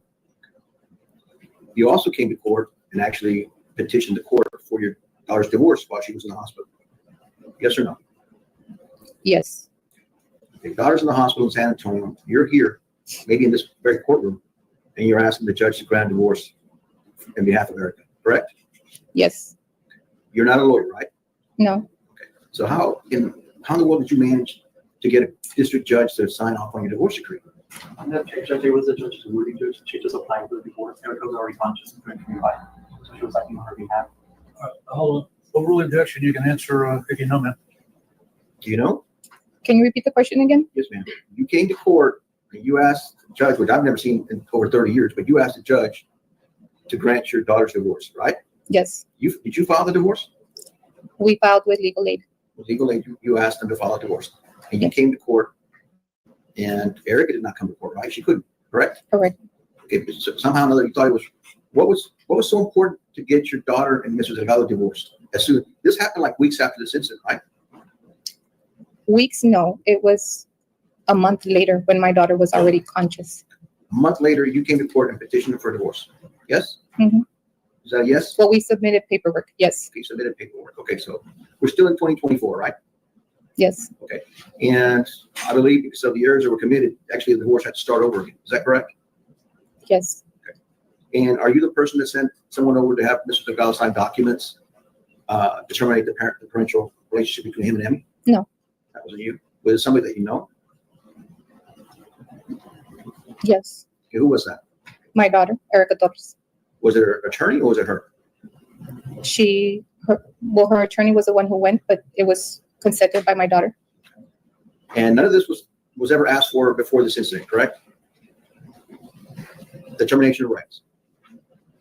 Prior to the incident? Yes. No. They were separated at the time, right? Yes. Okay. And you made a comment saying, the prosecutor asked you if you had ever seen any physical altercations, right? You've never seen one, right? No. Okay. Have you ever been on the phone with Erica while she was actually assaulting Billy Delgado? Assaulting? No. What was she doing on that? Arguing. They were just arguing? Yes. Even on the way to San Antonio? I'm on the phone. I can't see what's happening. You can't hear what's happening? They were arguing. Did you ever hear him say, "Don't hit me"? Not that I recall. Because you happened to be on the phone while they're on the way to San Antonio, right? Yes.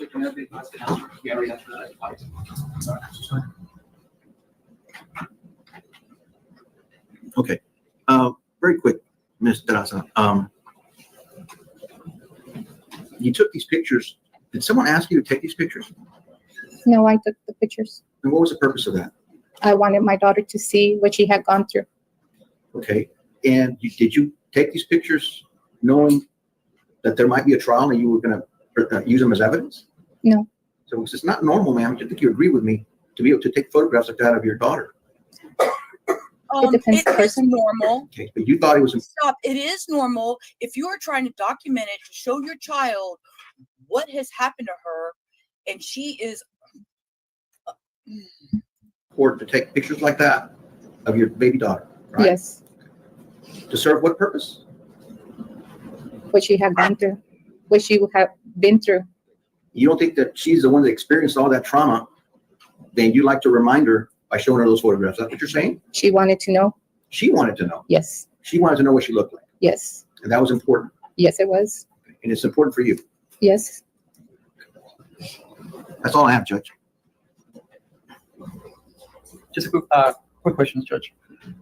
You testified earlier that the defendant and your daughter's divorce was finalized in 2025.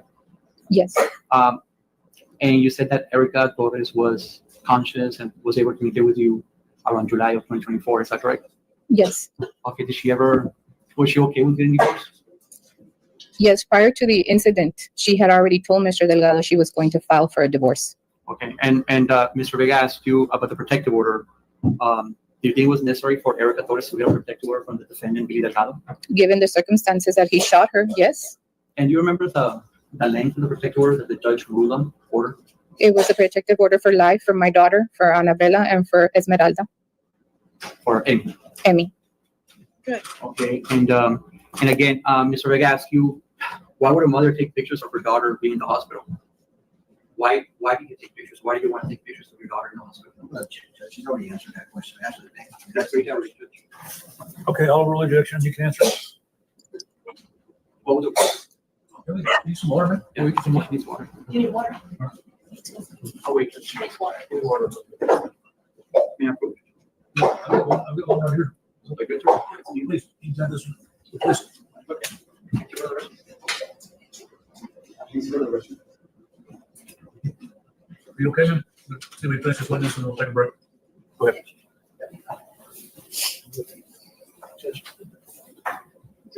Yeah, let's see, so we'll take a break. Because I think we got the IT people coming too, so. Same questions, Rule. What was the purpose of you documenting or taking the pictures? I wanted to document everything from the beginning to the end. For whatever reason, whatever came about, if my daughter did not pull through it, that I would be able to have everything so that when my granddaughter were old enough, I would be able to explain and they could see what their mother had endured throughout her time in the hospital. So I made sure to document everything. You testified that it was important to you. Yes. So I think he asked questions about the protective order. So let me see if I can remember what I'm going to ask you. Okay, in order to get basically you're terminating rights when you do a lifetime protective order that is a current case law on children. Judge, I'm going to object. That's not really a law of protective order, Judge. We don't terminate the rights. It's essentially, Judge, and there is no case law on that. I talked to the Attorney General on that. Okay, I'll rule objection. You can bar. I don't know if this could be within the realm of knowledge, but Ma'am. go right ahead. What testimony was presented to be able to justify the lifetime protective order on Amy? His character. It has to be something where he threatened Amy. I don't have that You information. don't have that information, okay. And if it's about character, I mean, your daughter also has some character flaws, right? Judge, may we approach? Okay, now they want to talk about her character flaws, but she did not pull out a weapon. You just mentioned character. I mean, your daughter also has some character flaws, right?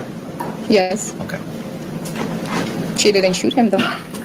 At this time, I mean, you had to, when this incident occurred, you actually had to go, the paternal grandmother actually had the child, right? I'm sorry, what was that again? Ms. Delgado had the child, Billy's mom, When after this incident. she went by the hospital and I let her take Emmy with her. Did you actually have to go to CPS to try to get the child from the Delgados? No, How did you get him? I went to go pick her up. And Mr. Delgado gave her to you? Yes, And CPS didn't have to clear that? they cleared it. Because was there a problem with Erica having the custody of the children? Erica didn't have custody. She was in the hospital. Okay, could she have custody if she wasn't in the hospital? That's all the questions I have, Judge. Any further redirect? No, you're right. Okay, recall either side. Not from the side. Okay, and they go to lunch. And they come back, and the new witness they come back with She needs to be sworn in here. is Erica. you raise your right hand for me, please? You do solemnly swear the evidence in the testimony given as follows. Will be the truth, so. And that's 6 out of 2, please.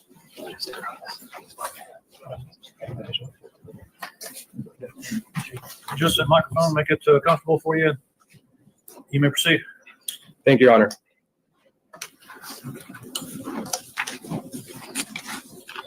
Could you please say your name for the record? Erica Torres?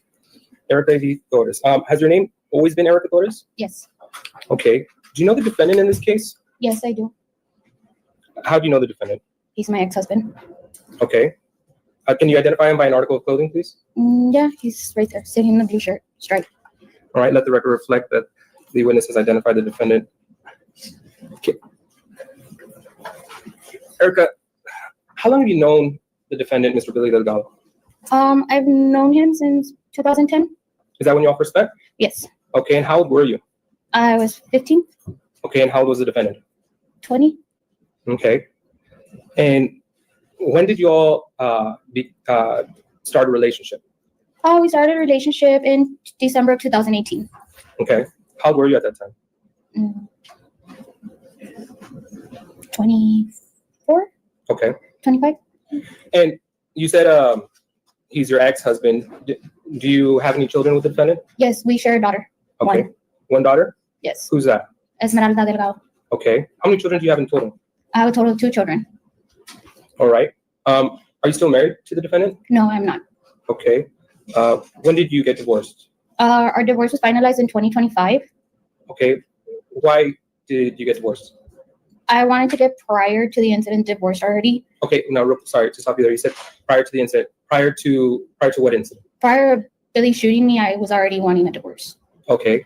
And why else did you want a divorce? Well, because Billy shot me. Okay. Thank you. How would you describe your relationship with Mr. Delgado? It was an unhealthy relationship. What do you mean by unhealthy? We had our arguments, and sometimes they would escalate really bad. Okay. Were these arguments verbal? Most of the time, they were verbal. Would their arguments ever get physical? Yes. How would they get physical? They usually would get physical when I would try to leave the house. Okay, and what would happen? My hair would get pulled. I'd get grabbed from my arms or being shoved. That's how it would get physical. How often would you all fight? It was a constant. I mean, we would argue like any normal married people. We'd always have arguments. Okay. And would you say these arguments were one-sided or? No, sometimes it was me complaining about something. Sometimes it was him. They would just end up escalating. Okay. Why would you all fight so much? We'd argue a lot because I would complain about his drinking a lot. Were drugs and alcohol ever involved in your fights? Yes. What would happen when drugs and alcohol would come into the picture? It was just a constant badgering and complaining and name calling. Okay. And how would these fights escalate? With time, after the weeks or days, it was just a constant. And at one point, I would decide that I'm going to leave, and that's when things would always escalate. Every time that I would try to leave. Why would things escalate when you try to leave? Because Billy didn't want me to be leaving the house. Why didn't he want you to be leaving the house? He thought that the best way to fix things is by me staying there and talking why we're arguing or why we're fighting or how can we fix this. And were you all just talking? No, he was just complaining and nagging and always telling me things. What kind of things would he tell you? I was a whore. I was a slut. I cheated on him. I've lied to him. I am a horrible person. I was called every name in the book there. Okay. And how often would you say these types of arguments that would get physical happen? It was just sporadically. Okay, and did you and Mr. Delgado always live in Laredo? No. Where else did y'all live? We've lived in Arlington, Texas, Mansfield, Texas, and San Antonio. and Laredo. Okay. When you all got married, where did you all start living? We were living in San Antonio. San Antonio? And were you all still arguing at that time while you were living in San Antonio? Yes. During what time period were you living in San Antonio? A little bit towards or midway of COVID, and then till 2022, I believe. Okay, and how's your relationship during COVID? It was a crazy time. Why would you say that it was crazy? I was working, he wasn't working, he was taking care of the kids, or because it was COVID and there was nothing to do, his drinking got even worse during the COVID time. How did it get worse? It was a constant thing. It was a constant. The minute he would wake up till the next day or till he went to bed. And was it just drinking? I don't think so. Okay. So, permission to approach, Your Honor, witness? Yes. I'm going to show you what's been previously marked as State's Exhibit 48. Yes. Do you recognize this? Yes, I do. How do you recognize it? My initials are on it. And you've observed the video on this USB? Yes, I have. Is it a true and accurate depiction of what it portrays to be? Yes, it is. Has it been altered in any shape or form? No, it has not. All right, thank you. I'll tender to defense for any objection on State's Exhibit 48. Okay. I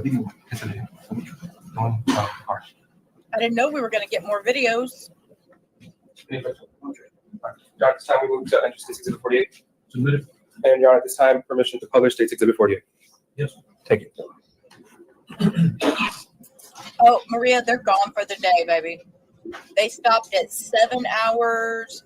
They stopped at, sorry, I'll turn this off for a second. They stopped at 7 hours and 30 minutes. What did I say over? I typed it over here in Discord. Hang on. Yes. 7 hours, 9 minutes, and 30 seconds is where they stopped the clock today. So, yeah, that's where Ali is. So they're going to pick back up tomorrow, and I'll watch it in court, and, you know, I'll keep an eye out in the morning. So, and then she's going to testify for about an hour, and then it switches over to Billy, and he has about an hour in it. So, and we're on 1.25, so we're zooming.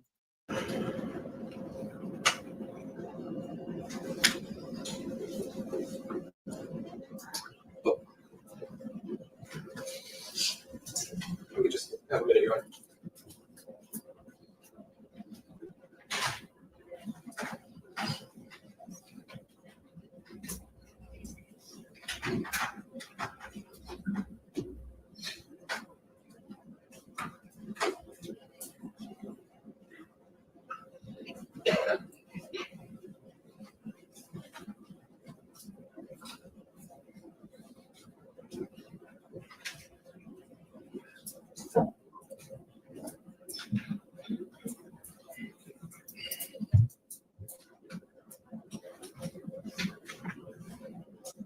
Okay, can I say this? Can I say this?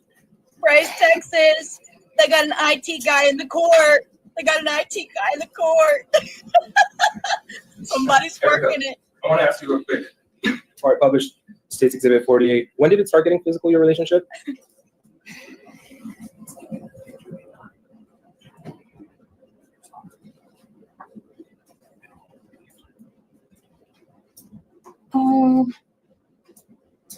Around 2020. On 2020? Mm-hmm. And you stayed with Mr. Delgado until when? 2023. 2023? Mm-hmm. And when it would get physical, why wouldn't you ever call the police? Because I knew I was not going to leave him yet. He's the father of my child. We were married. I loved him. Like, I always tried to see the good and what was going to be able to happen with us. Now,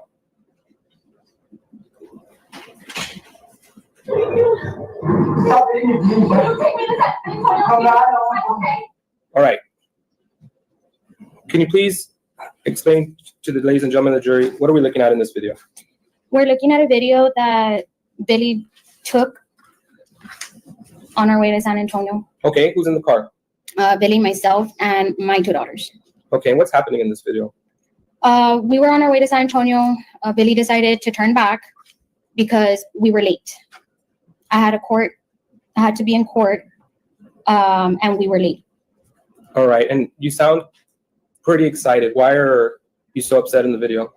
I was upset because since I had to be in San Antonio, if I was not there, I would have gotten arrested, and he knew that. Why did you need to go to San Antonio? I needed to appear due to my probation. Okay, and why were you on probation? I had already, it's called a judification. Deferred adjudication? Yes. Okay. With a prior incident with Billy, for putting my hands on him. Okay. Now, prior to this happening, what started this argument? This argument started since the morning because we were late. We were late and You were late to where? to court. Okay, and where were you? Where were we? Yes. On our way to San Antonio. From where? From Laredo. Okay. And he kept saying that we were going to be late, that he was going to turn around, that he didn't see the point of him having to take me all the way over there, that we were going to be late either way. Okay.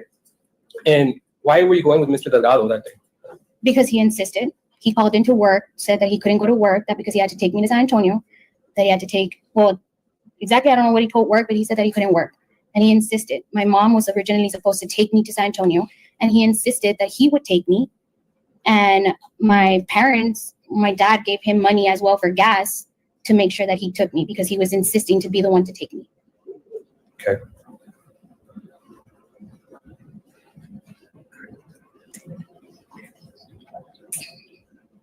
Stop hitting me. I'm not. Okay, you want to solve this situation?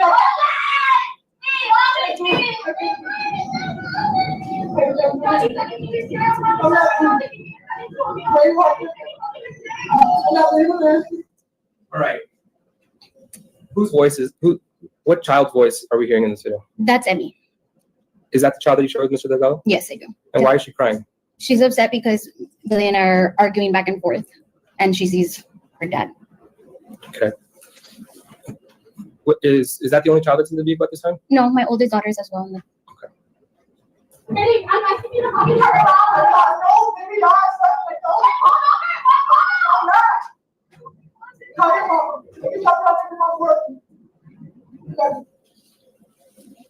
Why did you ask Billy to pull over? Because I wanted to get out of the car. I need to get to San Antonio one way or another. And if he was going to drive all the way back home, for sure, I was going to even be more late. Okay. Could you have just opened the door and gotten off? No, we were on the highway. Okay. Mom,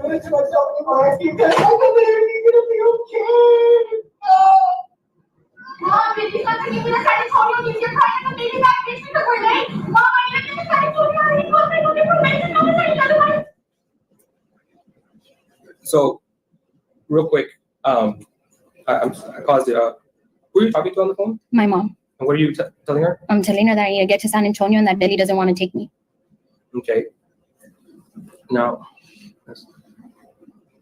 Mom, did you start taking me to San Antonio? If you're crying and baby back bitch because we're late. Mom, I'm gonna get to San Antonio. sorry, could you just look at the video real quick? I'm gonna rewind right there. What is Billy doing there? Looking down at the phone. Why do you think he's looking down at the phone? Because he knew I was already going to leave. He knew I was already getting ready to leave him. I'm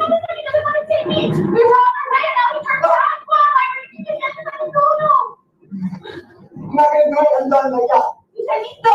Because I kept telling him I've been just not been back because of you as a person. He literally just turned back to such a radio mom. Stop the baby! I'm gonna make the car! And we're gonna crash! You told Mr. Delgado there that you were in this mess because of him in the first place. Why is that? Billy used to complain a lot that our money was going to my probation. And I would always tell him, like, well, these are the consequences. At this time, he didn't want me working. And as well, because of the charges that I had, it was really difficult for me to get a job. Why didn't he want you working? Billy would say that I would sleep with everybody in the office. He didn't like it. He didn't like the fact that I would be working with other male individuals.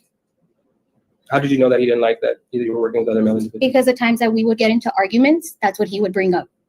I was never able to keep a job for more than 2 to 3 months because he would either constantly be calling, he would even call to the offices, or he would just show up randomly Randomly to where? to my job And what would he do? just to see what I was doing. And how did that affect your employment? Well, the constant calling, because sometimes I wouldn't answer, like it would cause problems by the time I would get home, and it was constant problems. And sometimes I wouldn't be able to go to work the next day. And unfortunately, I wasn't even able to complete 90 days. So they would end up either firing me, or I would end up having just to quit because I couldn't be going to work.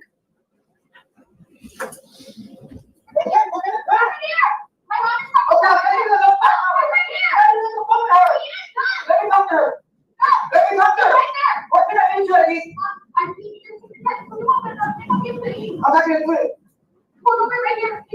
I'm gonna talk over your mom's working at. You weren't even gonna make it. You're telling your mom that you spoke to your lawyer? Yes, I had spoken to my public defender, and he did tell me that I had to be there. And if I was not there, they were going to issue a warrant out for my arrest, and I'd be in jail until I go see, my probation would be removed, and I'd be waiting till I see the judge. Okay.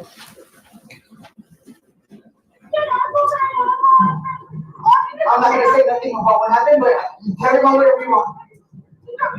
I will. Erica, you can't find me on the street! Erica, we're gonna cry! We're gonna fucking die! I'd rather die than put it. Everybody put their feet down, dude! All right. There you said that you'd rather die than, and I'm going to quote you, that you'd rather die than go to fucking jail. Why did you say that? I don't want to go to jail. I didn't want to have to know that I was going to leave my girls for I don't know how long. I don't know how long the system takes over there. Did you really mean that you'd rather die? No, I didn't. It was just a figure of speech at the time. I was upset. I was riled up because I needed to get to San Antonio. And why couldn't you get off the vehicle? Because it was moving and he wouldn't let me out. Okay.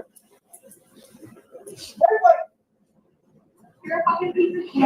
I'm not a piece of shit. Who said you might fucking death? Why are you fucking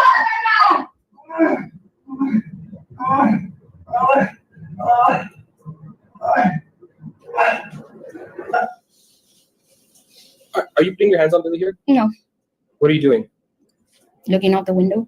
But at any point in time, did you hit him during the course of this video? I did. How did you hit him? And why did you feel the urge to hit him? I was very frustrated because my mom was supposed to take me. She was supposed to take me, and he insisted on taking me. He insisted and insisted and insisted, and my dad gave him money and everything to make sure that I got there. And then for him to just, oh, we're going to be late. You're already going to be late. Like, we're not going. I'm going back. Like, it was so frustrating because my mom told me not to. She's like, I'll take you. Like, she's always told me, you know, don't, like, I'll take you and you can, like, let him go to work. And no, I didn't listen. I was like, no, let him take me. He'll take me. And I should have listened to my mom.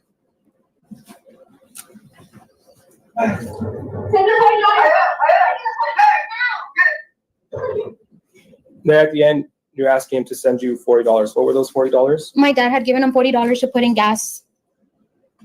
Okay. So you mentioned you were on your way to San Antonio. And let me ask you, what was the outcome of your probation? They just extended it. They just added on to the probation. I was able to make it. I was late 30 minutes. Okay, well, hold on. Before we get there, then let me ask you, did you ever get off this car? Yes, I did. I got off at mile marker 13. I was still actually on the highway.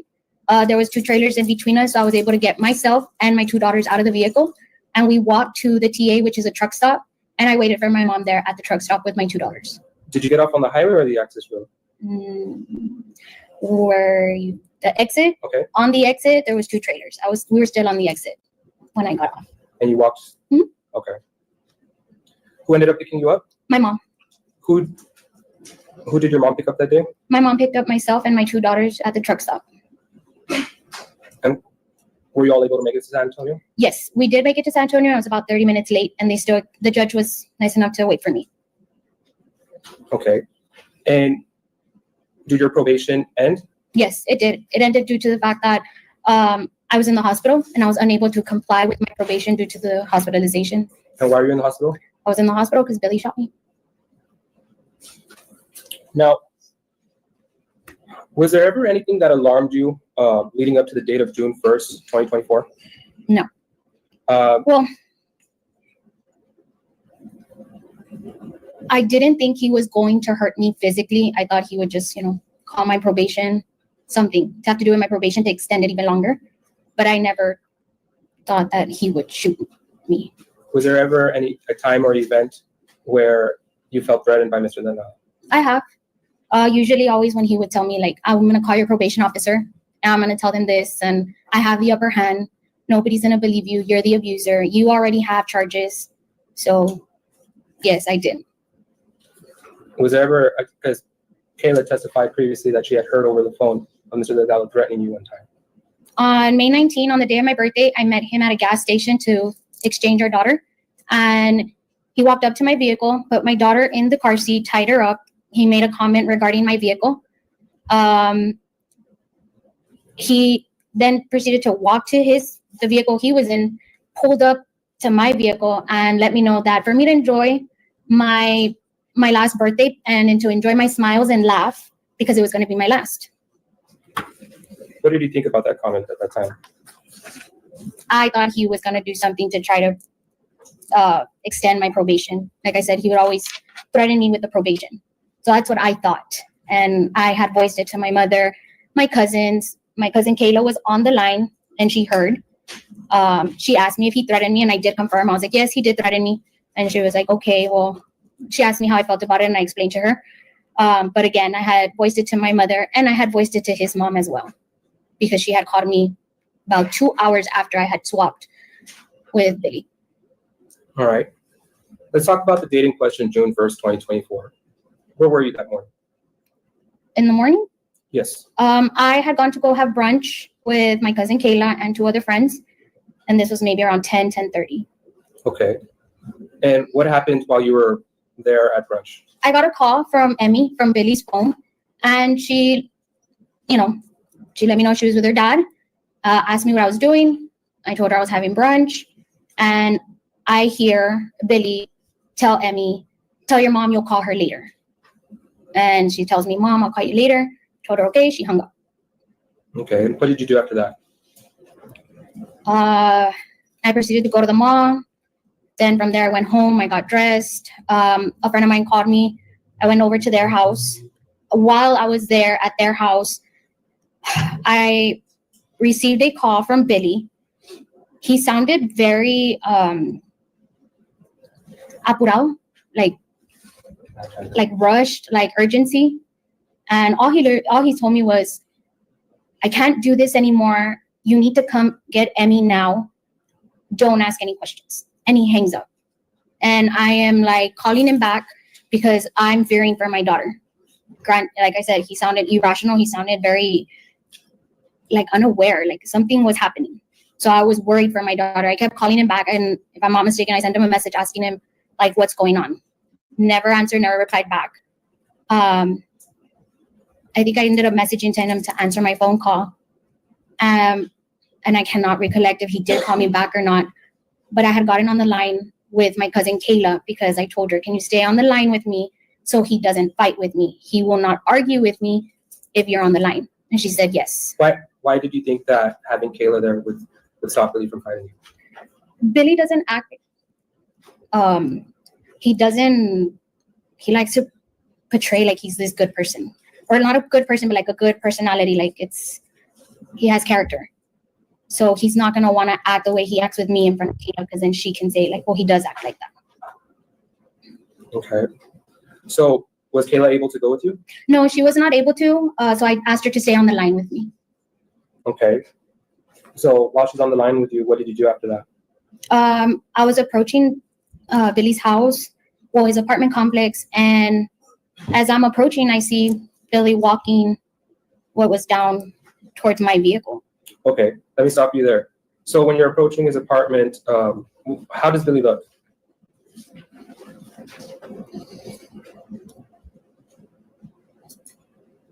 I cannot say how he looked while he was walking, because everything happened so fast. I heard 3 bangs on my windshield as I was going, and the only thing I remember seeing is literally his hand as I turned to the side as I was passing him, and just hearing gunshot after gunshot after gunshot. So, and if I can have the witness stand, Your Honor, to demonstrate to the jury, how do you remember seeing Billy? If you can stand up and show the jury. Just straight out with his hand, like as if nothing, like just shooting completely. No care in the world, no facial expression. It was like, I'm gonna shoot her. And then I tried to drive away. You take a seat. Thank you. Now, how did you come to realize that he was shooting at you? I came to a realization that I got shot because I felt like I couldn't breathe. I kept trying to gasp for air, and as I was gasping for air, I felt like something was tying around my waist so tight. And I just, if I'm not mistaken, I had dropped my phone, and I was able to pick up my phone again. And I confirmed to I told my cousin, like, I looked down to see my abdomen, and I just see red on my dress. And I'm holding my abdomen as tight as I can. And I confirmed to her that Billy did shoot me. And I told her I'm going to the hospital, and I drive away. Now, real quick, before you drove away, what sensation or how did your body feel at that time? My body was in so much pain. I didn't even know where pain was radiating from, but I couldn't feel, I could just feel, again, like a rope being tied around my waist and me unable to breathe. And I know for a fact that at one point I did lose consciousness. But I was in excruciating pain. Excruciating. Now, at that point in time before you drove off, did you know how many times you had gotten shot by the defendant? No. You know, how were you dressed that day? I was wearing a green dress, some sandals, my hair done, makeup. After you got shot, did you look at yourself? Yes, I stopped the vehicle to look at my body. But not to look at my body, see where I got shot, but like to see where pain was coming from. And it was coming from my abdomen. That is where I felt like, that's where I was assuming that's where all the pain was coming from. Because I was radiating pain from my back to my arms, my hands. I kept passing out. I just did not want to die. What injuries did you observe on yourself at that point in time? Just the one on my abdomen.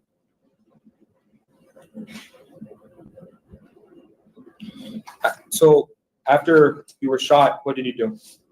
I stopped, saw, and I remember taking off to get to LMC hospital. Why did you want to get to LMC hospital? Because Billy had shot me. And I knew I needed to get to the hospital. Were you afraid of dying? Yes, I was terrified to die and to leave my girls. That is the one thing that I could not stop. And granted, I was on my way to go pick up Emmy, and the last thing that I heard from Emmy was, you need to come and pick her up. And I was unable to do that. So I had just wondering what was going on with my daughter. Where did you drive yourself that day? Did you drive yourself to LMC? No, I crashed. I wasn't even aware that I had crashed when I woke up in the hospital. Permission to approach the witness, Your Honor? Yes.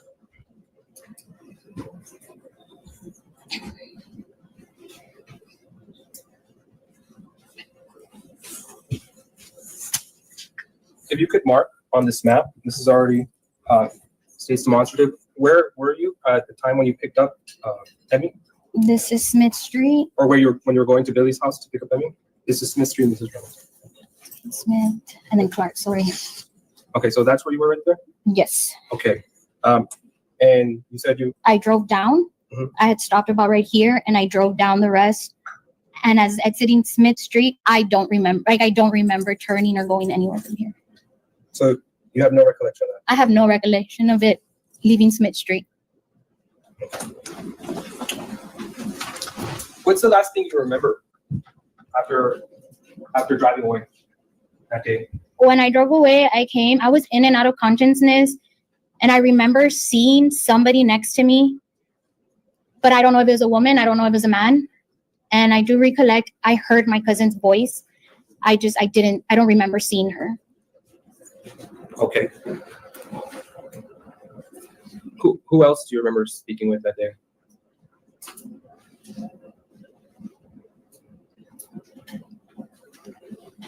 After the crash, Yeah, I guess after the crash. or like once I crashed, it would be. Do you remember speaking to anyone after you had crashed? No, like I said, I don't know. I know somebody opened my door. I don't remember if I said anything, but I do remember that whoever did open my door, I did tell them my mom's name, my mom's info. I let them know that Billy Delgado, my husband at the time, shot me, and he lived on Smith Street. And then I told them I didn't want them to take my daughters, that for him not to take my daughters, like that was my main concern, my daughter. After the crash, what's the next thing you remember? I woke up in the hospital. Okay. When would you say you woke up in the hospital? When did you regain consciousness? That I was aware of my surroundings and everybody around me and able to recollect the night before would probably be the last couple of weeks of July. The last week of July. The last week of July? Yeah. And this incident happened when? On June 1st? So from June 1st to the last week of July, you had no recollection? No, I didn't know what was happening. Did you know how many surgeries you had undergone at that point in time? None. Did you know where you were? I knew I was in a hospital. I just didn't know where I was at. What hospital were you at? I was at University Hospital in San Antonio, Texas. And when you regained consciousness, how did you feel at that point in time? Pain. Pain, pain, pain. I felt so much pain that I wanted to die at one point. I did ask to stop. I did not want to live anymore at one point. The pain was absolutely horrible. It was excruciating, and as much meds as they would give me, nothing would work. I wanted to die at one point. I thought it was better.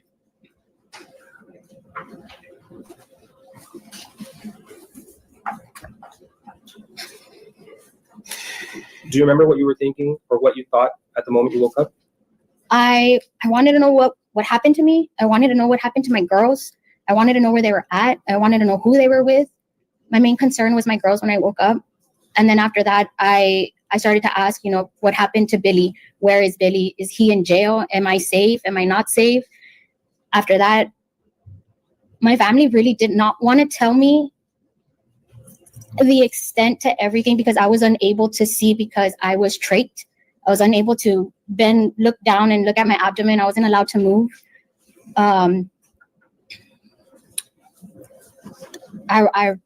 They didn't want to tell me. They didn't know how I was going to react to all the injuries that I had or to see what was going on with my abdomen.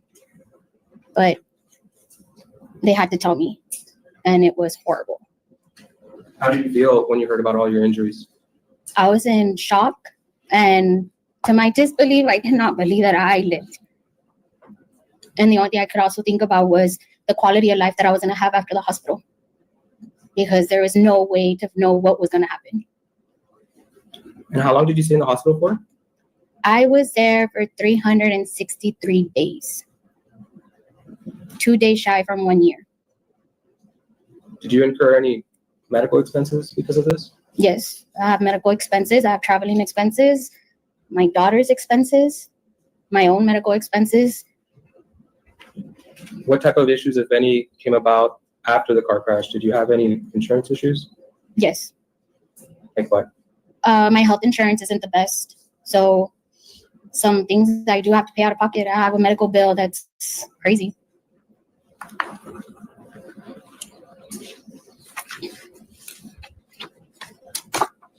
Permission to approach the witness, Your Honor? Sure. I'm going to show you what's been previously marked as State's Exhibit 49, 50, and 51. Do you recognize these photos? Yes. How do you recognize them? These were taken this past weekend, and they're my abdomen, the deformity of my abdomen, actually. After all the surgeries, yeah. Okay. And are they a true and accurate depiction of what they portrayed to be? Yes, they are. And actually, that's still a stitch that sticks out. Okay, thank you. I'll now tender to the defense for any objection. State's Exhibit 49 to 51.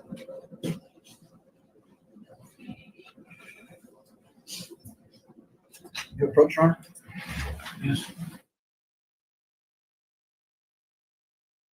Approach.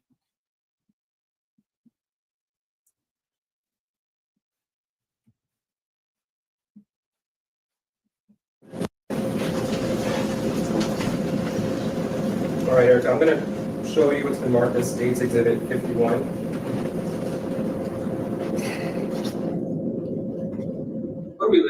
States Exhibit 51? That is my abdomen. Okay, and where's this photo taken from? It was taken on Sunday. Okay, so you would agree that this is your current state? Yes, it is my current state. And on the very top, there's a small little loop. That loop right there, that is still an opening that I have. I do still have leakage from the inside out. And that little clear fishing line that it looks, it's an actual stitch. I'm going to show you. Oh, excuse me. It's been previously marked as States Exhibit 50. What are we looking at here?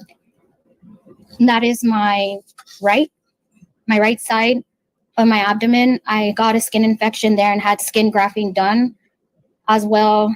The crease is where I had an ileostomy done. Those other 2 puncture holes are where I had tubes in and out. Where that line is towards the bottom, there's a line. That is as well where I had a tube in there. Tubes were there for drainage, and ileostomy was there as because my colon was sewed. My colon was closed, so I had to poop in a bag. How would you describe the current condition of your skin? Horrible. I have no confidence at all in my abdomen. I'm going to show you finally what's been marked as States Exhibit 49. What are we looking at here? That is my left side, and as well the indentation all the way down, that is another skin graft where I got an infection from the shooting. I ended up septic. And then that hole that's right there is a GJ tube. That is where, yes, that is the GJ tube, and that is where I was receiving food for about 4 months. 4 months? What, if anything, do you have to do now or wear because of these injuries to your core, your abdomen? I wear a full girdle. It tightens my abdomen to where I'm able to hold. Due to the extensive surgeries that I've had, I have no abdominal muscle. I do have still stitching from the inside where I cannot lift anything 10 pounds. I have to lift 10 pounds or less, and I cannot do so much force because if not, I will end up herniating. And due to that, no surgeon, no doctor will have any surgical procedure on my abdomen area because I have no skin, and 2, they can nick my intestine and I can go septic again, and it's probably fatal. And who's responsible for all this? Billy, when he shot me. Thank you.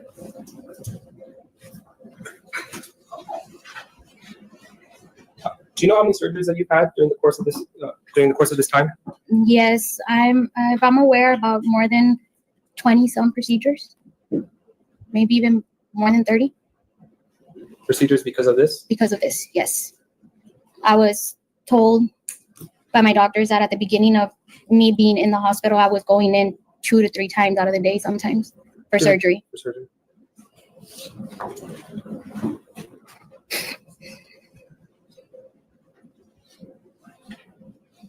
And you said that you can't have the surgery because of the skin graft. What did you mean by that? The way the doctors explained to me is that just cutting the skin, that skin doesn't regenerate.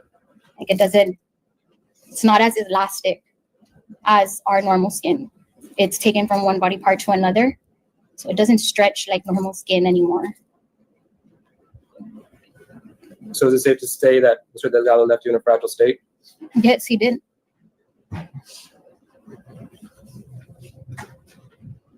Pass the witness, Your Honor. Oh, please be gentle with her. Good afternoon. Erica, the prosecutor started by showing you a video that I tendered to them about the incident. Yes. Okay. You had time to review that with the prosecutor? Yes, I did. You made some statements like in the video that that you just rather die. What was that? What was that about? It was a figure of speech. I did not want to go to jail. Okay. You said the reason you were going to San Antonio was because you put hands on Billy? Yes, our neighbor had called the police and for disturbance, and Billy was outside. They saw him first, they asked him questions, and then they arrested me. And did you plead guilty in that case? No, Did you plead guilty in that case? I did a justification. In order for you to get on probation, you have to plead guilty. I'm objection, Your Honor. Can we approach? No contest. Yes, Your Honor. That's a misstatement of the law. All right, ladies and gentlemen, the jury also sustain the objection. There is a plea that can be taken called a no contest plea where you do not admit guilt, but you plead no contest to the charges, or you plead guilty. Either way, the court can place you on deferred adjudication. If she knows what she did, you can ask her. Yes. Not sure if she Do does. you know what type of plea you entered? The justification, they told me that it wasn't going to be considered as a guilty plea, but like another second chance. What did they tell you that basically it's the judge is not going to find you guilty after you finish your term of probation, you will not be found guilty, correct? Correct. Okay. But when you went in front of the judge, they asked you how you plead. What did you say? I don't recall because it was through Zoom, and I really don't recall. Okay, but you do admit on using your words, putting hands on Billy. Yes, I do. Not assaulting him, right? No. You didn't assault him, you just put hands on him. I was defending myself. Just like on the video, the prosecutor asked you, how were you touching him? You said like this. You just stretched out your arm like that. No, I smacked my hand. You smacked your hand. I smacked. I didn't place my hand out. You smacked him. Exactly. Is that putting hands on him? Yes. Is that what you call putting hands? Yes, it does. Have you done that more than 2 times? We both have. I'm asking you, have you done that to him more than 2 times? Yes. How many times? I cannot recall. You cannot recall? More than 10? I can't recall exactly a number. Have you ever had an incident with your brothers? With my brothers. Yeah. There was Where- one case, yes. There was one case. There was one case, but it, I'm gonna object, Your Honor, to Robin's judge. It's under the family violence, Judge. It's a brother. Your Honor, he's changing the focus and shifting to a different person. We're talking about the dynamic of the relationship. Judge, it's my way of cross-examination. How can you be? Okay, I'll overrule the objection. You can inquire. No, this judge. Okay, so did y'all also put hands on your brother? yes. Where They're did siblings. police show up? Mhm. Okay, what happened to you? I got arrested. So at least twice that I know of, one with your brother and one with Billy, you've been arrested for assault, right? Mhm. Okay. Any other times for assault? For assault, this last time in the video. So that was 3 times? Mhm. So at least 3 times you've used your hands, right? Yes. To defend yourself? Yes. She didn't use a weapon. You keep talking about your girls that you wanted to be with them, but I mean, have you ever taken actions inconsistent with that where you're trying to take care of them? I do take care of my daughters. But when someone's driving and you're smacking the other person that's driving, how is that taking care of your daughters? I understand my actions are not reasonable, and yes, but I did lose I was in a state of mind where I did not want to go to jail. Okay. Have you ever done something else where your daughters were in the vehicle? It wasn't probably the proper thing to be doing? Yes. When was that? I got arrested for DUI. It's a DUI. And your kids were in the car? My daughter, my oldest daughter, was in the car. Under 15? Yes, she was under 15. So that's a felony? I'm not aware with the law and exactly what is a felony and a misdemeanor. I'm sorry. You already have a court date for that, right? Yes. And that's something you shouldn't be doing with your daughter if you really love your daughters, right? I understand. Do you understand that? Yes.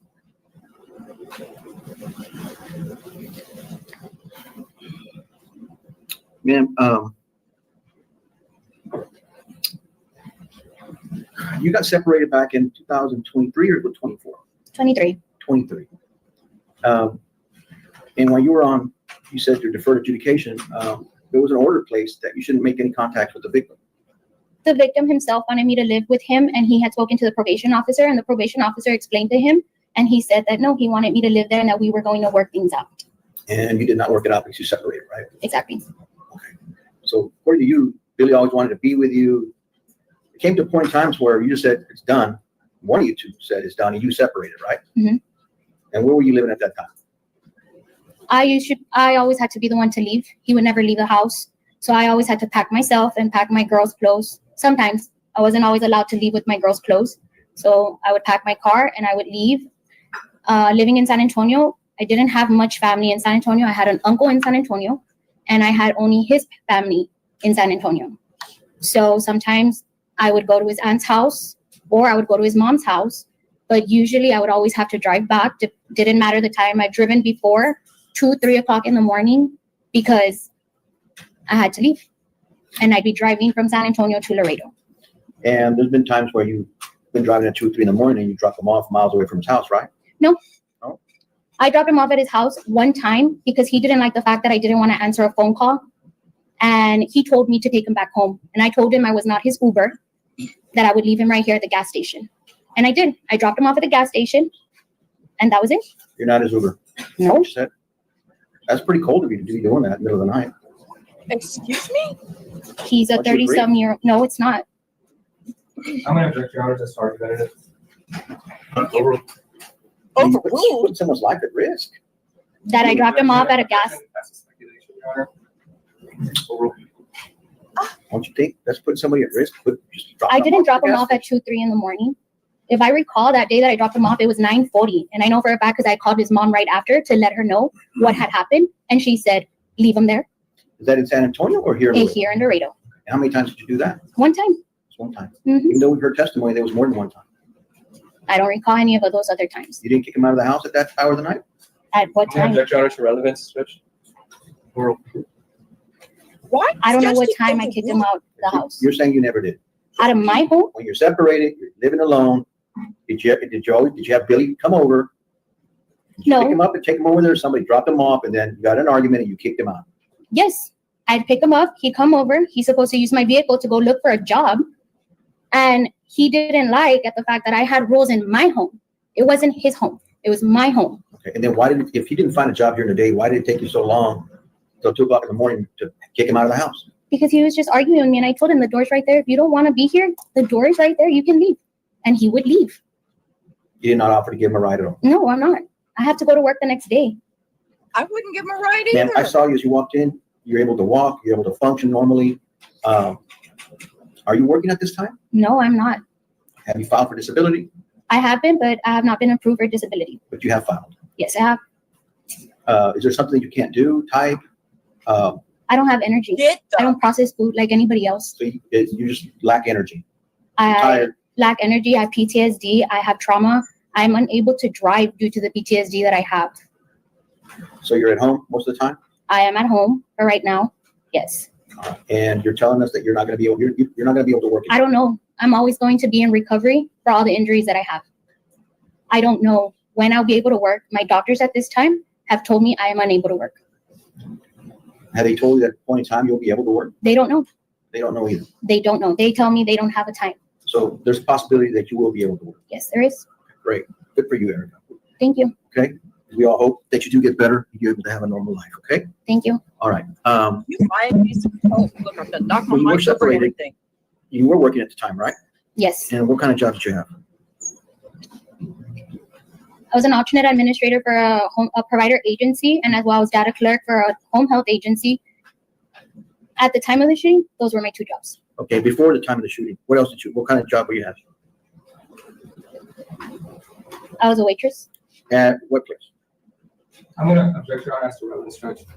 Judge, it's taking her a few seconds to answer. I just want to know what the answer is. Where's she a waitress at? What bar? I agree with Your honor, relevance. it's not relevant, Judge. All right, I'll stand it, Judge. Thank you. Okay. Were other than just being waitressing at that place, were you doing something different? Like where you had to perform or anything? Objection as to, may we approach, Your Honor?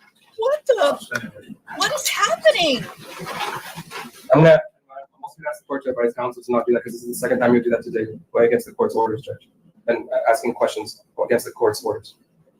I asked a different question, Judge, so I don't. I didn't follow order or anything in that regard, but, yeah, let's abide by the motions and eliminate, if you would, Mr. Vega. Let's proceed. Okay. Erica, okay, so you had a different type of job and then you were working as administrative assistant, right? Mhm. So since that last job you had, and the incident, after the incident, there's been no more, you've been out for a whole year, so you haven't really started looking for a job. You can't, right now you can't, right? No. And who's taking care of your daughter since you can't take care of them? I'm taking care of them. But that requires a lot of energy to chase them. Well, no, I have an 11-year-old and a 5-year-old, and they are aware of my condition. And my daughters are well-rounded, and they understand that I can cook for them. I can, be around them and watch them. Okay, so you're able to take care of your daughters. Mhm. Great.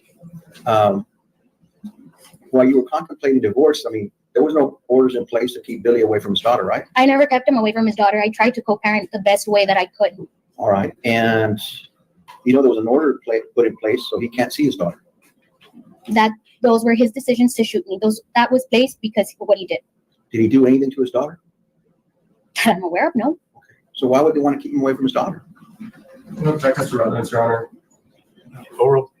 And that's the condition as well, Judge. Why would they want to keep him away from his daughter? I don't know. That wouldn't be a question for me. Is that more of an action of hatred, like trying to get him back for him? Objection to asked and answered, Your Honor. She already said she doesn't know. I was unconscious when the protective order was placed. Do you agree to remove it so he can see his daughter? No. Okay, so why not? He is somebody that is willing to put his daughter in harms. He didn't put his daughter in harm. He did. How? By shooting me while his daughter was upstairs. His daughter didn't witness any of that. She heard it, and she knows very well what her dad did. Who told her that? You? Your mom? She says it. Who? She said it. She heard the gunshots. Right. She didn't see anything happen. She was never placed in harm's way. Was she? To me, she was. To you, she was. Okay. And that was the reason you used to basically just terminate his rights with his daughter. That was his choice. You're saying that's just not, Absolutely. it's just out of That was his retaliation and hatred, choice. isn't it? No. Objection, Your Honor. Asked and answered and also argumentative, Judge. Argumentative. I'll overrule the objection. You can answer, ma'am, if you know. No, I believe they were his choices that caused this. So that's all the questions I have on this witness. Good. Get the Redirect. F out of here. Yes, Your Honor. Brief redirect.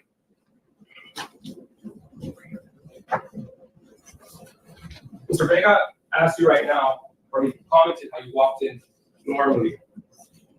I'm showing you State's Exhibit 51 again. How is your life normal now? My life isn't normal. I do not eat meals like everybody else. I eat very small meals. I am not allowed to eat any fast food whatsoever. My digestive system is so complex that it scares me all the time because I do not know if I'm going to burst my intestine. I don't know if I ate too much. I don't know if I ate too little. I'm unable to sometimes store energy. Just the simple food that I eat, from the energy of having to process the food, I get tired. Simply tired, exhausted. You can see it in my face. My blood pressure runs low. I'm pale. I feel like I'm going to pass out. Are you on medications at this time? Yes, I am on medication. How many medications are you on? At the moment, I am on 4 medications that I take, which are all due to, one is for my abdomen. The other 2 are for the anxiety and the depression that I have. And then I take one for whenever I have nausea. If I throw up too much, I can burst my incisions that I have on the inside, which would cause leakage in my abdomen and having to go to the hospital again. Do you take any medications for pain? I don't. I choose not to take medication for pain because it makes me really drowsy. So I don't take medication for pain, nor do I take any medication for my nerve pain. So how do you feel right now? I'm in pain. I'm in pain when I walk. As I'm sitting down right now, my back is hurting really bad. I can walk, but I can only walk for a certain amount of time. I have a double compound fracture on my right foot, which is a bone not healing. It's held with screws and plates. How did you get that injury on your leg? When Billy shot me and when I crashed, I came to find out that I broke my foot when I crashed. Now, you mentioned that you can't drive due to PTSD. Why can't you drive? 1, because my abdomen is still open. 2, it's all the anxiety and the PTSD that I have. I kind of sometimes lose track. Certain things, loud noises, bangs, honking, or if I see another vehicle and I feel like they're going to hit me, I start panicking and I just freeze. I don't do anything. Did you have PTSD prior to the day of June 1st, 2024? No, prior to June 1st, I lived a very freely, carefree life. I really never believed anything bad would happen. Do you want to be normal? I would like to. I would not like to feel like I'm crawling on my skin all the time. The anxiety that I have it's not a body experience. I don't have control over myself. I don't have control on the way I can feel. And it absolutely feels horrible due to the fact that I never had to feel this before. Never had to feel it. I never had to feel having to look over my shoulder all the time. Why do you feel like you have to look over your shoulder all the time? Because I don't trust anybody. I don't trust nobody that's around me all the time. And why is that? Because I trusted somebody and I trusted that they would not do something like this, and they ended up doing it. And the one person that stated that they loved me ended up being the one to do this. And who was that? Billy. Pass the witness. And, you mentioned that Billy may have had a problem with alcohol, is that right? Yes. Okay. You think that all the abuse that you gave him might have led to that? No, he was already, Did he get treatment for it? that I'm aware of, he did go and get some treatment for it. I know there was an incident where you might have a habit, I don't know, but did you ever get treatment? No. Okay. That's all I have, Judge.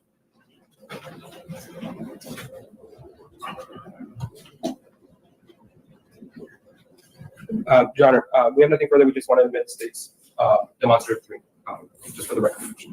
Okay, submitted. And nothing further for this witness, Your Honor. Okay, subject to recall either side. Yes, subject to recall for punishment.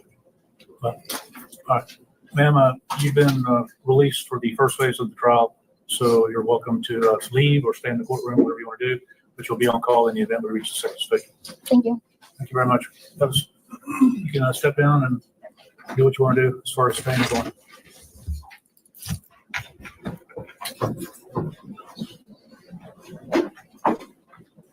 Okay, All right, the face next with us. they go on a brief break. Live court is on a short break, it says. The state rests. Yes, she's gone, Hannah. She is gone. We are done with him.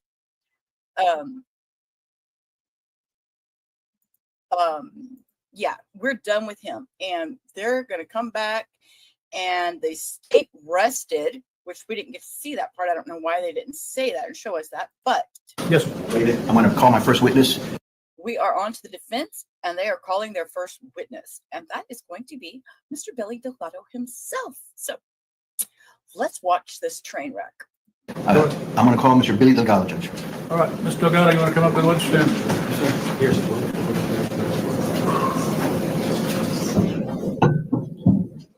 This one. You solemnly swear the evidence in the testimony you're giving the cause will be the truth, so help you God. Yes, sir. And your lawyers advise you on your constitutional privilege not to testify, and understanding that you agreed to waive that and testify before this jury, correct? Have a seat.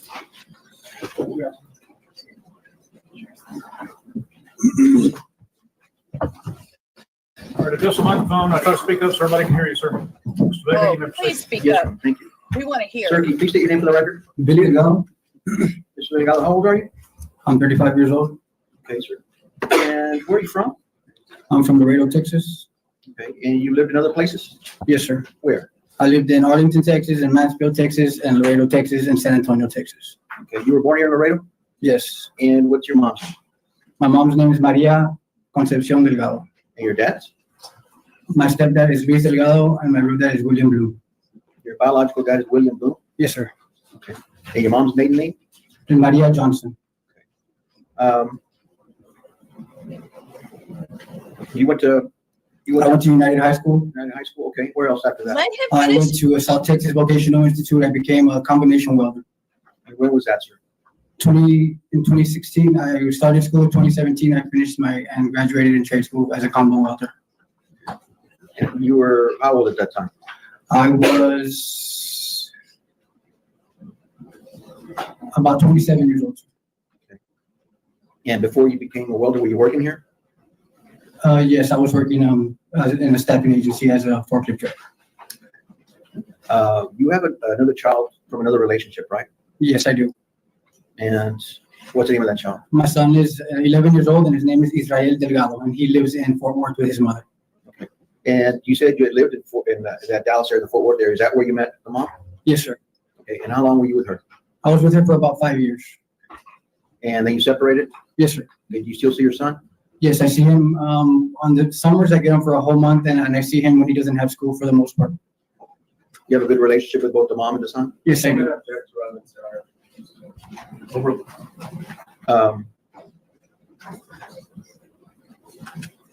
Okay, so you've done your best to try to raise your son? Yes, I have, sir. And after you left the Dallas area, you came back to Laredo? I moved to San Antonio, and I started going to trade schools. Okay. And then you moved back to Laredo? When I finished trade school, I moved to Mansfield, Texas, to start working in the industry as a welder. All right. And where does Erica Torres come into play?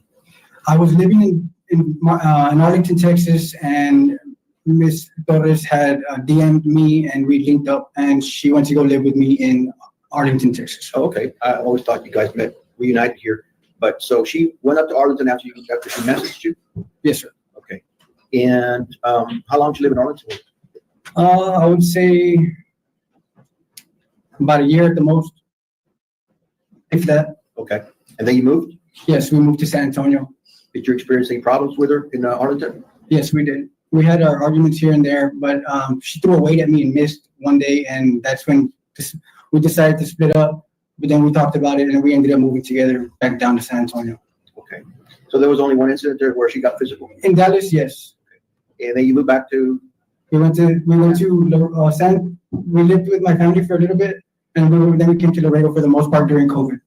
Okay. I believe it was testimony. She said that you guys were in San Antonio, right? Yes, we were in San Antonio. How long? Less than a year. Less than a year? Yes, sir. Okay. Did you live in your own apartment? Yes, we had a condo in Alamo Heights. Okay. And did you have any incidents there? Yes, that's where I pressed charges for the assault on the first time she hit me, sir. Oh, well, you were still in San Antonio? Well, we were still in San Antonio.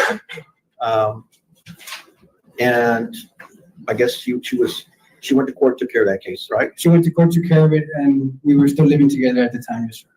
And what did she do in that incident? How did she hit you? We were arguing because we had a 2-story condo, and both my daughters were playing upstairs. I consider my stepdaughter my daughter. Both my daughters were playing upstairs. They were playing beauty school, and they came down, and the older one had cut the youngest one hair, and Ms. Torres snapped and dragged the older one by her hair up 2 flights of stairs. And when I told her, like, maybe you could have handled that different, she said for me not to tell her how to raise her daughter. And that's how the fight started? And that's how the fight started. And she started coming towards me, and I was like, Erica, stop. And that's when she hit me a couple of times, and that's when the neighbors called the cops. You didn't call the cops? I didn't call the cops, no, sir. Okay. I know that we brought it up. You were sitting here next to me during the voir dire. That was one of the questions, and I'm going to ask you is, somebody already threw a weight at your head, and somebody already assaulted you. I mean, why'd you stay with her after those 2 times? I mean, for the most part, as a man, you're raised to deal with those kind of things, okay, and just be a man about it. So I decided to be a man about it and be there for my family, what I had at the time. Okay. So after you said about, what was it, a year in San Antonio? Yes. You moved back to Laredo? Yes. And that was during COVID? Yes. Okay, there was not much going on during that time, right? No, sir. I think you said you weren't working at all. You didn't have a job. No, I was getting unemployment. So you were receiving some type of funds? Yes, sir. Did any incidents happen after that? We had gotten in an argument one time at the house, and I was trying to get out of the house. And when I was trying to get away from her, a cologne bottle had fallen on the floor, and she stepped on it, cut her foot. So that gave me a chance to open the door, and I was able to get in my vehicle and skirt off before she got to open the passenger door and continue the abuse. Okay. And any other times that you recollect? The time in the vehicle. The time in the vehicle? Yes. And after the time in the vehicle, one more time. That was it. That you remember? Yes, sir. Okay. There was other incidents when the police were called, right? He is making her out to be the perpetrator. Oh, I knew this was going to be hard. Yes. And those aren't the times that you're mentioning right now? No. Okay, so there were other times? Yes, there were other times that the cops in San Antonio, before that, they had proof because I was bleeding from the side of the head, so they had to arrest her because they took. I gave them permission to take photos. Okay, I'm not sure Mr. Delgado, you said you were bleeding, right? Yes, sir. So I have some photos, but are these the photos that I have from that incident? I believe, no, those were the photos that my two aunts, I was at home, we were at home here, we had a condo in Del Mar, and she was hitting me, and all of a sudden somebody rings the doorbell, and out of the blue, two of my aunts came to visit, and they were able to, Miss Erica calmed down, and I went upstairs real quick and I changed my shirt because it was all torn and everything because I didn't want my family to know what was going on at home. And so at that point, my aunts came in, they said hi to the babies and everything. And when they left is when I saw my opportunity to go outside and let them know and show them what was going on. And that's when they decided to take pictures of it because I had never told them that Miss Erica was like that. Okay. I mean, they knew that you argue a lot, right? Yeah, they knew that we argued, but I would never tell anybody of the time that she would put her hands on me. Okay. And a lot of these were they just scratches and slaps, or were they serious? There were scratches, slaps, and punches, all a mix of everything. Did you ever brandish a weapon? Never. Try to shoot her? No, sir. Okay. Except for, I mean. Well, we saw the video. Yes, sir. Right. Okay. And we'll get to that. Okay, Mr. Delgado? Yes, sir. But, I mean, we have assaults after assault after assault after assault after assault. You know, you could have lost your cool in between any of those assaults and shot her, right? Yes, sir, but I wasn't raised to hit women. Okay. Or you could have punched her out. Yes, easily, but I don't put my hands on women. Okay. So when did you purchase this weapon? The weapon that I purchased was after July of 2023, when the incident happened. I pressed charges, and one of her brothers had just gotten out of prison, so I was kind of concerned for my safety. Okay. Did anybody make threats against you? It's happened before, too. I've been threatened by her mother and her brother, yes. Okay. So you felt the need to purchase the weapon? Yes, sir. And when was that? That was in, not too, maybe I would, if I can recall, be August of 2023. All right, it's around that time, you're not certain? Around the time of after I pressed charges, yes, sir. Okay. Were you ever assaulted after that day? Yes, sir. Okay. Well, you have a weapon, you're being assaulted. I mean, you could have gone crazy and shot her, right? You didn't do that. I didn't, no, sir. All right. So you've already purchased a weapon. You felt the need to have purchased it because of the threats, but you're not using the weapon, right? No, sir. Okay. And you said you have one daughter with Erica, right? Yes, I have a 5-year-old with Erica, and I have an 11-year-old with Megan Lee Bagwell. Okay. But you love your daughter? Yes, I love her. I'll do anything to protect her. Okay. And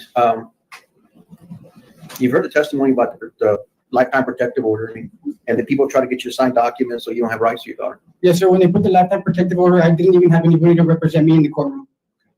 You want to see your daughter again? Yes, sir. You love her? Yes, I adore her with everything. Do you want to be able to take care of her and raise her? I would love that.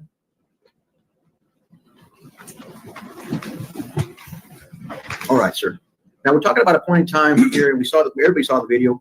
I don't think we needed that. Did we need that test done, Billy, with the gun residue on your hands to determine who shot? No, sir. Okay. So the whole issue here, Mr. Delgado, is whether, why did you shoot Erica Torres? Okay. So let me ask you a few questions regarding that. Okay. Yes, sir. Well, let me back a little bit. Your stepdaughter. Yes. Were there any allegations concerning abuse with her? Yes, there was. And what about Can I her? check the relevance, Your Honor? This is about the stepdaughter, correct? It goes to our defense judge. Well, I think it was already discussed to some extent, so I'm not overruling objection. Go ahead. Okay.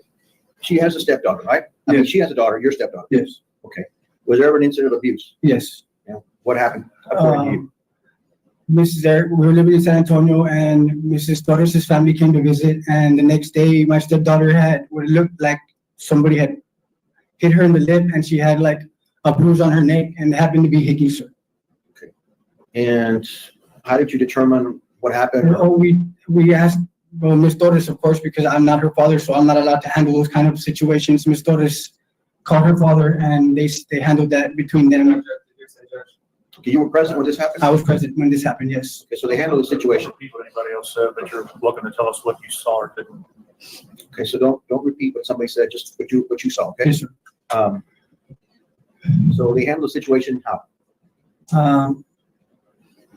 From what I know, they put her youngest sister in counseling, from what I know. Okay, so Erica's younger sister was the perpetrator in that case. Yes, sir. Now we move forward.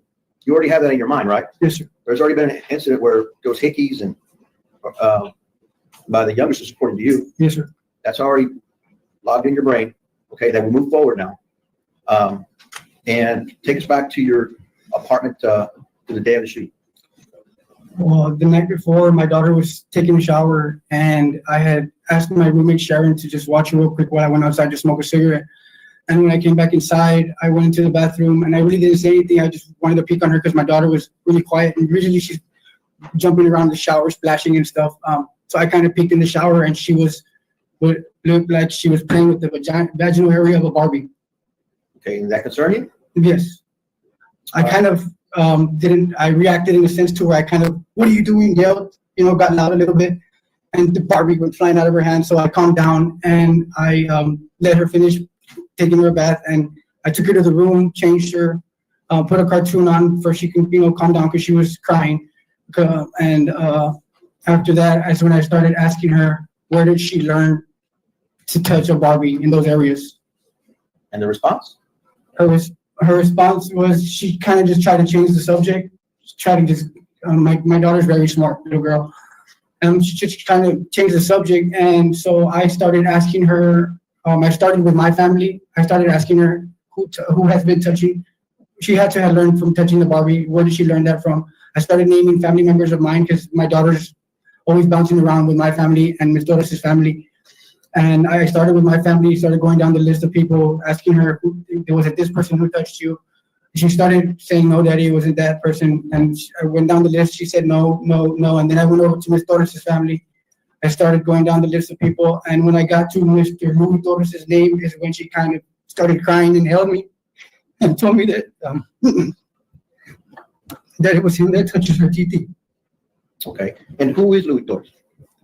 Erica's brother. Okay. Is he the one that's been in prison? Yes. You know what for? No. Okay.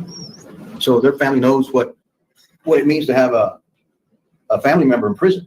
Yes, sir. What it feels like. Yes, sir. Okay, in your mind, so you already have the previous abused stepdaughter, and now you have this of your daughter. Yes, sir. Okay, so take us, what happened the rest of the night? Well, I was thinking how I can approach Ms. Torres because every time I approach Ms. Torres, she tells me that I'm acting like some sort of investigator or something in her terms. Because 2 weeks prior to that happening, she had came to drop off my daughter, and my daughter had a big knot on her head. And she said that it happened at school. And when I told her that I was going to go to school and get the incident report, she freaked out and said, oh, you're always acting like an investigator. Why do you have to do that? And I never got the paperwork from the school. So I figured if she's been abusing me this whole time, that she was abusing my daughter as well. Okay. So now we have a family member that has access, and you have Erica was giving him access to your daughter, right? Yes, sir. Okay. And so that night, did you do anything else or just go to bed? I put my daughter to bed, and I got as much rest as I could thinking about how I was going to approach Ms. Torres. Okay. So now you're placed in a position where you're separated. She's got friends in high places, right? Yes, sir. Yeah, she already told you that you're not going to be able to do anything here because she has a friend here at this court. No, she said, it doesn't matter what I do or how I do it, that she's never going to do it because of her aunt, Becky Palomo, is a judge, and she can get away basically with anything, in other words. That's what Erica told you. Yes. Whether she can do it or not is up to somebody else, not her. Yes, right? sir. Okay, but that's what she told you. Yes, sir. All right. So you have all these thoughts in your head. There's no way out because you're not going to get help here, according to you, right? Yes, I pressed charges multiple times. I did the report in the vehicle. She got seriously bodily injury, 2 counts of child endangerment, and nothing ever happened to her. Okay. Anything else? As in what? Okay. So you have all these things are going around in your head, right? All the previous abuse and stuff like that. You're not able to get a whole lot of sleep that night, right? Yes, sir. So what happens in the morning? So the following day, we wake up. I made my daughter pancakes as well for my roommate. I made breakfast. and I was thinking about how I was gonna approach it. So I decided I would call Ms. Torres. And so when I called her and I told her I needed to talk to her, something was going on with my daughter, she says, "Oh, there's always something going around with my daughter. That's why I never give it to you, because you're always investigating her," and hung up the phone. Or she said, "I'm on my way," and she hung up the phone. Did she threaten you by, you're never gonna see your daughter again? Yes, and somewhere in there where she says, "This is why I never let you have the baby," and I figured that she's never gonna let me see the baby again, especially if I tell her that her brother was fondling with my daughter. So at this point, your whole world is crashing in. I mean, you got abuse on your daughter. You have no way to help her. Yes, sir. She's already threatened to take your daughter away. You're not gonna be able to see her. What was the objection? I didn't hear. Leading. Okay. So what do you have in your mind going into this? Well, after I told her that and she hung up the phone, I guess she wasn't too far, and I snapped. It's when I completely lost. I figured I lost my temper. I blacked out, and I unloaded my weapon on Miss Torres. Okay. But you have, I mean, you're trying to defend your daughter from being sexually assaulted, right? Yes, sir. Is that what you're doing? Yes, sir. Okay. I didn't know what was going to happen to her when I let her go with her mother, because her mother's an abusive woman, and what if she would have done something to my daughter for telling me that what happens at her home? And this weapon, it wasn't an illegal weapon, right? No, sir. I don't have a prior record. I have a DWI in 2011. That's about it. That's why I was able to own a weapon. Okay. You don't have a felony. You've never been convicted of a felony in this state or any other state. I've only been convicted. Have you been convicted of a felony in this state or any other state? No, sir. I've only been convicted once in 2011 for a DWI. How old were you? I was 22, if I'm not mistaken. And okay, so you're able to carry a weapon. You're able to have a weapon. Is that Yes, correct? And you weren't committing any illegal act when this shooting took place, right? No, sir. And you already told us that you were protecting your daughter from a sexual assault, right? Yes, sir. That's what you thought you were doing. I didn't know what would happen. What else? I mean, Ms. Torres after I put charges in 2023, kept me away from her. Even on her birthday, I wasn't able to speak to her that year or see her.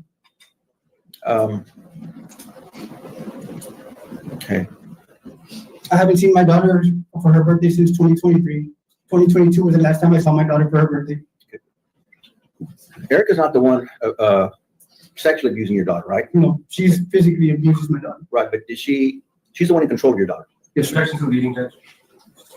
Is she the one in control of your daughter? Objection to leading. Yes, sir. And so is she given access to anybody else? Yes, sir. Okay, and is one of those persons Louis? Yes, sir. They used to live together, if I'm not mistaken. Louis Torres, right? Yes, sir. All right. So in order to protect your daughter, I mean, you have to do something, right? To get from daughter getting to Louis. The last thing I would have ever thought is nobody deserves to be shot. Nobody deserves to be shot. Right. Trust me, I regret it every day. I wish it would never happen. but it happened. Go ahead. But it happened, sir. And I mean, I felt like I was left with no choice. Was that your way of protecting your daughter? Yes. Okay. I mean, you've been through a lot, so you thought this was an unreasonable attempt to defend your daughter? Like, I didn't think it was reasonable to shoot anybody, but that's what happened. Well, that's the only option you had at the time, right? Yes, sir. Okay. So at that time it was reasonable. Was that correct? Yes, sir. Okay.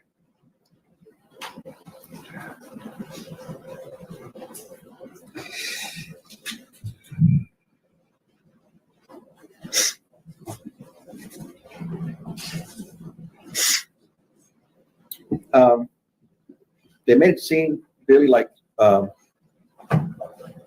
after the shooting took place that the car stopped. You just kind of walked toward the car and then went up. Is there something else that you wanted to do? No, sir. I like I said, during those 2 seconds of that happening, I was in a complete rage and was blacked out. But I mean, you've been slapped, had weights thrown at you, kicked. I mean, you've been abused all this time, and you didn't break into a rage. I guess from everything that I've had, all those times bottled in, never doing anything at those times and moments, bottling in and bottling in and bottling everything in, and then finally finding out that something's happening to my daughter, I completely lost it, sir. Okay. You said when the car approached, I mean, Mr. Delgado, if you wanted to kill her, I would think you would let the car stop, hey, roll down your window, and then shoot her and kill Objection, her. Your Honor, opposing counsel is testifying. Is that what's, It's fine. okay. Wouldn't that be, what would be an easier way if you wanted to kill her? I wouldn't want to kill her, but I guess if you were saying easier way to kill somebody would be to let them get off the vehicle. Okay, or stop the vehicle, right? Yes, sir. Okay, so that was never your intent, right? No, sir. In your mind, I was shooting towards, I guess I was shooting towards her vehicle in her direction. Yes, sir. and you had, I think they saw a total of, did you have the gun in a box, or how did you have the gun? I always carry it's small enough to carry in my pocket. So after I bought it, since as long as it's concealed, I'm allowed to carry it anywhere and it fits in my pocket. I always carry it in my pocket. Okay. And I don't think we saw the video, but I think I saw it, where you basically disappeared before the police come down. Where did you go? After the shooting, where did you go? I was I believe my mother had called me and I was on the phone with her. Okay. Did you ever go upstairs? I went upstairs to put the pistol and the 2 magazines on the chair because I didn't know how the police were going to respond when they got there. You didn't want to have any problems with the police? No, sir. In fact, you followed their instructions? Yes, sir. You got on your knees. We all saw it on video, right? Yes. They handcuffed you. You didn't want anybody else getting hurt? No, sir. Okay. You already told us you're very remorseful for what happened. Yes, sir. I wish it would never happen. Do you think, Billy, if you wouldn't have heard that your daughter was abused, and if you've never been assaulted so many times before, that this incident would have happened? No, sir.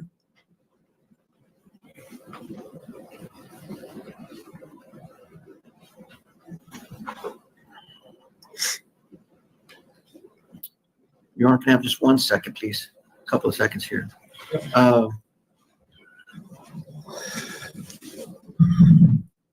Okay, you didn't do anything to provoke Erica, and then you responded with a shot, right? Yes, sir. Okay.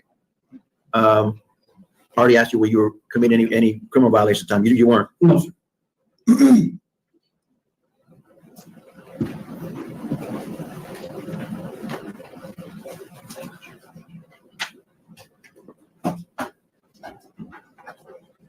Okay. Judge, that's all I have. My client. Thank you, Your Honor. If I could just have a moment. State's gonna cross. I hope it gets, I mean, it can't get any spicier than what it is, because this is outrageously insane.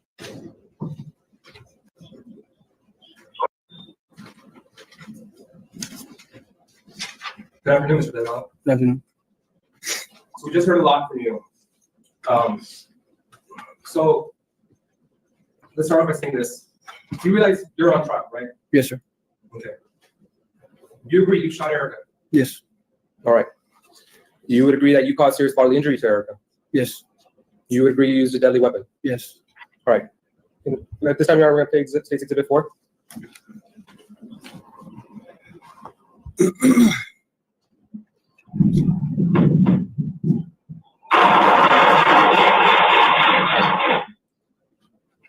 Mr. Delgado, you ambushed Erica that day, right? No, sir. I was no. It's a yes or no question. You ambushed Erica that day. Yes, you Did you let her know that you were going to shoot her when she arrived? Yes or no? I didn't even know I was going to shoot her when she arrived. Okay. Yet you didn't warn her, right? So you surprised her by shooting her 10 times that day? No, sir. It's on video, Mr. Delgado. I did shoot her 10 times that day, but I didn't shoot her planning that I was going to shoot her. You took. Mr. Delgado, you're waiting for her. You called her to come over. I called her to come over, but when I snapped when she told me what she told me on the phone, what happened in between me hanging up the phone and after what she said to the time that I shot her, I was in rage mode. It doesn't. Do you believe this enraged mode is some form of excuse? No, I'm not giving no excuses, sir. So then you were conscious of what you were doing? I wasn't, for those split seconds, I wasn't. So it was an excuse or not? Because you're saying you were I enraged. don't know what you consider an excuse. You intentionally called Erica over. But Yes, correct? But that's not what you said. You said, if I considered it an excuse, I don't know what you consider an excuse, sir. Mr. Delgado, let me break it down for you. You called Erica Torres over the date of June 1st, 2024 to your apartment, correct? Yes. You told her, get here now. Correct? No. You told her, come over to the apartment. No. What did you tell her? I told her that I needed to speak to her. I needed to come to the house because I needed to speak with her, and that's when she made those remarks. As in, this is why I never give you the baby. Okay. So yes, I guess you would say I did tell her to come to the house. Thank you. Yes. Now, but not intending to shoot her. Objection, Your Honor, non-responsive. Now, when she's coming over, you met Erica with bullets, correct? Shooting at her? You would agree with that? I don't understand that. I don't understand what you mean When by Erica met her arrived, with bullets. when Erica arrived, you immediately started shooting at her, correct? As according to the video, yes. Okay.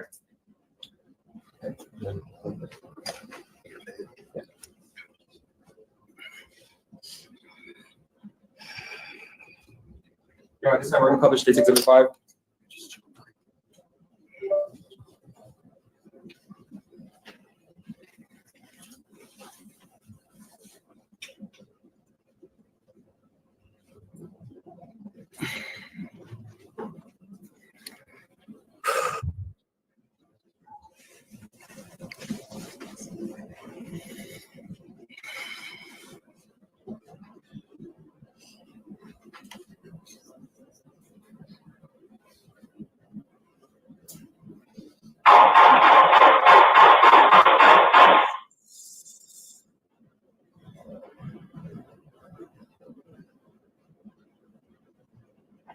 That gives me the chills every time I hear it.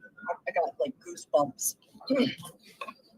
So Delgado, you're walking up to Erica's Kia Soul there, correct?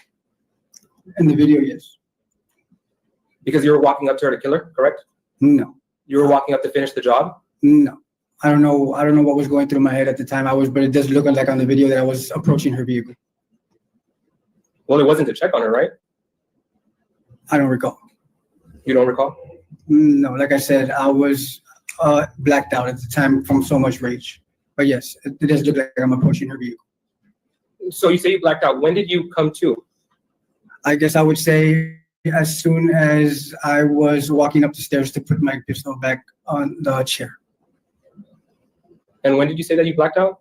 When she told me what she told me on the phone and we hung up. And she hung up. Okay.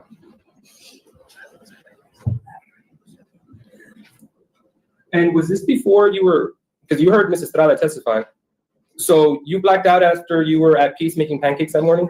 Happily making pancakes? No, my daughter was inside playing with Mrs. Estrada in her room, the sorry game, and that's when I told her I was gonna go outside, and I went outside and made a phone call. She doesn't even know about the phone call. I was outside when that phone call was made.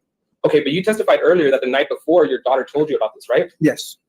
And you testified that you went through a list, right? That you started with your family? Yes. And then you went to Erica's family? Yes. You realized that well, how many people did you rattle off? How many names did you rattle off to your daughter asking her? I don't recall. I just went through everybody. Everybody? On my side, everybody. On her side, about 3 or 4 people.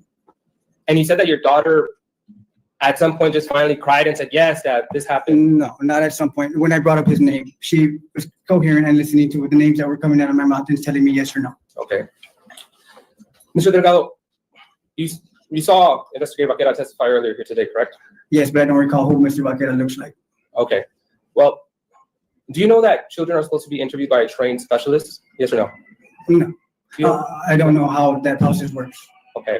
Well, I am going to pause just to take a breather and tell Vamos, thank you so much. It is so appreciated. And I'm not going to cry.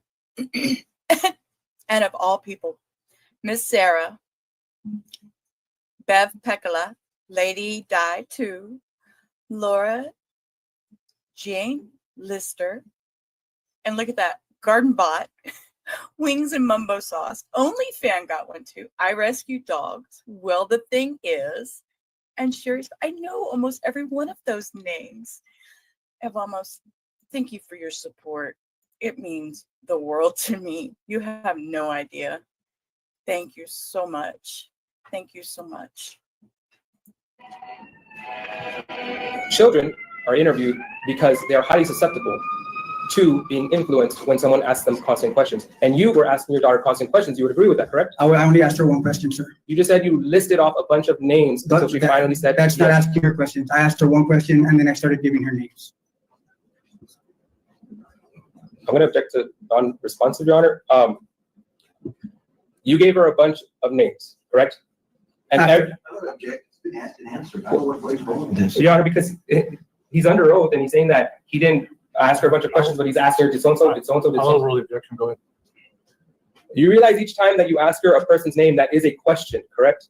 Oh, I guess if that's what you're saying, yes. I asked her one question and I started stating names. Okay. But yes, if I'm asking her, was it this person, I guess you would consider that a question. And yet you somehow landed on Uncle Louis, right? Yes, after I listed a bunch of people, yes. Okay. Now, after this video was taken, you got arrested, right? Yes, you know this. They told you that. Yes, we're just doing this for the question. Thank you, Mr. Delgado. Now, when you got arrested, you went to LPD, correct? They took me to the police station. To the police station. All right. And prior to that, you had already confessed, yes, I shot her. I did what I did. I'll take my consequences, correct? I do not. I recall telling the police officer that I unloaded my clip. I don't recall telling him that I'm willing to deal with the consequences. Okay. You don't remember telling Officer Amesquita, I'll deal with the consequences? No, sir. You don't remember telling your neighbor while you're in the back of the cop car? I remember yelling out to my neighbor that my daughter was violated, yes. Okay. I don't recall ever saying that I'm willing to deal with the consequences. No. I'm going to ask you, you said you were taken to LPD?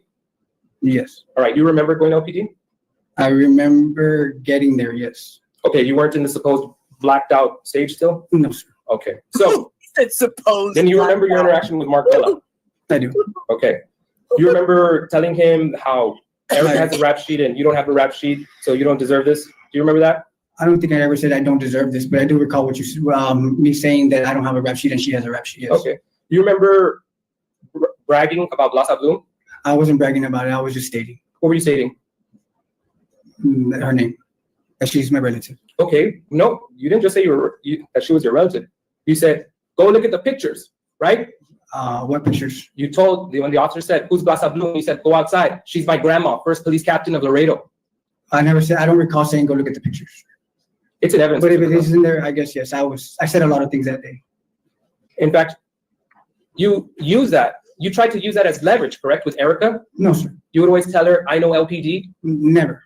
You never told her that? Never. So you wouldn't use the fact that your grandmother was an LPD and that you knew the police? Never. My grandma has not been a part of my life for a really long time, sir.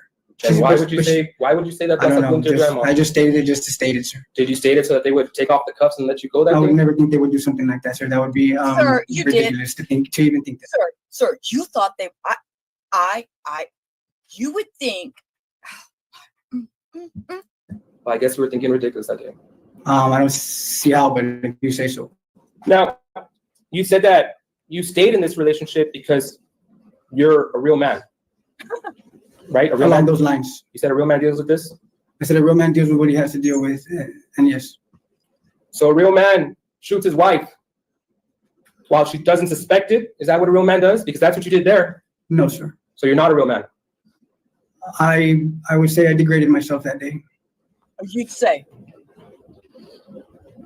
You said you weren't raised to hit women, right? Never. Were you raised to shoot women? Neither. But you did. You said you love your daughter? I adore her with everything. I'll do anything for her to protect her.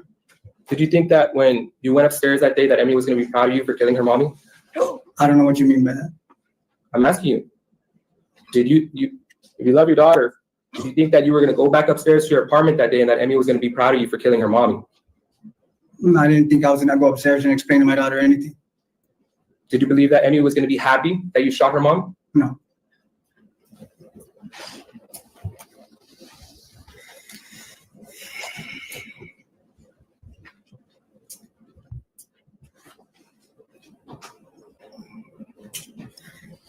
Mr. Delgado, you expressed that you're remorseful for what you did. Is that correct? Yes.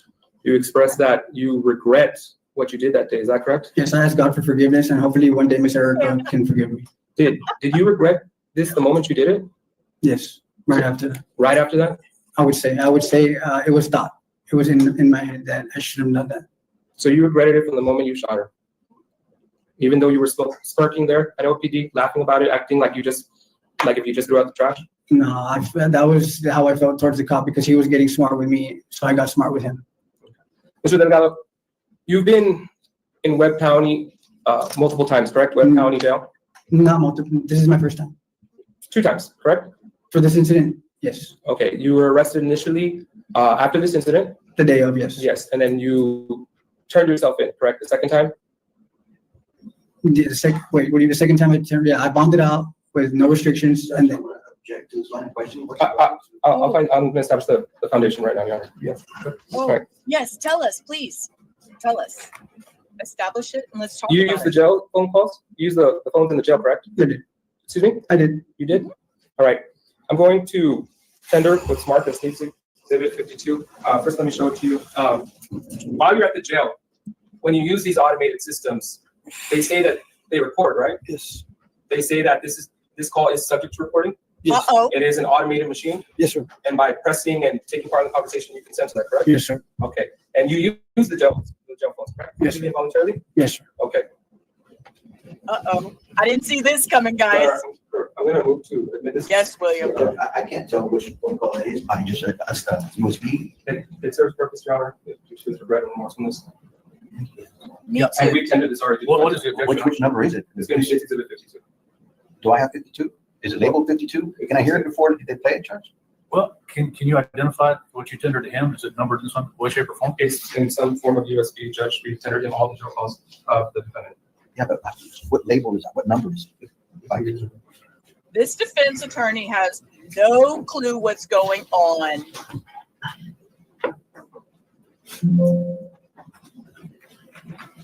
He doesn't even know about these jail calls enough to know what's going on. This Which is is DVD 1, 2, 3, 4, 5, 6, insane. 7, 8, or 9.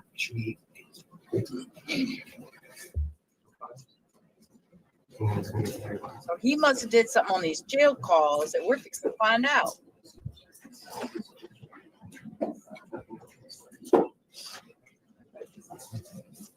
Yeah, I'm with y'all. No arguing. We don't disrespect each other in this house. We don't argue.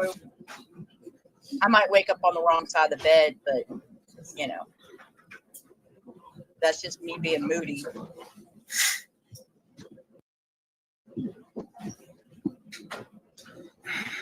Oh, he's definitely scared, William. He's definitely scared. He's definitely scared. Permission to publish State's Exhibit 52, Your Honor.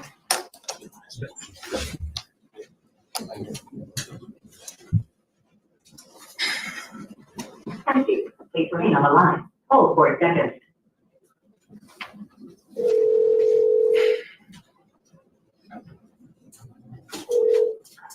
Several charges for your call have been accepted. There was no. They're not.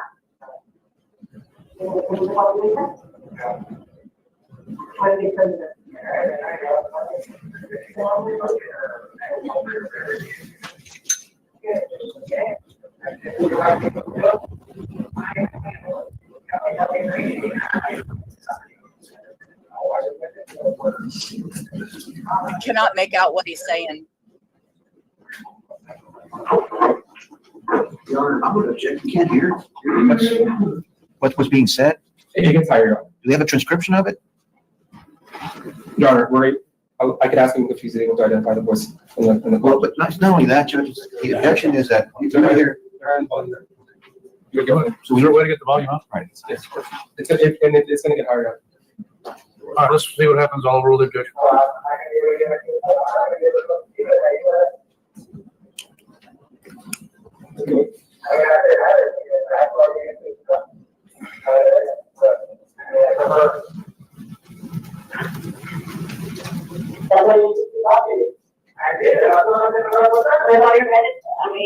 Okay.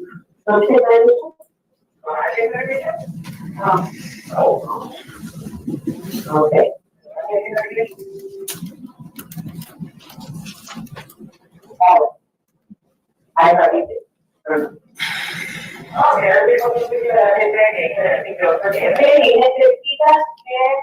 Ayudarte a ti mismo, Billy. ¿Entiendes? No, Billy, le contratas a Erika y le dices que Erika le está ayudando. fíjate de ti que tú tienes que ayudarte. No te quieres ayudar. Las cosas que me hacen mal. Who are you talking to in this phone call? It sounds like my mother.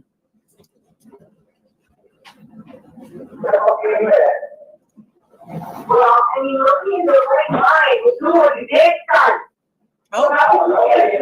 The injury. Okay, but you know what? And for you to speak to me and realize, right, we're not getting out of this, Billy. I know that. But you're not understanding that this was not a pleasant space. And this is when we told our children as growing up, do not think that we cannot protect you. And there's only to regret, there's only so much we can teach you and What? Mr. Delgado, you said you regret what you did that day immediately? I said that today. No, I asked you earlier. I said, did you regret it immediately after you did it? And you said, yes, I did. Correct? Yes, I thought I did, yes. Okay, this phone call is dated from June 6th, after the date took place on June 1st. And say again, please. I heard it. That day I did say I did not regret it. I was upset. and we cannot protect you. There's only to regret, there's only so much we can teach you I believe you said you don't regret a motherfucking thing you did. How about that, correct? Yes, sir, I did say that that day. I was still upset. Objection to non-responsive. Now, Your Honor, he's gotta let him answer the question. I'm gonna object to the interruption. No, it was a yes or no question.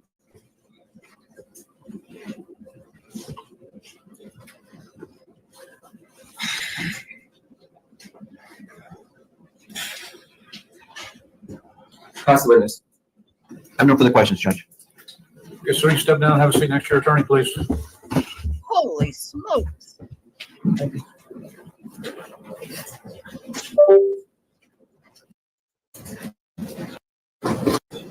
I think somebody will get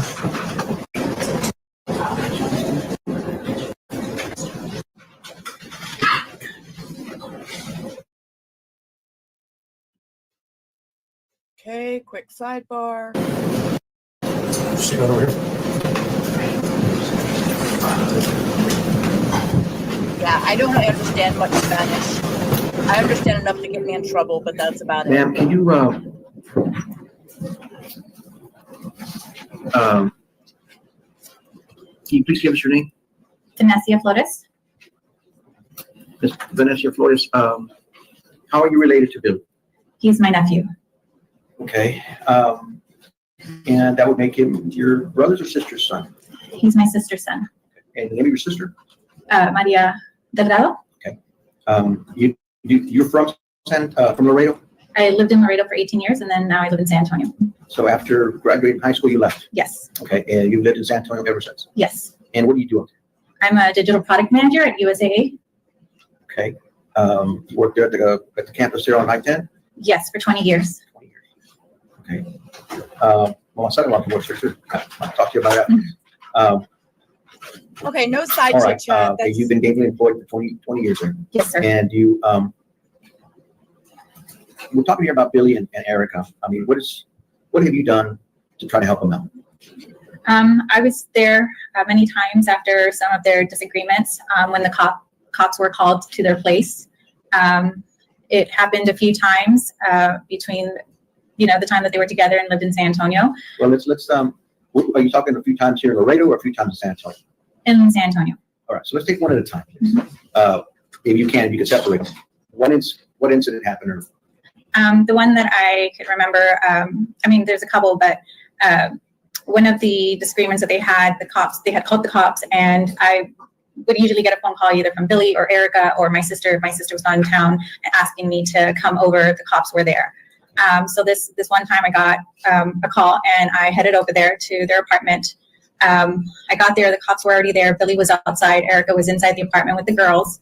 and they were questioning Billy because he had marks on his body, and they were asking if he wanted to press charges. Did he? At first, he said no repeatedly, and at the end, he said, "Okay, I will." You could visibly see the marks, so I feel like the cops kept asking, and he finally said yes. Okay, and you were present for that? I was. Okay, please only testify to what you saw or you were present to, okay? Yes. Okay, that was one of the incidents? Yes, that was one of the incidents. That was the night she got arrested. Did you take care of the children? I did. I ended up taking Emmy and Bella with me, because Billy and Erica had just had a disagreement, and they were both a little worked up. And Erica was going to jail, and Billy was going to stay behind. So I told him, "Let me take the girls, give you some time." And I just got clothes for Bella because she was in school, and just so that I could make sure to get her to school in the morning. Okay. And is there another incident that you were present for? There is another one that I showed up to the apartment. This one, nobody got arrested. I ended up taking Billy home with me that night to give them some time. The cop thought it would be best to give them time because they had just had a disagreement as well. And the police were there at that? Police were there. And that's in San Antonio. Anything in Laredo that you were present for? No. How do you describe the relationship? Toxic, unhealthy. Did you ever advise Billy what to do? I did. What was that? I felt like, and really it was only when they had their disagreements, I told him that I thought it was best that they go their separate ways because they were not a good match. I felt like she brought out the worst in him, or I just saw another side of Billy that I hadn't seen before. Okay. So, for the sake of the girls. Right. You know what he's accused of, right? Yes. Okay. Is Billy that type of person to shoot up people? No. Does he love his daughter? I'm sorry? Does he love his daughter, Amy? Oh, absolutely. Or both of them, actually. Absolutely. And his son? Yes. And those are the only two incidents that come to your mind in San Antonio, right? Correct. Judge, that's all I have with this witness.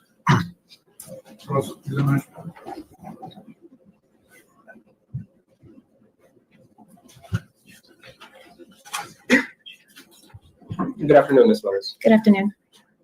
Ms. Flores, you weren't there that day that Erica got shot, correct? I was not, sir. I was in San Antonio. Okay. Have you seen the video Which video? of Billy shooting Erica? No, I have not. You know that Billy shot her 10 times? No, I did not. Do you know that he called her over and ambushed her and just shot her as soon as she arrived? I mean, I've read the newspaper. I've seen the news. And you said that they were not right for each other, correct? Correct. Well, that's my opinion. And that's fine. You just testified to it, right?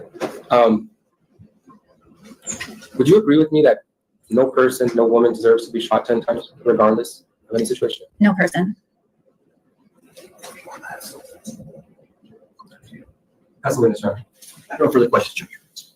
Okay, not subject to recall, ma'am. You're excused. You can stay in the courtroom or you can leave. Thank you. Thank you. Judge, I'm gonna call Connie Delgado. Not yet, Mom. In a minute. Give me about 5 minutes.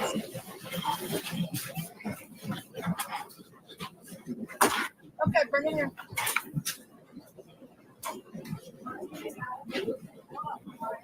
Now you need exercise.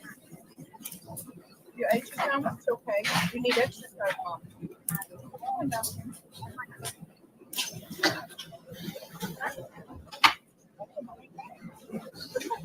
Thank you. Okay. You're welcome. Yes, ma'am. So, would you come up here and raise your right hand for me? You do solemnly swear the evidence in the testimony given the cause to be the I'm truth. sorry, guys. I was not. You can sit right over here, I'm please. so sorry. I'm sorry.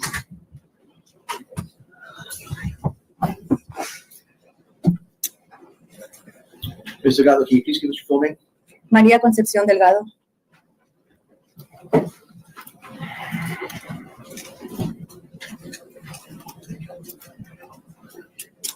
Maria, is this your son sitting next to me? Yes, sir. And how many children do you have? 3 boys. 3 boys. Have you ever had an incident like this happen in your family? No, sir. Okay, what's the age of your oldest boy? Billy, 35. Billy's the oldest? That's my oldest. Okay, and the second, who's the middle one? Luis Delgado, 28. Okay, after that? Enrique Delgado, 21. And what does Enrique do? Enrique is a 3rd-year college student at Texas A&M in College Station. Okay, and the middle one? That's the little one. The middle one, The middle one is a graduate from, I'm sorry. He's a graduate from Trinity University of that in San Antonio? in San Antonio. Okay, so you have potentially you have one college graduate, one's about to graduate, right? Yes, sir. And Billy's the oldest. And Billy's the oldest. Why didn't Billy go to college like the rest of them? Why didn't he go to college like the rest? I didn't go to college and I'm a very successful woman. So Billy didn't feel like he had to go to school? He tried it. I tried it. He did. He has he's got a welding degree. Okay.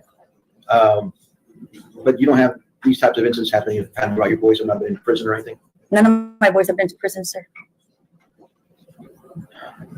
Ma'am, they played a jail ball where Billy's arguing with you and things like that. Is that common that Billy does? Billy changed after Erica came into his life. His whole persona changed. He was a different person? Very different. Okay. Like what? What changed him? We noticed the distance in him. She would tell him not to listen to us. Your parents rule your life. Your parents do everything. Stop listening to them. Put things in his head like that. Okay. Go ahead. I believe she carries herself like that with her family, and that's what we noticed that was coming out of our son. All right. There were several incidents that happened. I think you were present or came in after they occurred, the assaults, right? I'm sorry? Were you ever present after an assault had taken place between Billy and Erica? Always. How many times? Oh, almost every other week. Okay. And what would happen? They would argue. My son would end up getting physically assaulted, and we would have to remove her from the house. My sister would take her home. You talking about incidents in Laredo or San Antonio? San Antonio. Any incidents here in Laredo that you were there? That I was present? No. That I came to live with my son because of an incident that they had on the highway while he was taking her to one of the domestic violence abuses court cases she has in San Antonio, because she had revoked it with a DWI. So he was taking her there one early morning after she was very hungover from the night before. Okay.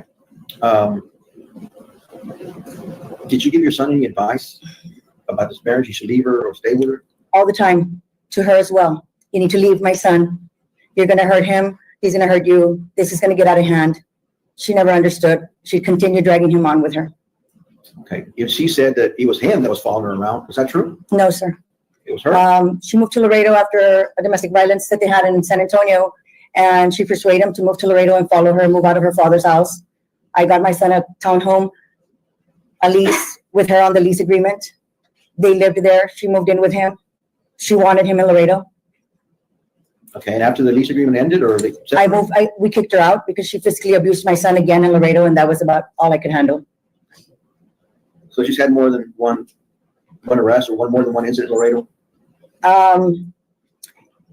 Of her own, yes. She's got a domestic violence abuse that we put charges against her and sat on the DA's desk for over a year, and nothing ever happened. Okay, you do know what happened. That Billy, according to the evidence, the video that he shot at, not that Erica was shot 10 times, but he shot at Erica 10 times. Is that something that you ever thought your son would do? No. That's not within his character? No. Does he go out assaulting people, physically abusing people? No. Erica made him very aggressive. Changed his whole persona, like I said, changed his whole character. And she was a very aggressive, or I don't know if she still is, woman. Judge, that's all I have of this witness. There you are. Good afternoon, Mr. Lau. Good afternoon, sir. You would agree with me that you love Billy, right? I love all my boys, yes. You spoke to Billy that morning, the day before he shot Erica. Or sorry, you spoke to Billy that morning that he shot Erica, right? Yes, sir. In fact, he called you before he shot Erica. No, right? sir, not before. During, I believe. He called you during? I believe I was on the phone when it happened. And you begged him, right, not to do anything? No, I didn't know what he was going to do. I never begged my son not to do anything. You told him don't do anything, right? No, I did not. I said, son, what are you talking about? And he said, Mom, my daughter opened up to me and said that Louis sexually abused me. And she finally opened up, Mom. And I said, And what do you mean by opened up? Mom, Louis did something to her. We need to take it to court. We need to figure out what we're gonna do. He stayed quiet, didn't say another word. And then I heard what I heard, which were gunshots on the other side. So you never told him, son, there's no possible way. I know Emmy. I have her 10 days out of the month. She would have told me something. This is not possible, son. Are you testifying here today? I told him Emmy would have told me. Emmy would have told me if something happened to her. I've asked her before because Emmy comes to my house every time her mom gives her to me with a dirty underwear, with mucus on her underwear. And I'm curious as to what that mucus is on her underwear. Why her underwear is green and yellow every time she brings it to me. And I cannot get a word out of Billy. How did you get it out of her? She was in the tub, mom, playing with the dolls. I caught her and I left it alone. And at night when I lay down with her, she confessed to me and told me what Louis had done. Would it surprise you if everything you just testified to is not what you told the police that day? I wrote a statement. I don't recall what I wrote on the statement, but imagine what kind of stress I was in. Yes, in your recorded interview, you never mentioned the tub. I might have not mentioned every detail, sir. In your recorded interview, you're actually telling the officers that you were telling Billy that there's no way this could be true, correct? Yes, there's no way this could be true. What do you mean? Why didn't Emmy open up to me? In your recorded, I raised Emmy. I'm gonna object. Yes. Let's move on. In your recorded interview, you told Billy, don't do anything. There's no way this could be true, correct? Yeah, don't do anything could mean anything. You tried to stop him from doing anything, correct? And I had no idea what he was going to do, but whatever my son was going to do, I said, Mijito, just stop. Whatever it is that I wrote down in my statement that I don't recall. In fact, he told you, oh yeah, watch this. And then you told the officers you heard pom, pom, pom, you heard the bangs. No, he said, yeah, just watch, mom. And then I heard nothing, and I heard absolutely nothing. I thought he was grabbing Emmy so I could speak to her, so she could tell me what happened. And then that's when I heard gunshots. So you were carrying a conversation with Billy before you heard him shoot Erica, correct? Yes, with no idea that that's what was going to happen.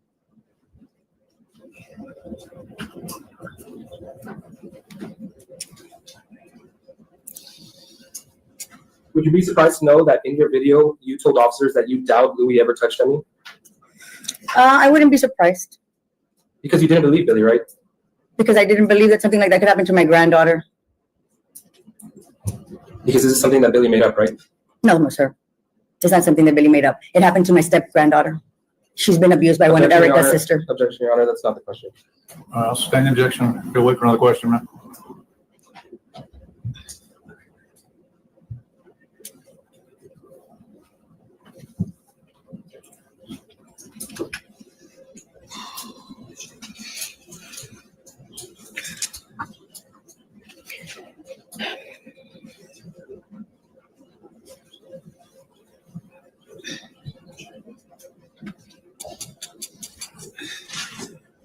We'll pass the witness, Your Honor. No further questions, Judge. Okay, ma'am, you can step down, not subject to recall either side. Have a seat in the courtroom or you can leave. Thank you very much. Thank you. Oh my goodness. That is the end of the day. That ended the day. The anxiety, right? Vamos, WTF. I understand she's an angry mom, but her son caused this. He was on the phone with her and said, watch this. Oh my Lord. Okay. Tomorrow, yes, absolute. Total mess. It is 9 p.m. here in Texas. I think I'm going to go take the dogs outside for a little bit and spend some time with them. See if mom needs anything else, because we all know she already took her medicine since she interrupted me. And I want to take a moment to thank Evamos for the 10 gifted memberships. So they're down here. I get to them, the memberships. And Lois for the $5. I appreciate that. And everybody that has been here forever, you are all appreciated. And I just want everybody to have a great night. And we will pick back up tomorrow. They will do closings. And we're still on verdict watch for Washington versus Ali and Ali. So with that, I want everybody to have a great night. And until tomorrow, peace. Lights are right on a rickety old track, holding